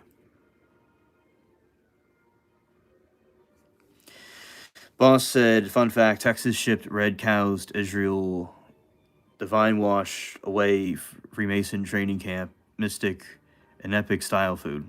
Oh yeah. Oh, I heard about the red heifer, yeah. That they're gonna sacrifice to bring their Messiah that I don't, like, it's a different Messiah than they do, but still, yeah, I heard about that underboss, yeah, and origins. The first recorded sightings was in 1887 by lumberjacks in Wexford County. The legend exploded in 1987 after DJ Steve Cook was released a song titled "The Legend," which promoted hundreds of listeners reported their own sightings. The 10-year cycle. Folklore suggests that the creature appears most frequently in years ending in 97, 2007, 2017, with the next peak in 2027. Beast of Bray Road, Wisconsin. A 6 to 7 foot tall, 400 to 700 pound beast with thick gray or black fur and glow red eyes. It is known to move both on all fours and upright. Historical roots. The first documented sighting was in 1936, where a night watchman named Mark Shackleman reported talking talking half wolf digging at an indigenous burial mound. Pop culture. Beast became a sensation in the 1990s due to investigative work of reports Linda Goodfrey.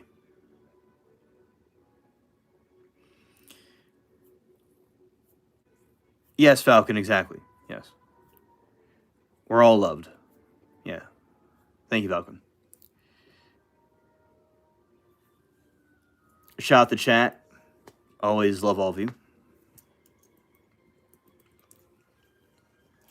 A difference between the Wolfman, Dogman, and the other entities. Yeah, group hug chat.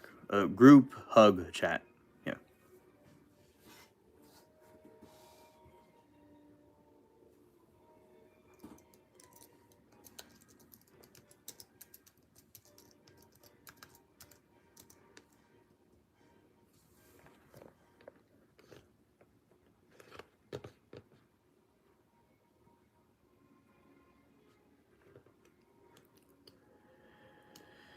See, we were about to get to it. Let's see.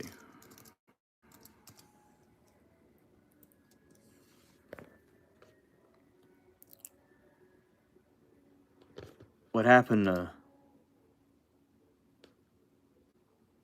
Yeah, rest in peace to her. Let's see. She was a writer. She was a writer.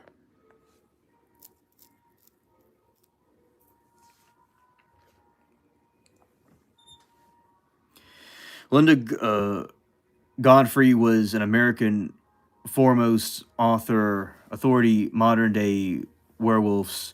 She is the author of over a dozen books on werewolves, hauntings, paranormal, including Real Wolfmen, True Encounters, and Modern American. So she did stories about the Wolfman and werewolves. Yeah, rest in peace to her.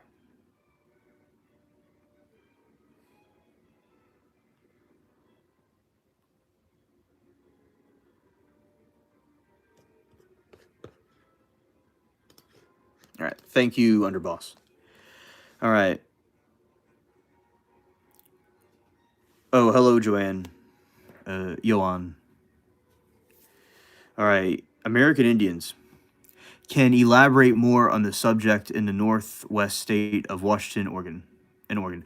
Okay, Joanne. Thank you for giving me the heads up about that. Thanks.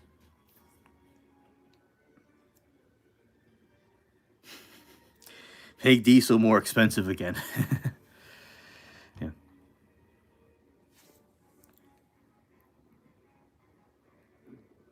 Oh yeah, yeah. Yeah, J facts. Yeah. So always okay. So this is a cryptid Wolfman Dogman.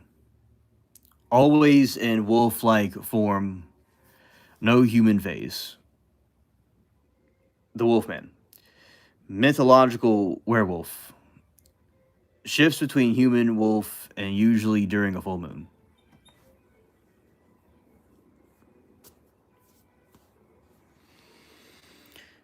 Origins often viewed as an undiscovered species or an ancient protector. That's the cryptid. Yeah, and the mythological werewolf. Typically the result of a curse, disease, or magic.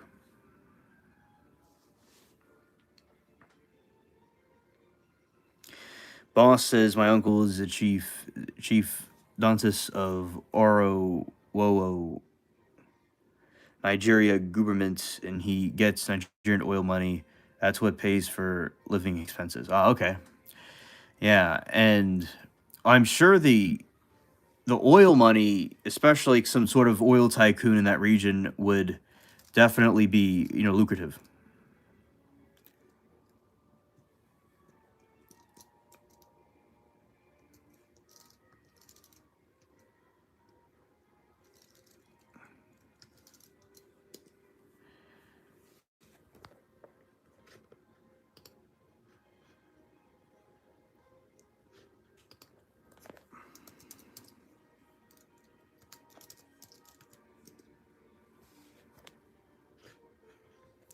Yeah, definitely the prices need to go down.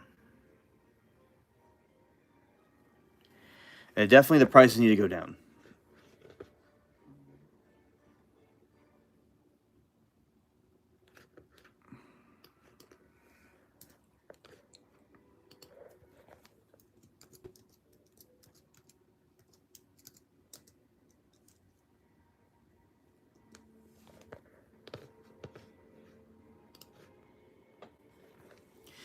Okay, so those are differences between the two.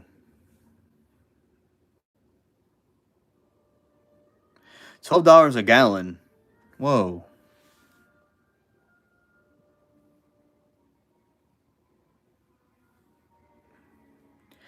So you should have bought a Tesla. You should have bought a Tesla. That is crazy. Yeah.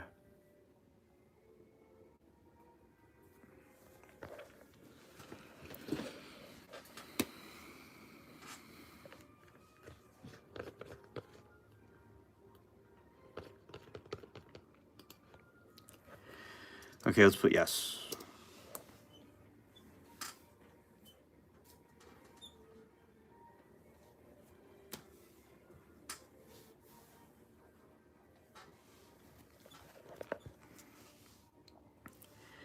And I thought current gas prices was from Iran threatening our gas takers.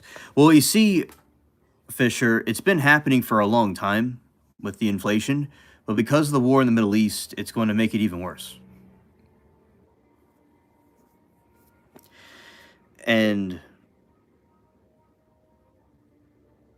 oh yeah, Quack, you are lucky about that. Yes, yes.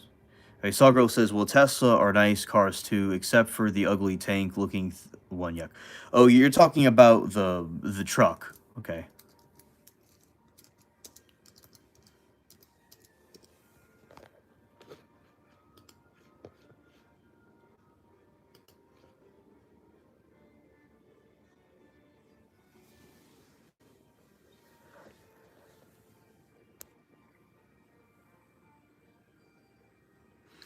Well, look at this right here.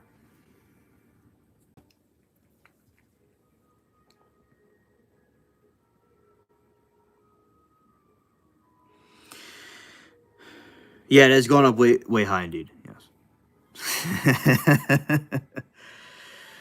Yeah, and also right here.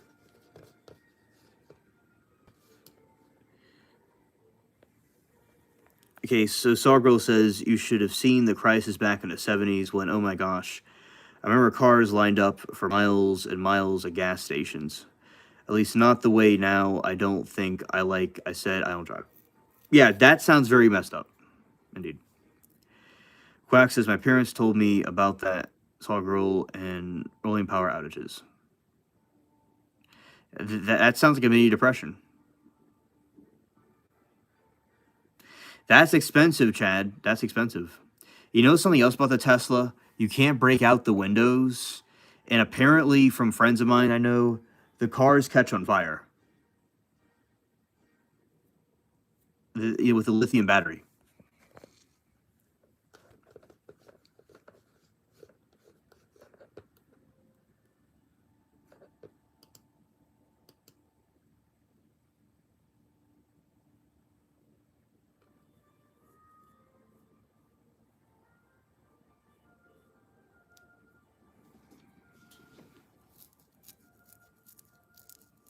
Yeah, it is crazy, Quack. Yeah.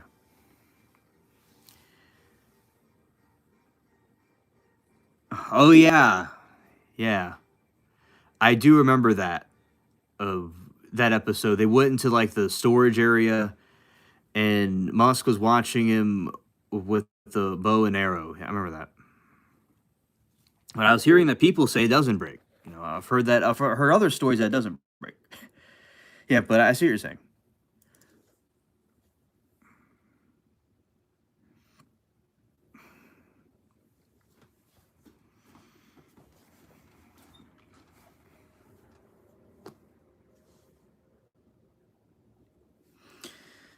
All right, and Sargo says, and don't forget, you have to pay the electric bill every month, and I understand it can be up and high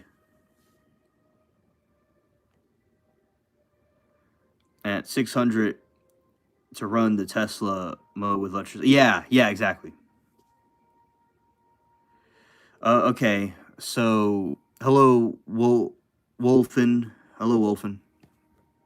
Welcome to the stream. The cats I have like the Christmas lights. You know, that Christmas light's years old, by the way. It's the cats like them, and also it makes the room look easier to see at night. So that's the reason why they're there. Thank you, Wolfen, and welcome to the stream. Okay, and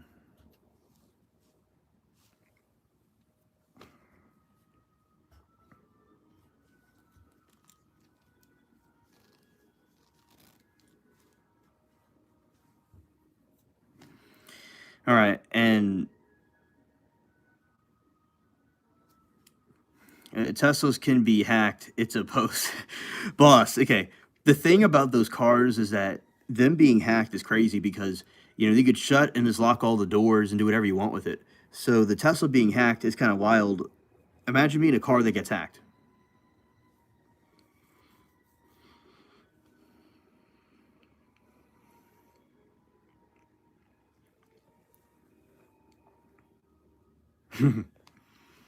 Yeah, and over there is like party lights. That is party lights right there. They're Christmas lights, but they're party lights. And there's still a birthday sign from like a month or two ago. But yeah, and that's a pirate. And that's a snowman. Look, the snowman's lurking.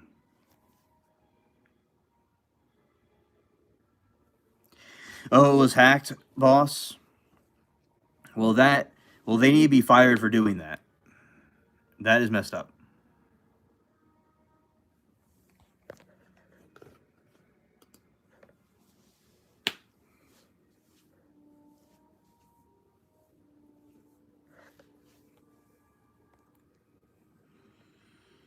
All right, like this.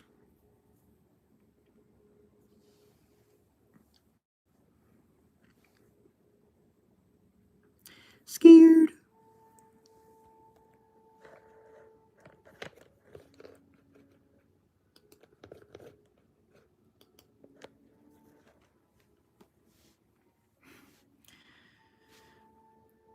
All right, so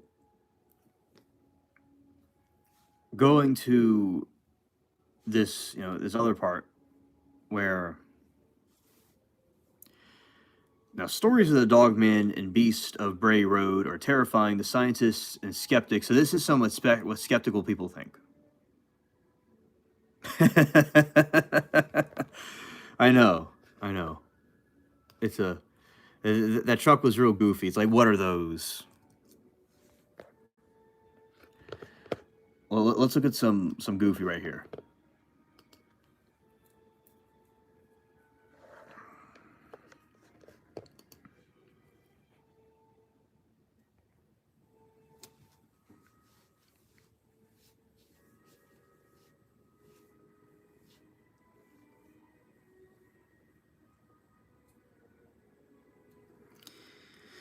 Yeah, so there's one right here. That's the one they use for like a big, the bigger one, and then this is like the real. This is like the armored truck.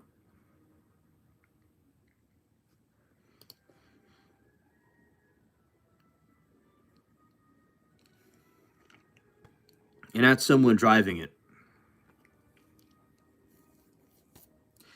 Yeah, a lot of people do not like the Teslas, the way that the cars look. Not the cars, but the trucks.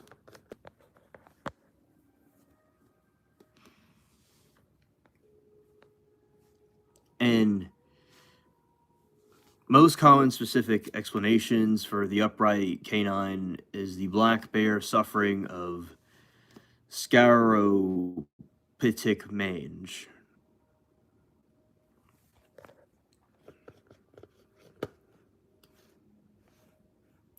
Physical transformation. The mange causes extreme hair loss in the skin, shriveled up, gray, wrinkled, and without fur. The bear's snout appears much more prominent and wolf-like. The bipedal moment. The bears frequently stand on their hind legs in small reach for food in that case. Okay, so let's see this right here.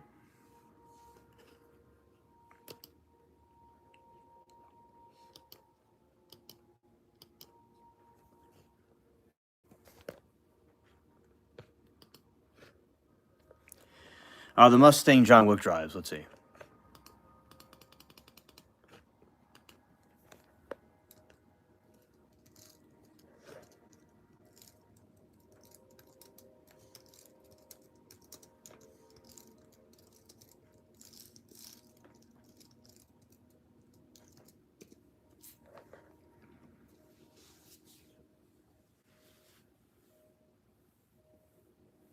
Oh, John Wick is one of my favorites too. I remember I watched it during a rainstorm one time in Claude's house a couple of years ago, and that was a very good movie. Well, I mean, the whole series is good.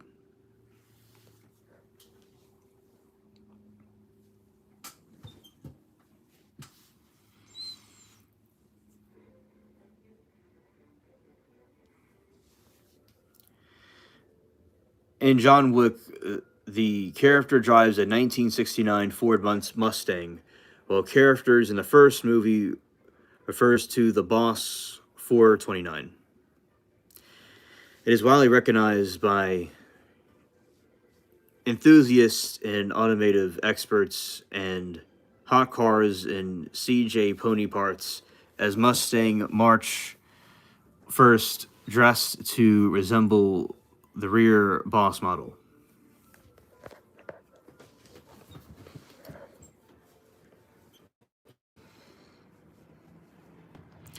Okay, my grandkids are pretty impressed that I like this kind of movies. Oh yeah, I think that is awesome that you like those movies, and keeping up with what's going on. And it was just very packed with action and a very good storyline, and he's a very good actor.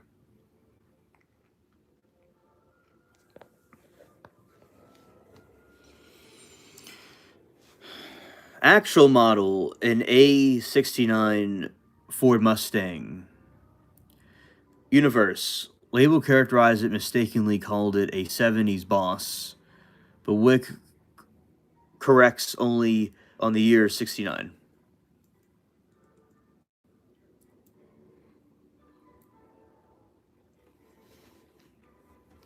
Yeah, Keanu Reeves certainly is the bomb. I do agree.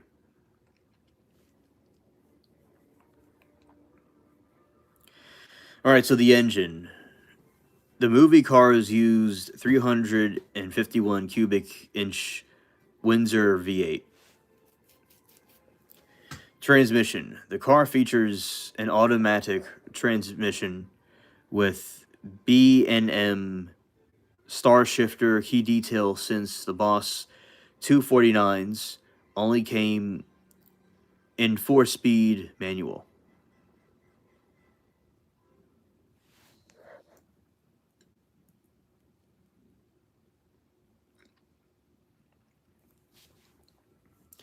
Distinctive features. It is finished in Hitman. Gray, often described as a grummetal with twin black racing stripes, hood pins, a front chin spoiler, and the rear deck lid spoiler.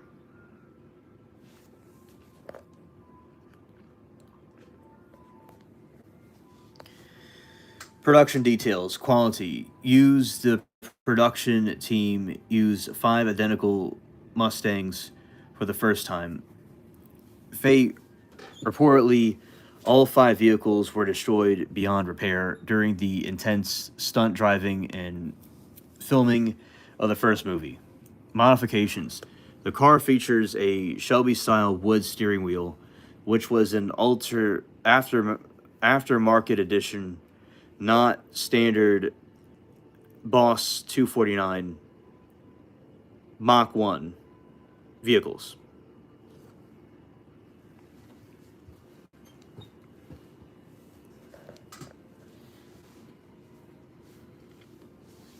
Other vehicles driven in the Wick series: 70 Chevrolet Chevrolet SS454, a dark forest green loner with white stripe. He uses Chapter 2 after Mustang is stolen.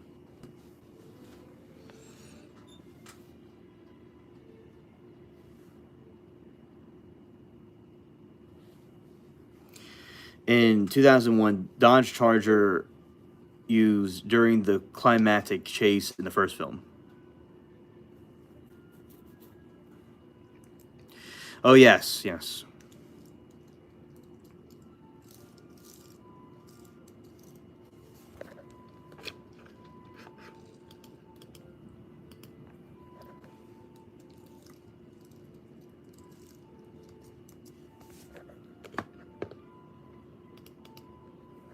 Let's go here.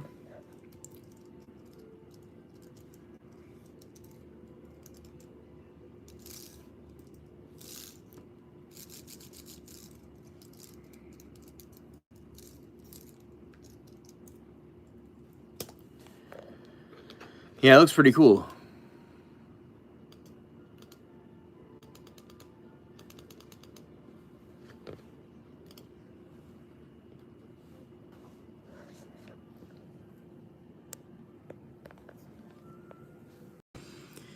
Yeah, those are nice. Nice.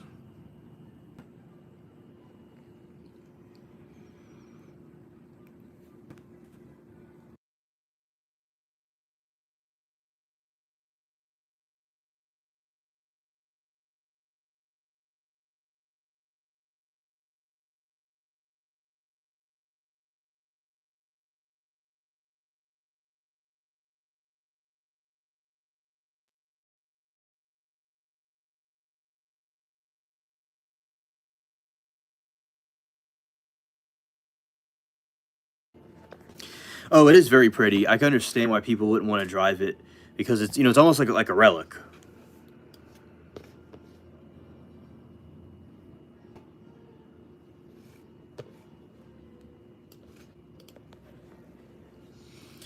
Oh yeah, definitely pretty. Yeah, definitely very pretty. And designed to perfection.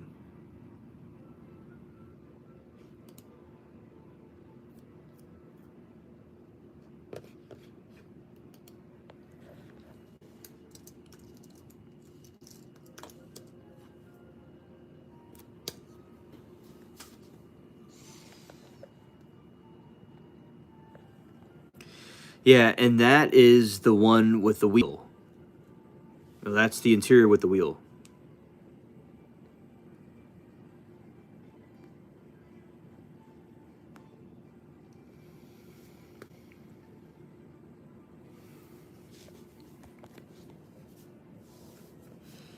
Yeah, just a very good classic vehicle. I like the interior design.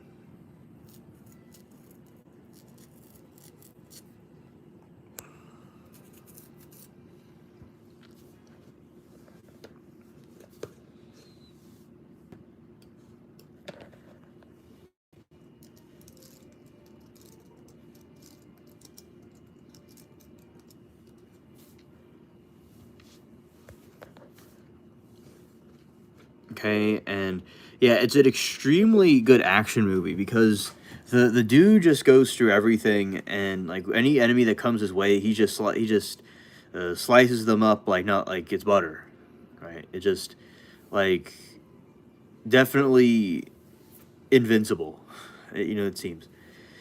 And when things happened to him, he took matters into his own hands, and he made his point.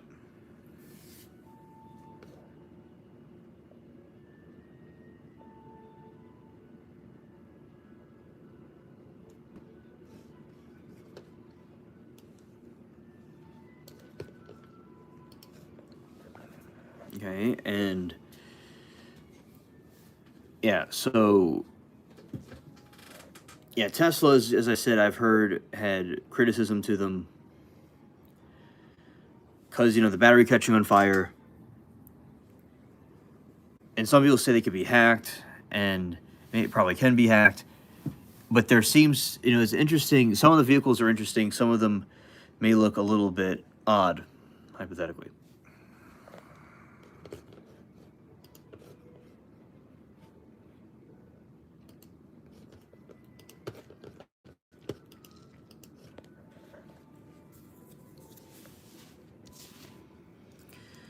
All right, let's see about the driving stunts.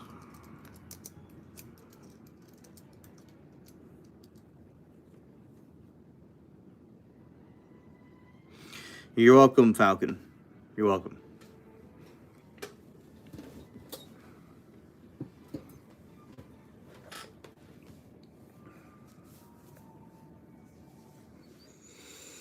Keanu Reeves is widely recognized for performing approximately 90 to 95% of his own action and driving across the John Wick franchise. While differ he is different.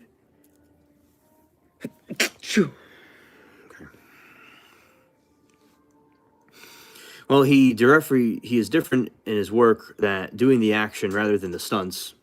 He is technically proficiency in Carfu. Thank you, Falcon. Thank you, Sagro. Using a vehicle as a weapon has led stunt coordinators to call him one of the best actors, drivers in industry. You know, Tom Cruise does a lot of his stunts on his own. All right. To achieve the realism seen on the screen, Reeves underwent intensive John Wick boot camp for several months before the film. Duration. For chapter 4, he trained for 12 weeks after 5 days of week after 4 hours a day.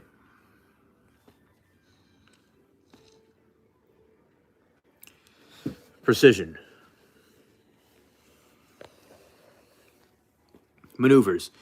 He mastered the high-speed drifting 180 degrees turns forward and reverse and 270 degrees in spins. That is epic. That takes a lot of talent. Multitasking. One of his most difficult feats involves performing a reverse 180 drift while simultaneously reloading and firing a prop gun out of the car door.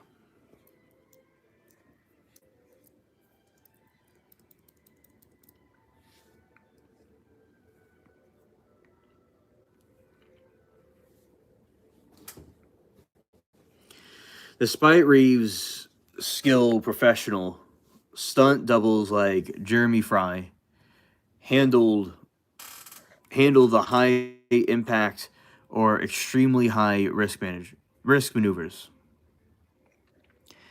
High impact hints. When Mustang rams the other car, it the car is demolition derby style.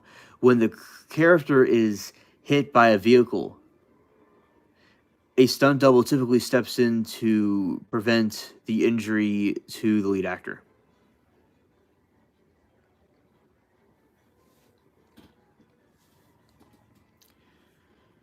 Flying drift.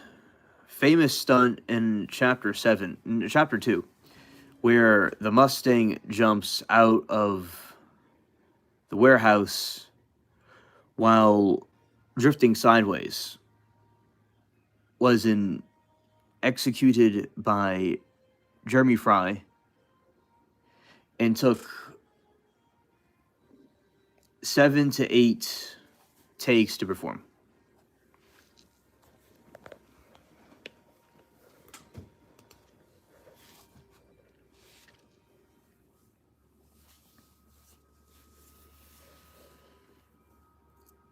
Stuntman tricks.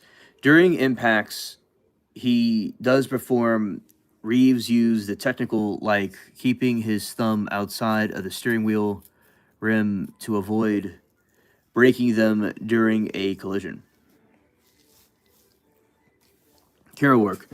Because Reeves hits the mark so accurately, directors can use the wide shots and extreme close-ups that show his face during maneuvers rather than relying quick cuts. to hide a double.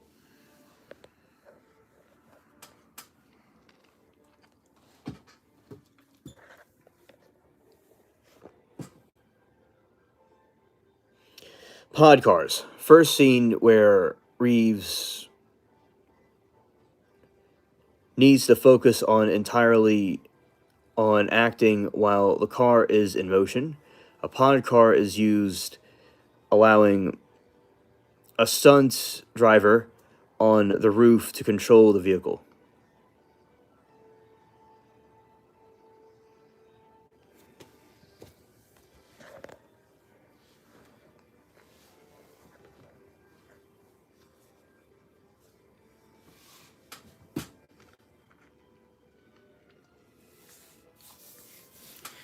Well, my favorite subject seems to be aliens and then trial stuff. Mhm.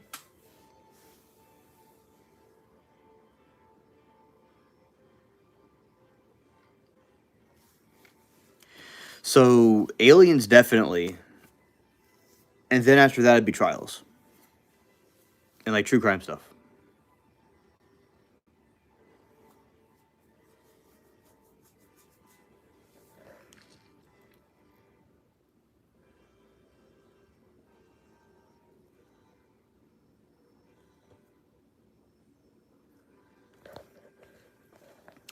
Okay, and that is info on the John Wick vehicles and how he did his stunts.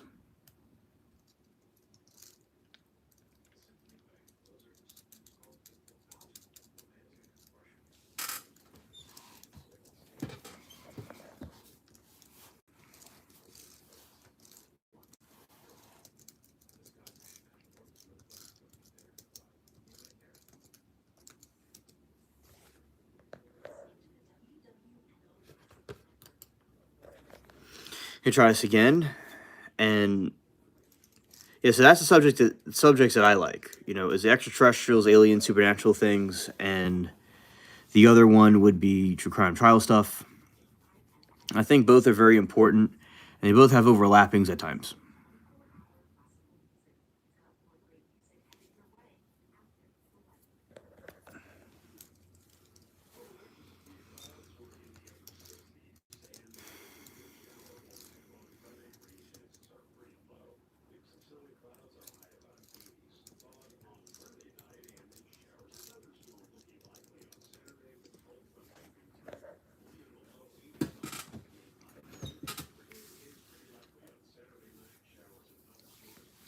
All right, 2014 was the original film. 2017, 2019, and 2023. And 2026 or 2027, he's going to come out again.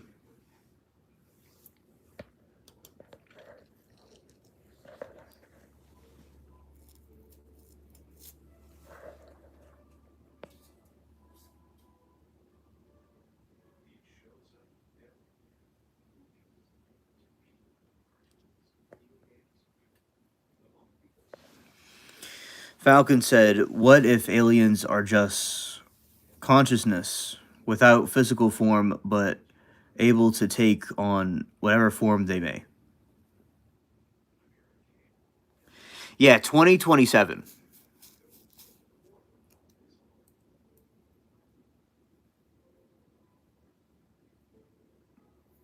Either this year or next year.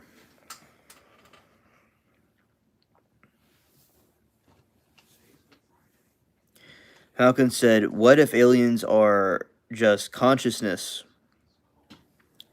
without physical form, but able to take on whatever form they may?" Well, I do think that is true. That's why, I consider them shapeshifters.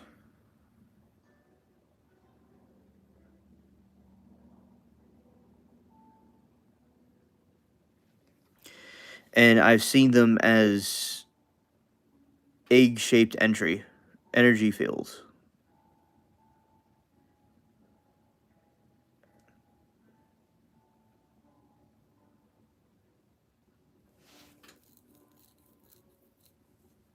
Ah, okay. Okay, I get it. That's pretty cool. I do believe those energy fields you saw was some type of terrestrial of some kind. A lot of times it can appear as an egg-shaped thing. They're UFOs. All right, and let's go more detail about this in 2027.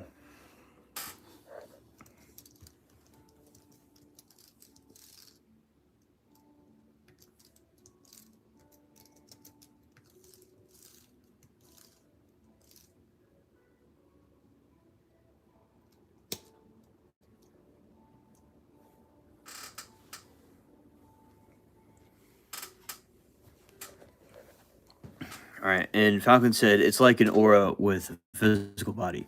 Yeah, I definitely think that a good way to describe it is an aura with a physical body. That makes perfect sense because it's like it's an entity of some kind, it's an aura of some kind, but it's more than that. You know, there's more to it than meets the eye. While official release date has not been set, John Wilkes Chapter 5 is widely accepted as late March 2027. Not March, but late 2027 in general, and or 2028 theoretical debut. Although the project was officially confirmed by CinemaCon 2025, the production is currently on hold while director Chad focuses on Highlander reboot starring Henry Cavill.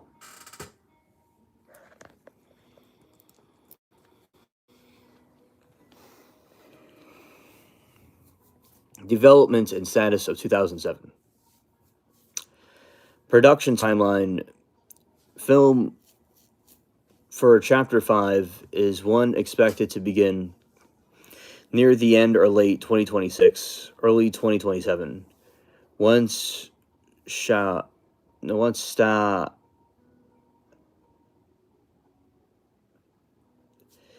okay, once he completes his other commitments.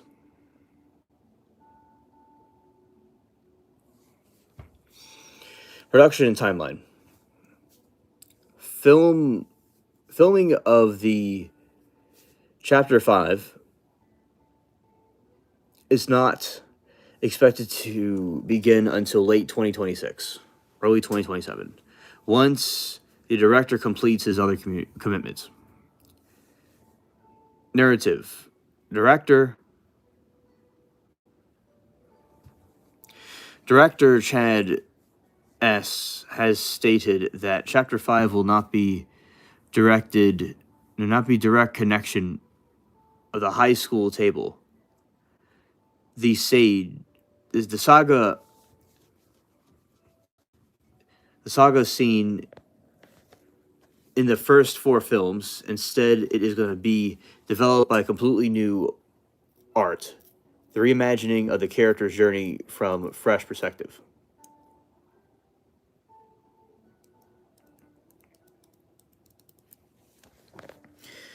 Perhaps they do have a physical body, but they are able to protect their consciousness. Oh, I believe they're able to project their consciousness. They're able to project their consciousness.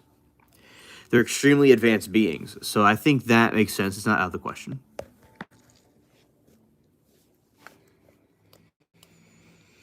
Keanu Reeves returned to Keanu Reeves is confirmed to be returning as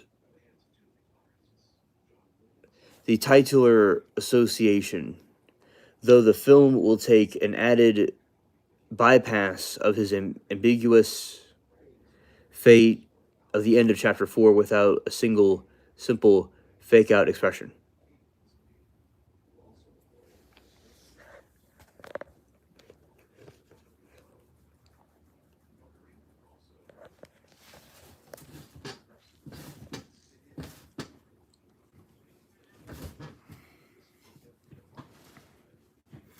All right, Keanu Reeves returns is confirmed to return as the titular assassin, though they will likely address the ambiguity of the fate at the end of chapter 4 without a fake expression. A lot of people will catch on to it.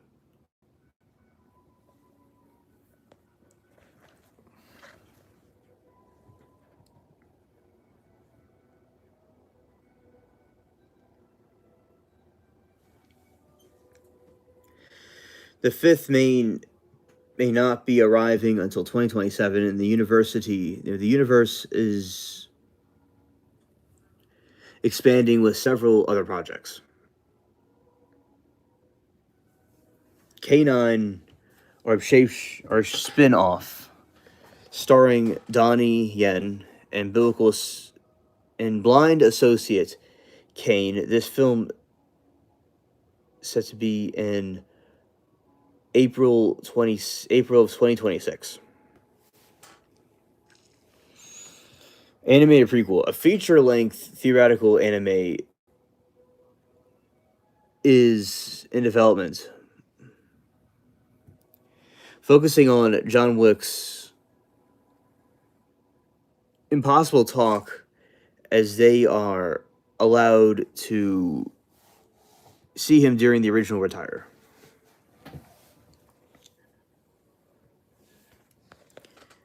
Right. So that would be pretty cool to see him back in the movies again. And it'd be definitely a sight to see. He was good in The Matrix. That movie was well done.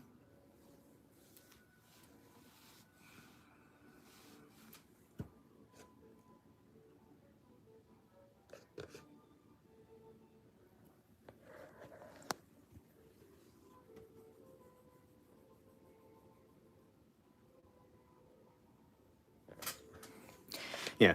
Anyway, so let's see. Black says, "Can you?" All right. Anyway, so yeah, that is about. Thank you, Falcon. Thank you, Falcon. Yeah, I leaned over for a moment. I lost my balance, but yeah.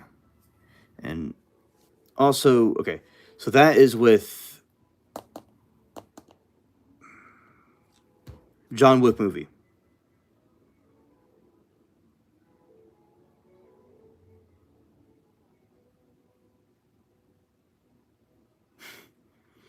All right, Chad, understood. Mm-hmm.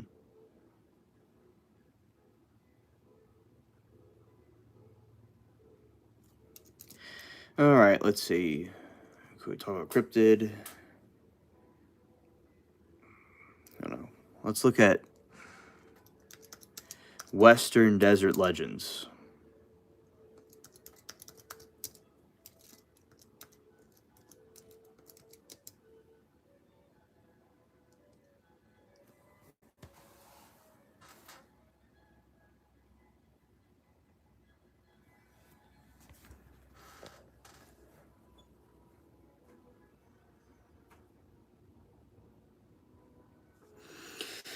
American West's vast deserts have birthed unique blend of indigenous mythology, frontier ghost stories, and strange modern cryptids.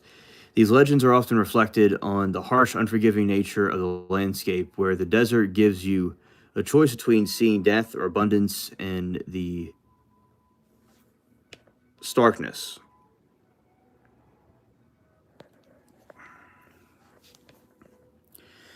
Famous stories and spirits. The Red Ghost of Arizona. First sighted in 1883, this demon was described as a fierce, blood red beast ridden by a dead man.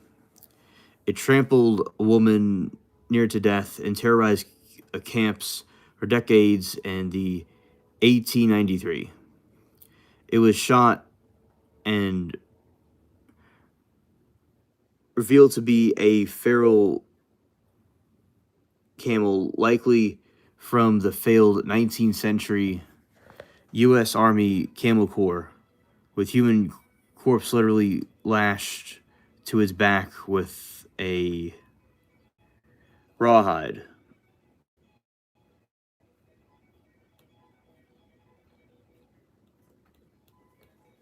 Interesting.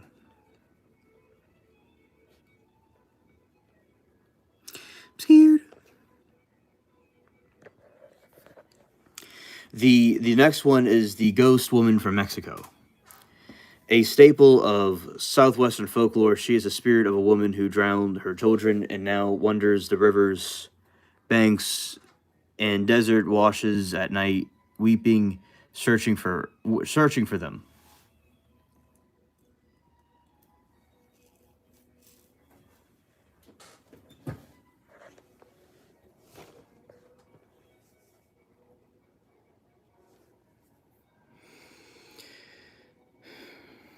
Lady in Blue.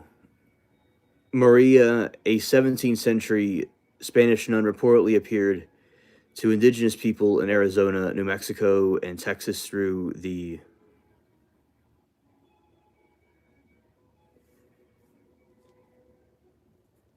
physical leaving Spain.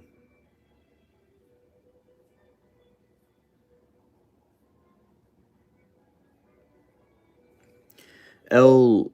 Let's see, the headless horseman, a headless figure to haunt the western nights, particularly along the Pesco's River in Texas during a horse ride with eyes like red hot coals.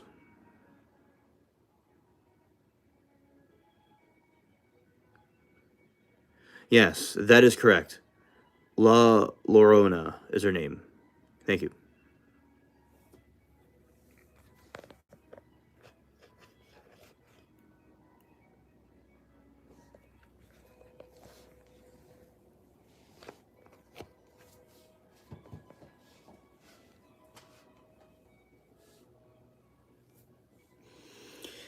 Thunderbird, so this is the mythical creatures and cryptids.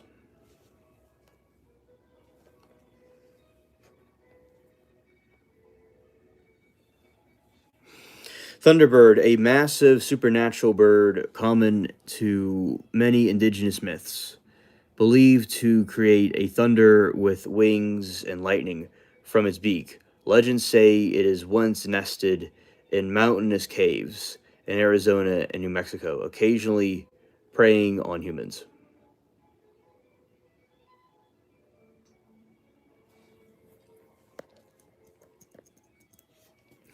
The Ane, the Navajo alien gods, a group of primordial monsters from the Navajo tradition, including Easto, a titanic god with flint armor who drank entire lakes dry. Traveling Stone, a living rolling rock that pursued and crushed people.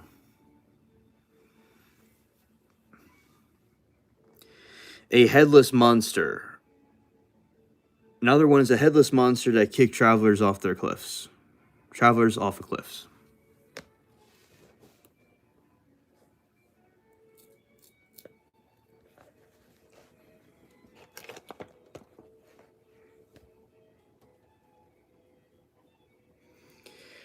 The Cactus Cat, a fearsome critter with a thorny fur and sharp bone blades on its arms, used to slash cacti. It supposedly drinks the fermented sap and yoles through the desert night.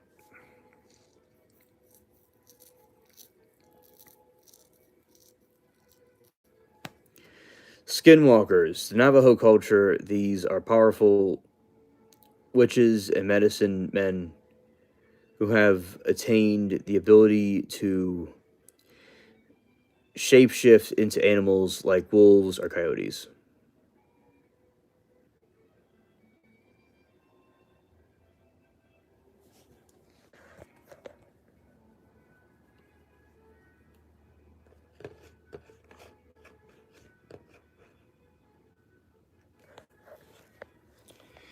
Lost Treasure and Ghost Towns is next.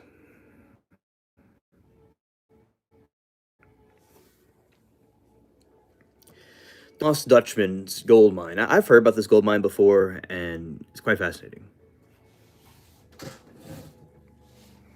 Okay, the the Lost Dutchman's gold mine, perhaps the most famous Western legend, is the fabled rich vein of gold that is hidden in Arizona's Super Superstition Mountains is named after Jacob Waltz, who allegedly died with a sandbag full of gold, never to be recovered in the mine's location.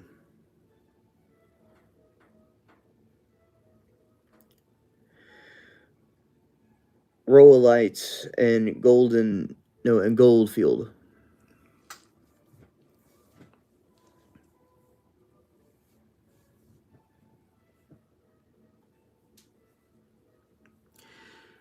Ghost towns like Rhyolites and Goldfield, Nevada, were once opulent cities with open houses and electricity that vanished into the shells of their former selves with within a decade.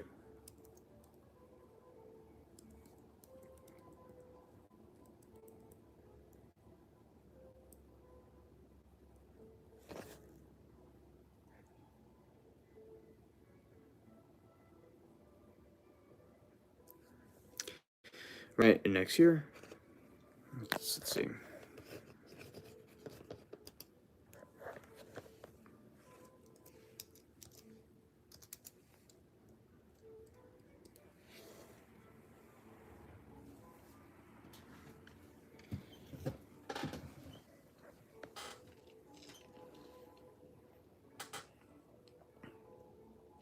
Deserts of Southwest are home to two of the most enduring treasure mysteries in American history: the cursed gold of the superstition of mountains and elusive lost veins of Nevada.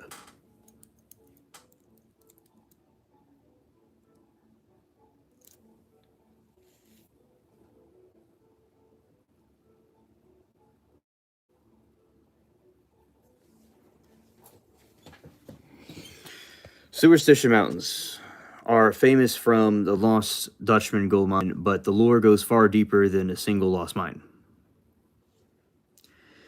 The Apache curse, the Akimel, okay, the which is also called Pima. The Apache people traditionally viewed these mountains as cursed place where and home of powerful thunder gods. It is believed that those who disrespect the land or seek its gold face deadly curse, explaining the hundreds of unexplained deaths and disappearances over the last century. The Peralata massacre. In 1840s, the Peralata family from Mexico allegedly discovered the rich gold veins, according to legend, and they were ambushed and slaughtered by Apaches at the massacre grounds while trying to transport gold out.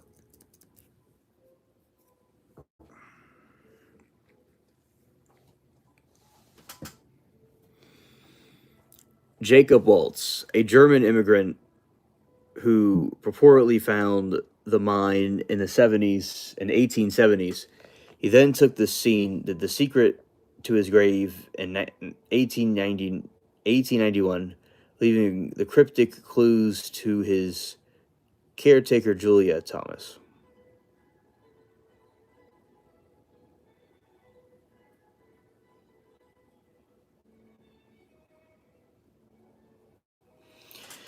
All right, Weaver's Needle. This 1,000-foot volcanic spire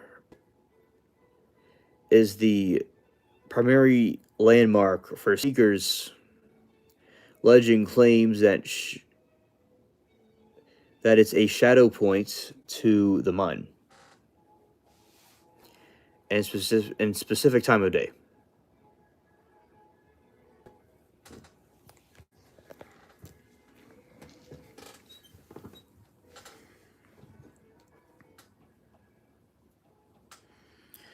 Perpetua stones. My- Mysterious stone maps from the mountains that some believe provide real directions to the hidden Paralata gold catches.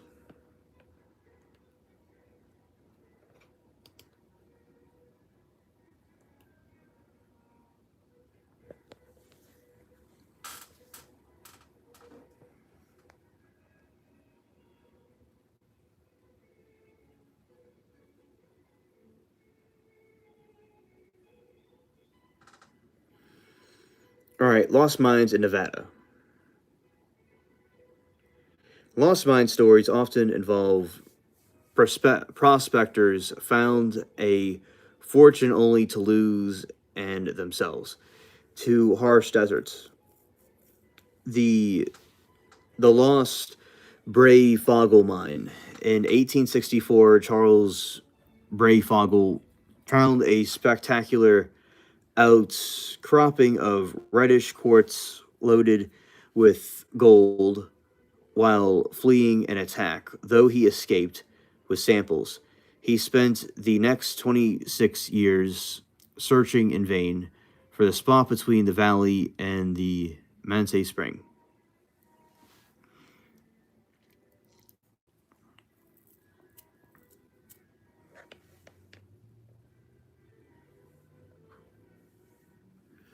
The Lost Skull Ledge. A prospector named Cody reportedly found a rich vein while seeking shelter in an abandoned mine shaft.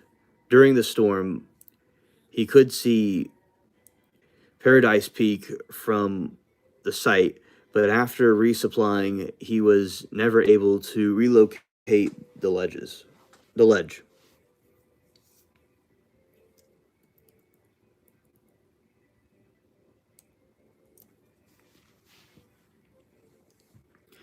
Taibo stashes. Near the charcoal kilns, the Taibo are two separate legends. Persist of a gambler who buried three grand in winnings, and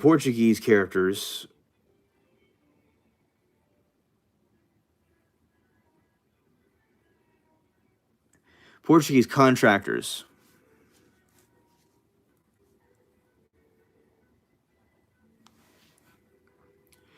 And then following the 1913 flash flood, two safety, two safes filled with gold coins were allegedly washed away and buried in a muck of gold field where they remain to this day.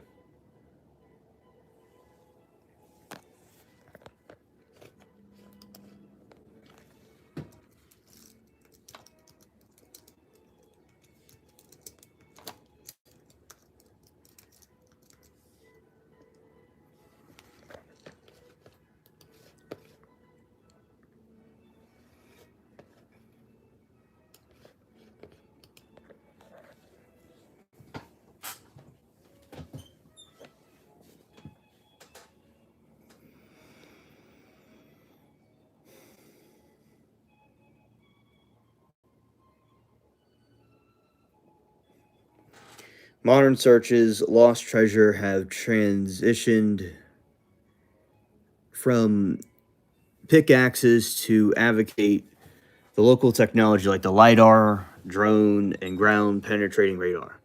These tools, rugged terrain in American West remains as dangerous as it was the original prospectors.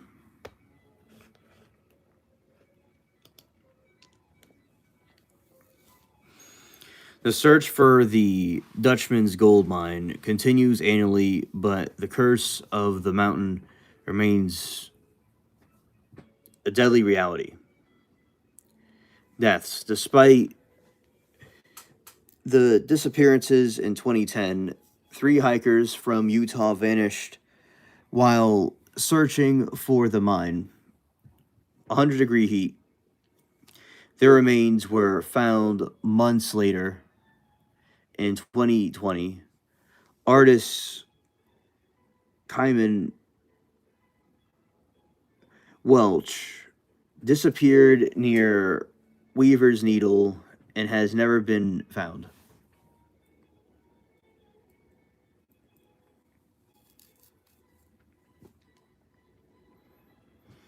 Sargo says the treasure of Sierra Madre is an old film with Humphrey Bogart about the mountain and the treasure. Okay, thank you, Sargo. I'll have to check that out.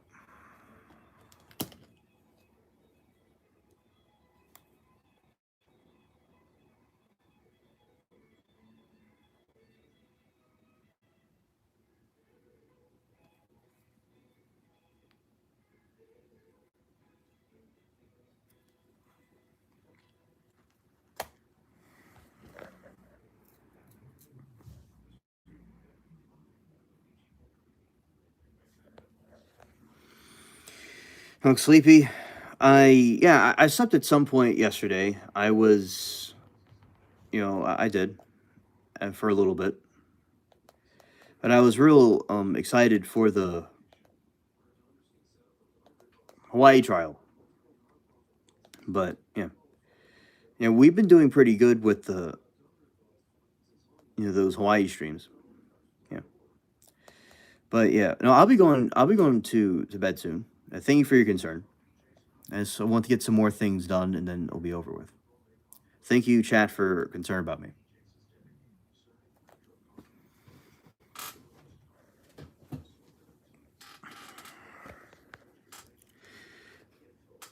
It's a bigger audience than it used to be, but oh, hey, Frosty, welcome, welcome to the stream. Yeah, we were. It's a bigger audience now than it used to be, but I used to do these reading things all night long until like for hours. As people like that stuff, they like listening to it while they do different things.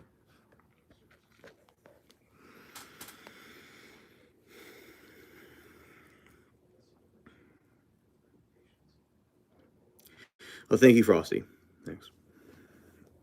All right. The Lost Mines of Nevada. In Nevada, modern searches focus on the intersection of historical mining districts and elusive outcroppings.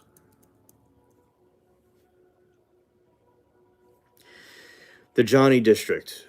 Many modern researchers believe Charles Breyfogle actually found the Johnny Mine in North Pararump, though hobbyists still scout that the area northeast of Death Valley of the original reddish quartz he described.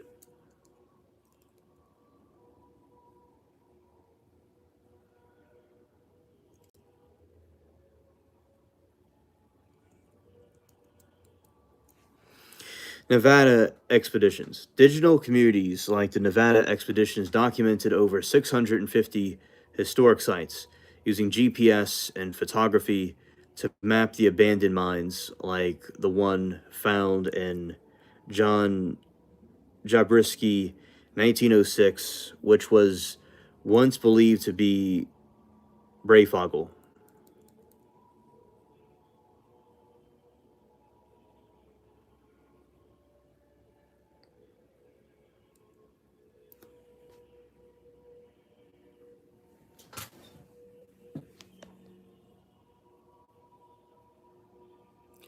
Permits required. Searching for treasure troves, deliberately hidden money, or gems. A national forest land in Toronto, no, not Toronto, but Tonto National Forest requires special uses of permit. Okay, and let's see here. Okay, it's the LiDAR technology. That's a wrong thing.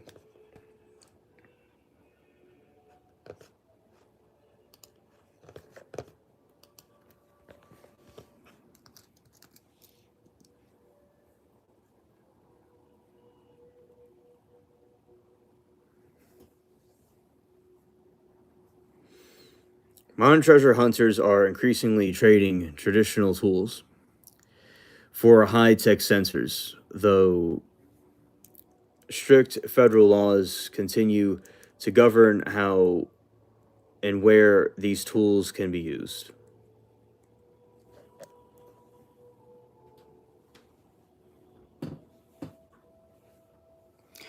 The LiDAR, light detection ranging, has revolutionized the search for hidden sites by using the plush laser to create a highly accelerate 3D maps of Earth's surface. X-ray vision for the terrain by firing up to 150,000 pulses per second from drone or plane LiDAR can peel back a dense desert or forest vegetation. This reveals the subtle anomalies like buried foundations. Ancient road networks are hidden mine shafts that are invisible to naked eye.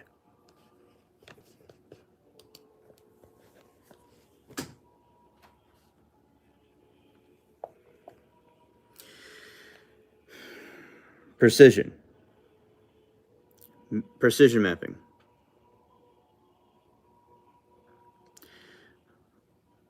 Modern systems can detect features as small as 12 inches with vertical accuracy, 4 to 6 inches, allowing searches to identify man made structures with 85% to 95% success rate. Archaeology. Breakthrough and Southwest researcher use the LIDAR to identify previously unknown ancestral Pueblo villages and massive agricultural systems in New Mexico and Michigan that were once obscured by the landscape.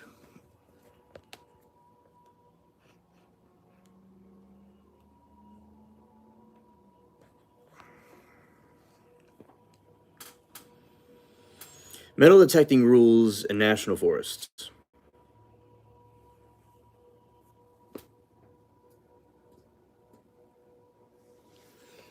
While metal detecting is a popular hobby, its use of national forests and subject to strict federal regulations to protect historic resources. Permit free areas. Howdy, corn dog. Nice to see you.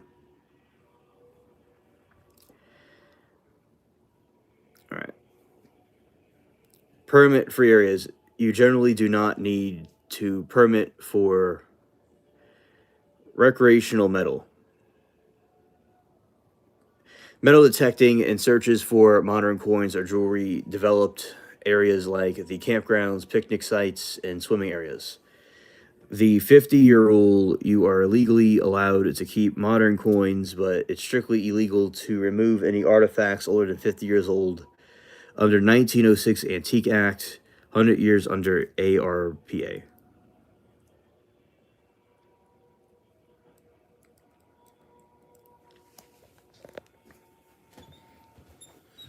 Archaeological sites are off limits. Metal detecting is prohibited, and knowing undiscovered archaeology.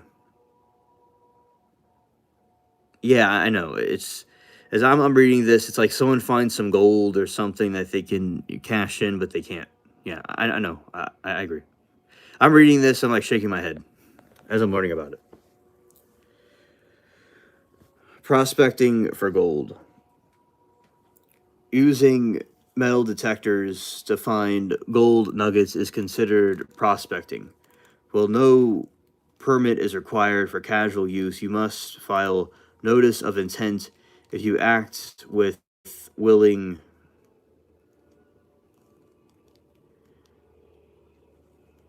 Okay, notice if you with willing to disrupt land, digging large holes using mechanized equipment.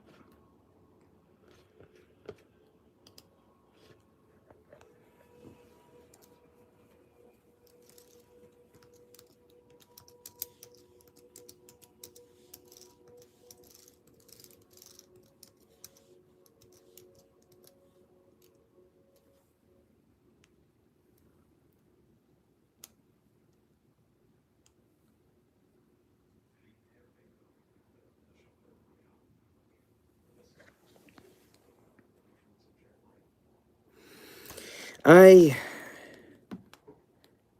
It's an interest of mine, the metal detecting. I think it's interesting. Right now, we're looking at old west treasure stories, mysteries that weren't solved, and going into how that is done. But I do think it's an interesting topic to learn about and something I'd be interested to do later.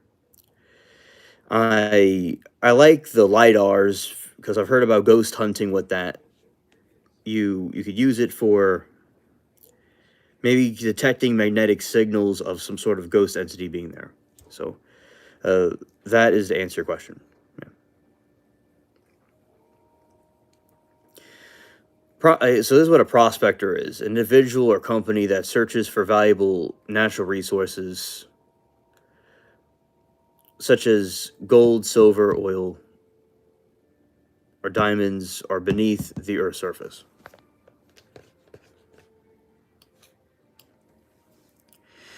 I have not done that before, but one time I was in a chat room talking to some of my friends about it, and they were explaining to me an interesting concept that just captivated me. I watched it on YouTube, people on YouTube searching abandoned places and stuff, but the thing that happens is in these situations is that it was a way of recording a ghost sighting without any paranormal or spiritual stuff. Like like people use spiritual stuff or occultic things, say like there's something there and use like an EMF detector, something like that, and a LiDAR. That way you can map that there's some sort of ghost in a house scientifically to prove to the skeptics that there's something there. So I just thought that was an interesting concept to discover one day and go, okay, this is the scientific data that there's a ghost, that there's something spiritual because it's an electrical signal of some kind. Right. While the term is most famously associated with rugged lone explorers in the 19th century, gold rushes to describe anyone that performed okay SLS cameras, especially Xbox concrete camera or kinetic. Okay, thank you. Good to know. Gold rushes is described as anyone performing the initial stage of mineral discovery before full scale mining operation begins.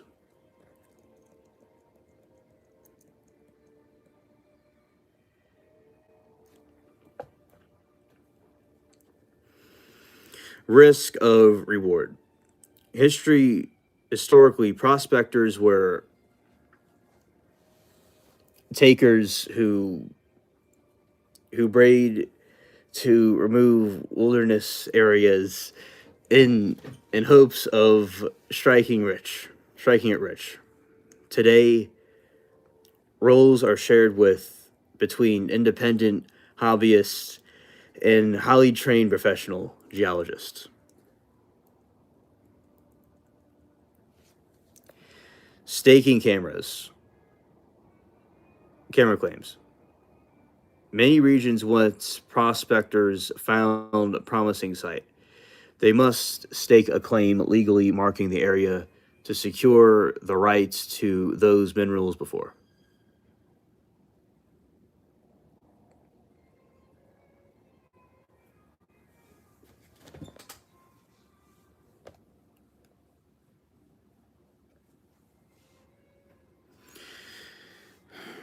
Historical prospector tools: gold pans, picks, shovels, and sluice boxes. Modern prospector: metal detectors, LiDAR drones, and satellite imagery. Scientific basis: direct observation of float, loose ore in riverbeds. Geophysical surveys, geochemical soil analysts, and AI mapping. Transportation: mules, horses, or walking on foot. Jeep helicopters are all terrain vehicles.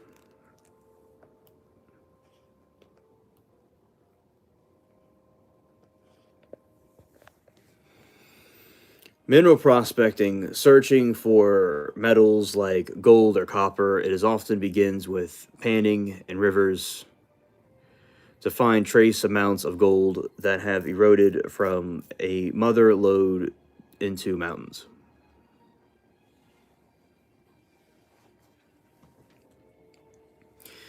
Bioprospecting, the search for biological or geological resources in nature that can be used for commercial purposes like new medicines.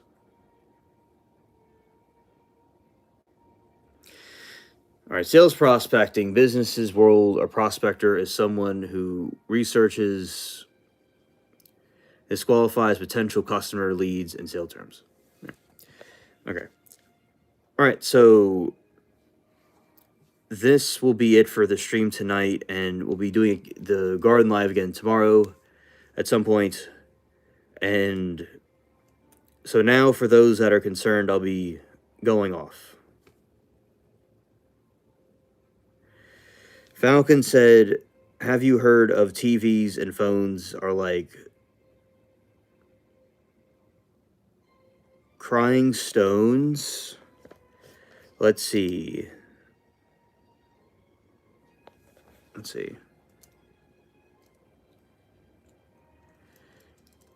TVs, phones, crying stones.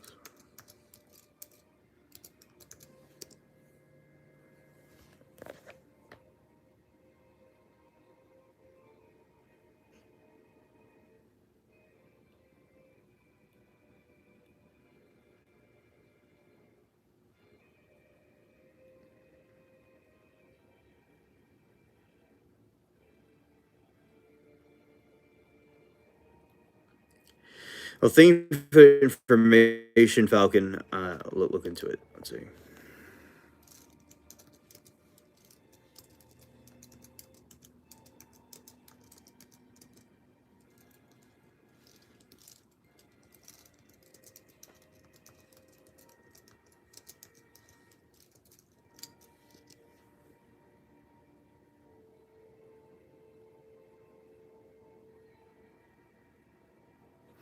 They share surprising similarities through physical components, symbolic metaphors, and virtual myths. Okay, let's see. Every smartphone, okay, forensic quartz. Every smartphone digital TV contains a quartz crystal. That's what was used in some UFOs, by the way. These acts as devices, heartbeat vibrations, as precise frequencies and regulations, timing. The process without these specific materials, your screen would not turn on, your phone could not connect to the network. Crystalline silicon. Modern electronics are built with silicon crystals growing in laboratory settings to create a semiconductors that power internal logic. That is very interesting. Black mirror metaphors. Spiritual folklore context screens are like compared to crying or crying stones. The scrying mirror. Some modern observers compare the smartphone's digital scrying mirror, a reflection of the surface used to divination perceive visions when turned off. Black glass of TV phone creates a black mirror effect when some cultures viewed as portal into digital spiritual realm. Yes, I completely agree with you, Falcon, and I've even talked on the show before that the TVs, in Hollywood or, media companies, it's kind of like it's like magic. Like Disney's like magic.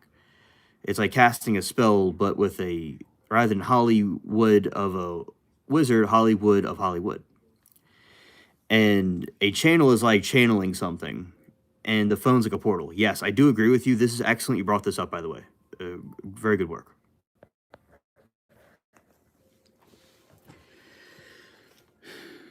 And Black Mirror effect, which subcultures is portal to a spiritual realm.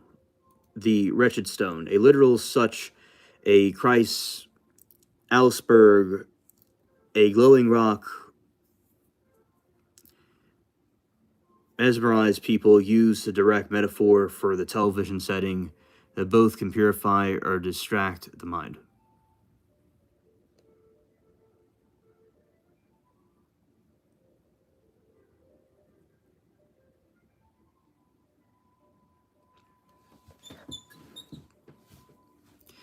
All right.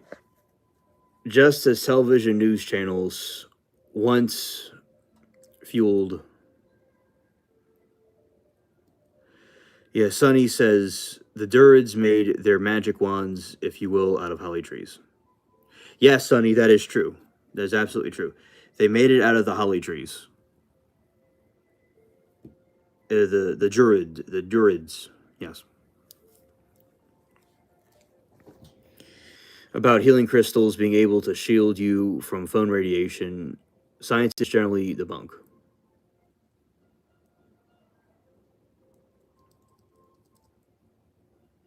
Researchers use the term of hollow smartphone use to interrupt face to face interactions, leading to children crying or acting out, get attention from their parents given to a screen.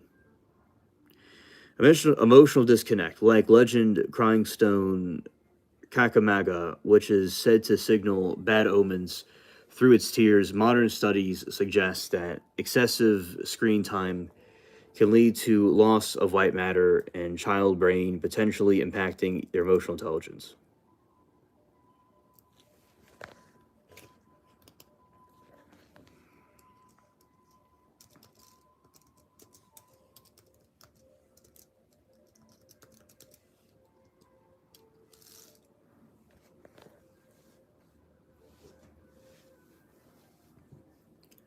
In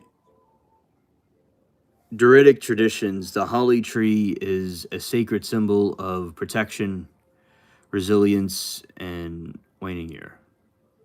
While the oak rules the lighter half of the year, the is the holly king winter representing life force ending.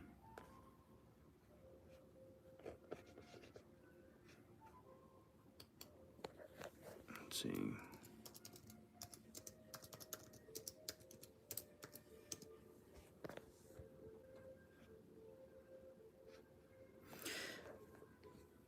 In the Druid modern folklore, Hollywood is one of the most powerful materials for wand making, specifically valued for its fiery energy and protective qualities. While oak represented strength of the sun, holly represented the internal light that burns during the darkest part of the year.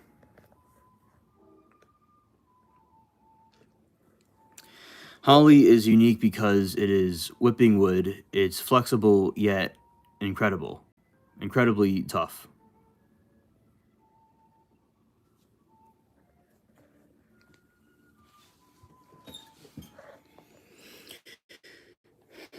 Protections. Banishing its primary use is protection against evil spirits and poisonous energy in folklore. A holly wand is ultimate tool for banishing unwanted entities or breaking curses.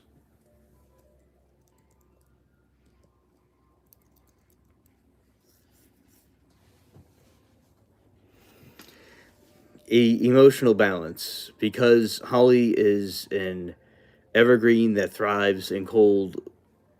Its wood is associated with resilience, controlling one's temper, and help cast the caster stay strong ground during the heated situations. Like Harry Potter, for instance, had lots of resilience. He was, good with that. Warrior wood, the Ogham ancient Irish tree alphabet. Holly is the T9, which translates to fiery or molten metal. It was often used to make the shafts of spears, giving wood a representation for the precision of the directed powers. J.K. Rowling used the holly for Harry Potter's wand specifically because of its traditional reputation for repelling evil, which constrained with Voldemort's U wand associated with death and mortality. The core, Harry's wand was 11 inches. Holly with a phoenix feather core, describes by Ollivander as unusual combination because of the volatile natural holly sometimes conflicts with the detached nature of the phoenix.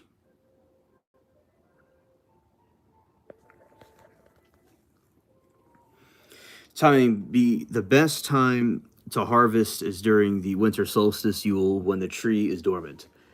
The green cut, Druids believed you should never kill a holly tree. Instead, you ask the tree for a branch, leave an offering, cider or stone, in exchange for the wood. The bark. Some crafters prefer to leave the smooth, pale gray bark on the handle, while others strip to reveal the creamy white Hollywood, which is one of the whitest woods in the world.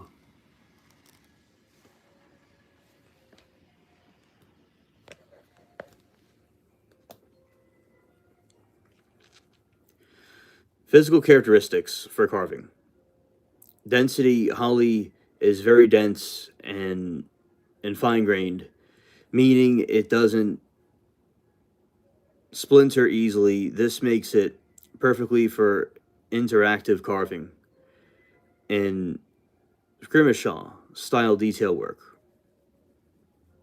Color. When sanded, the polished wood looks more like ivory or bone.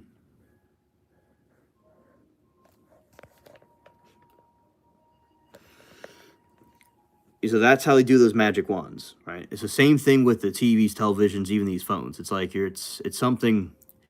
It's a similar type of concept that they did back in the past. You know, for instance, there's a Spanish Armada that was trying to take out England, and I mean, ironically, they're like it was a war between cousins, the Spanish and English. I learned later it was about a war of cousins, but anyway, they were able to.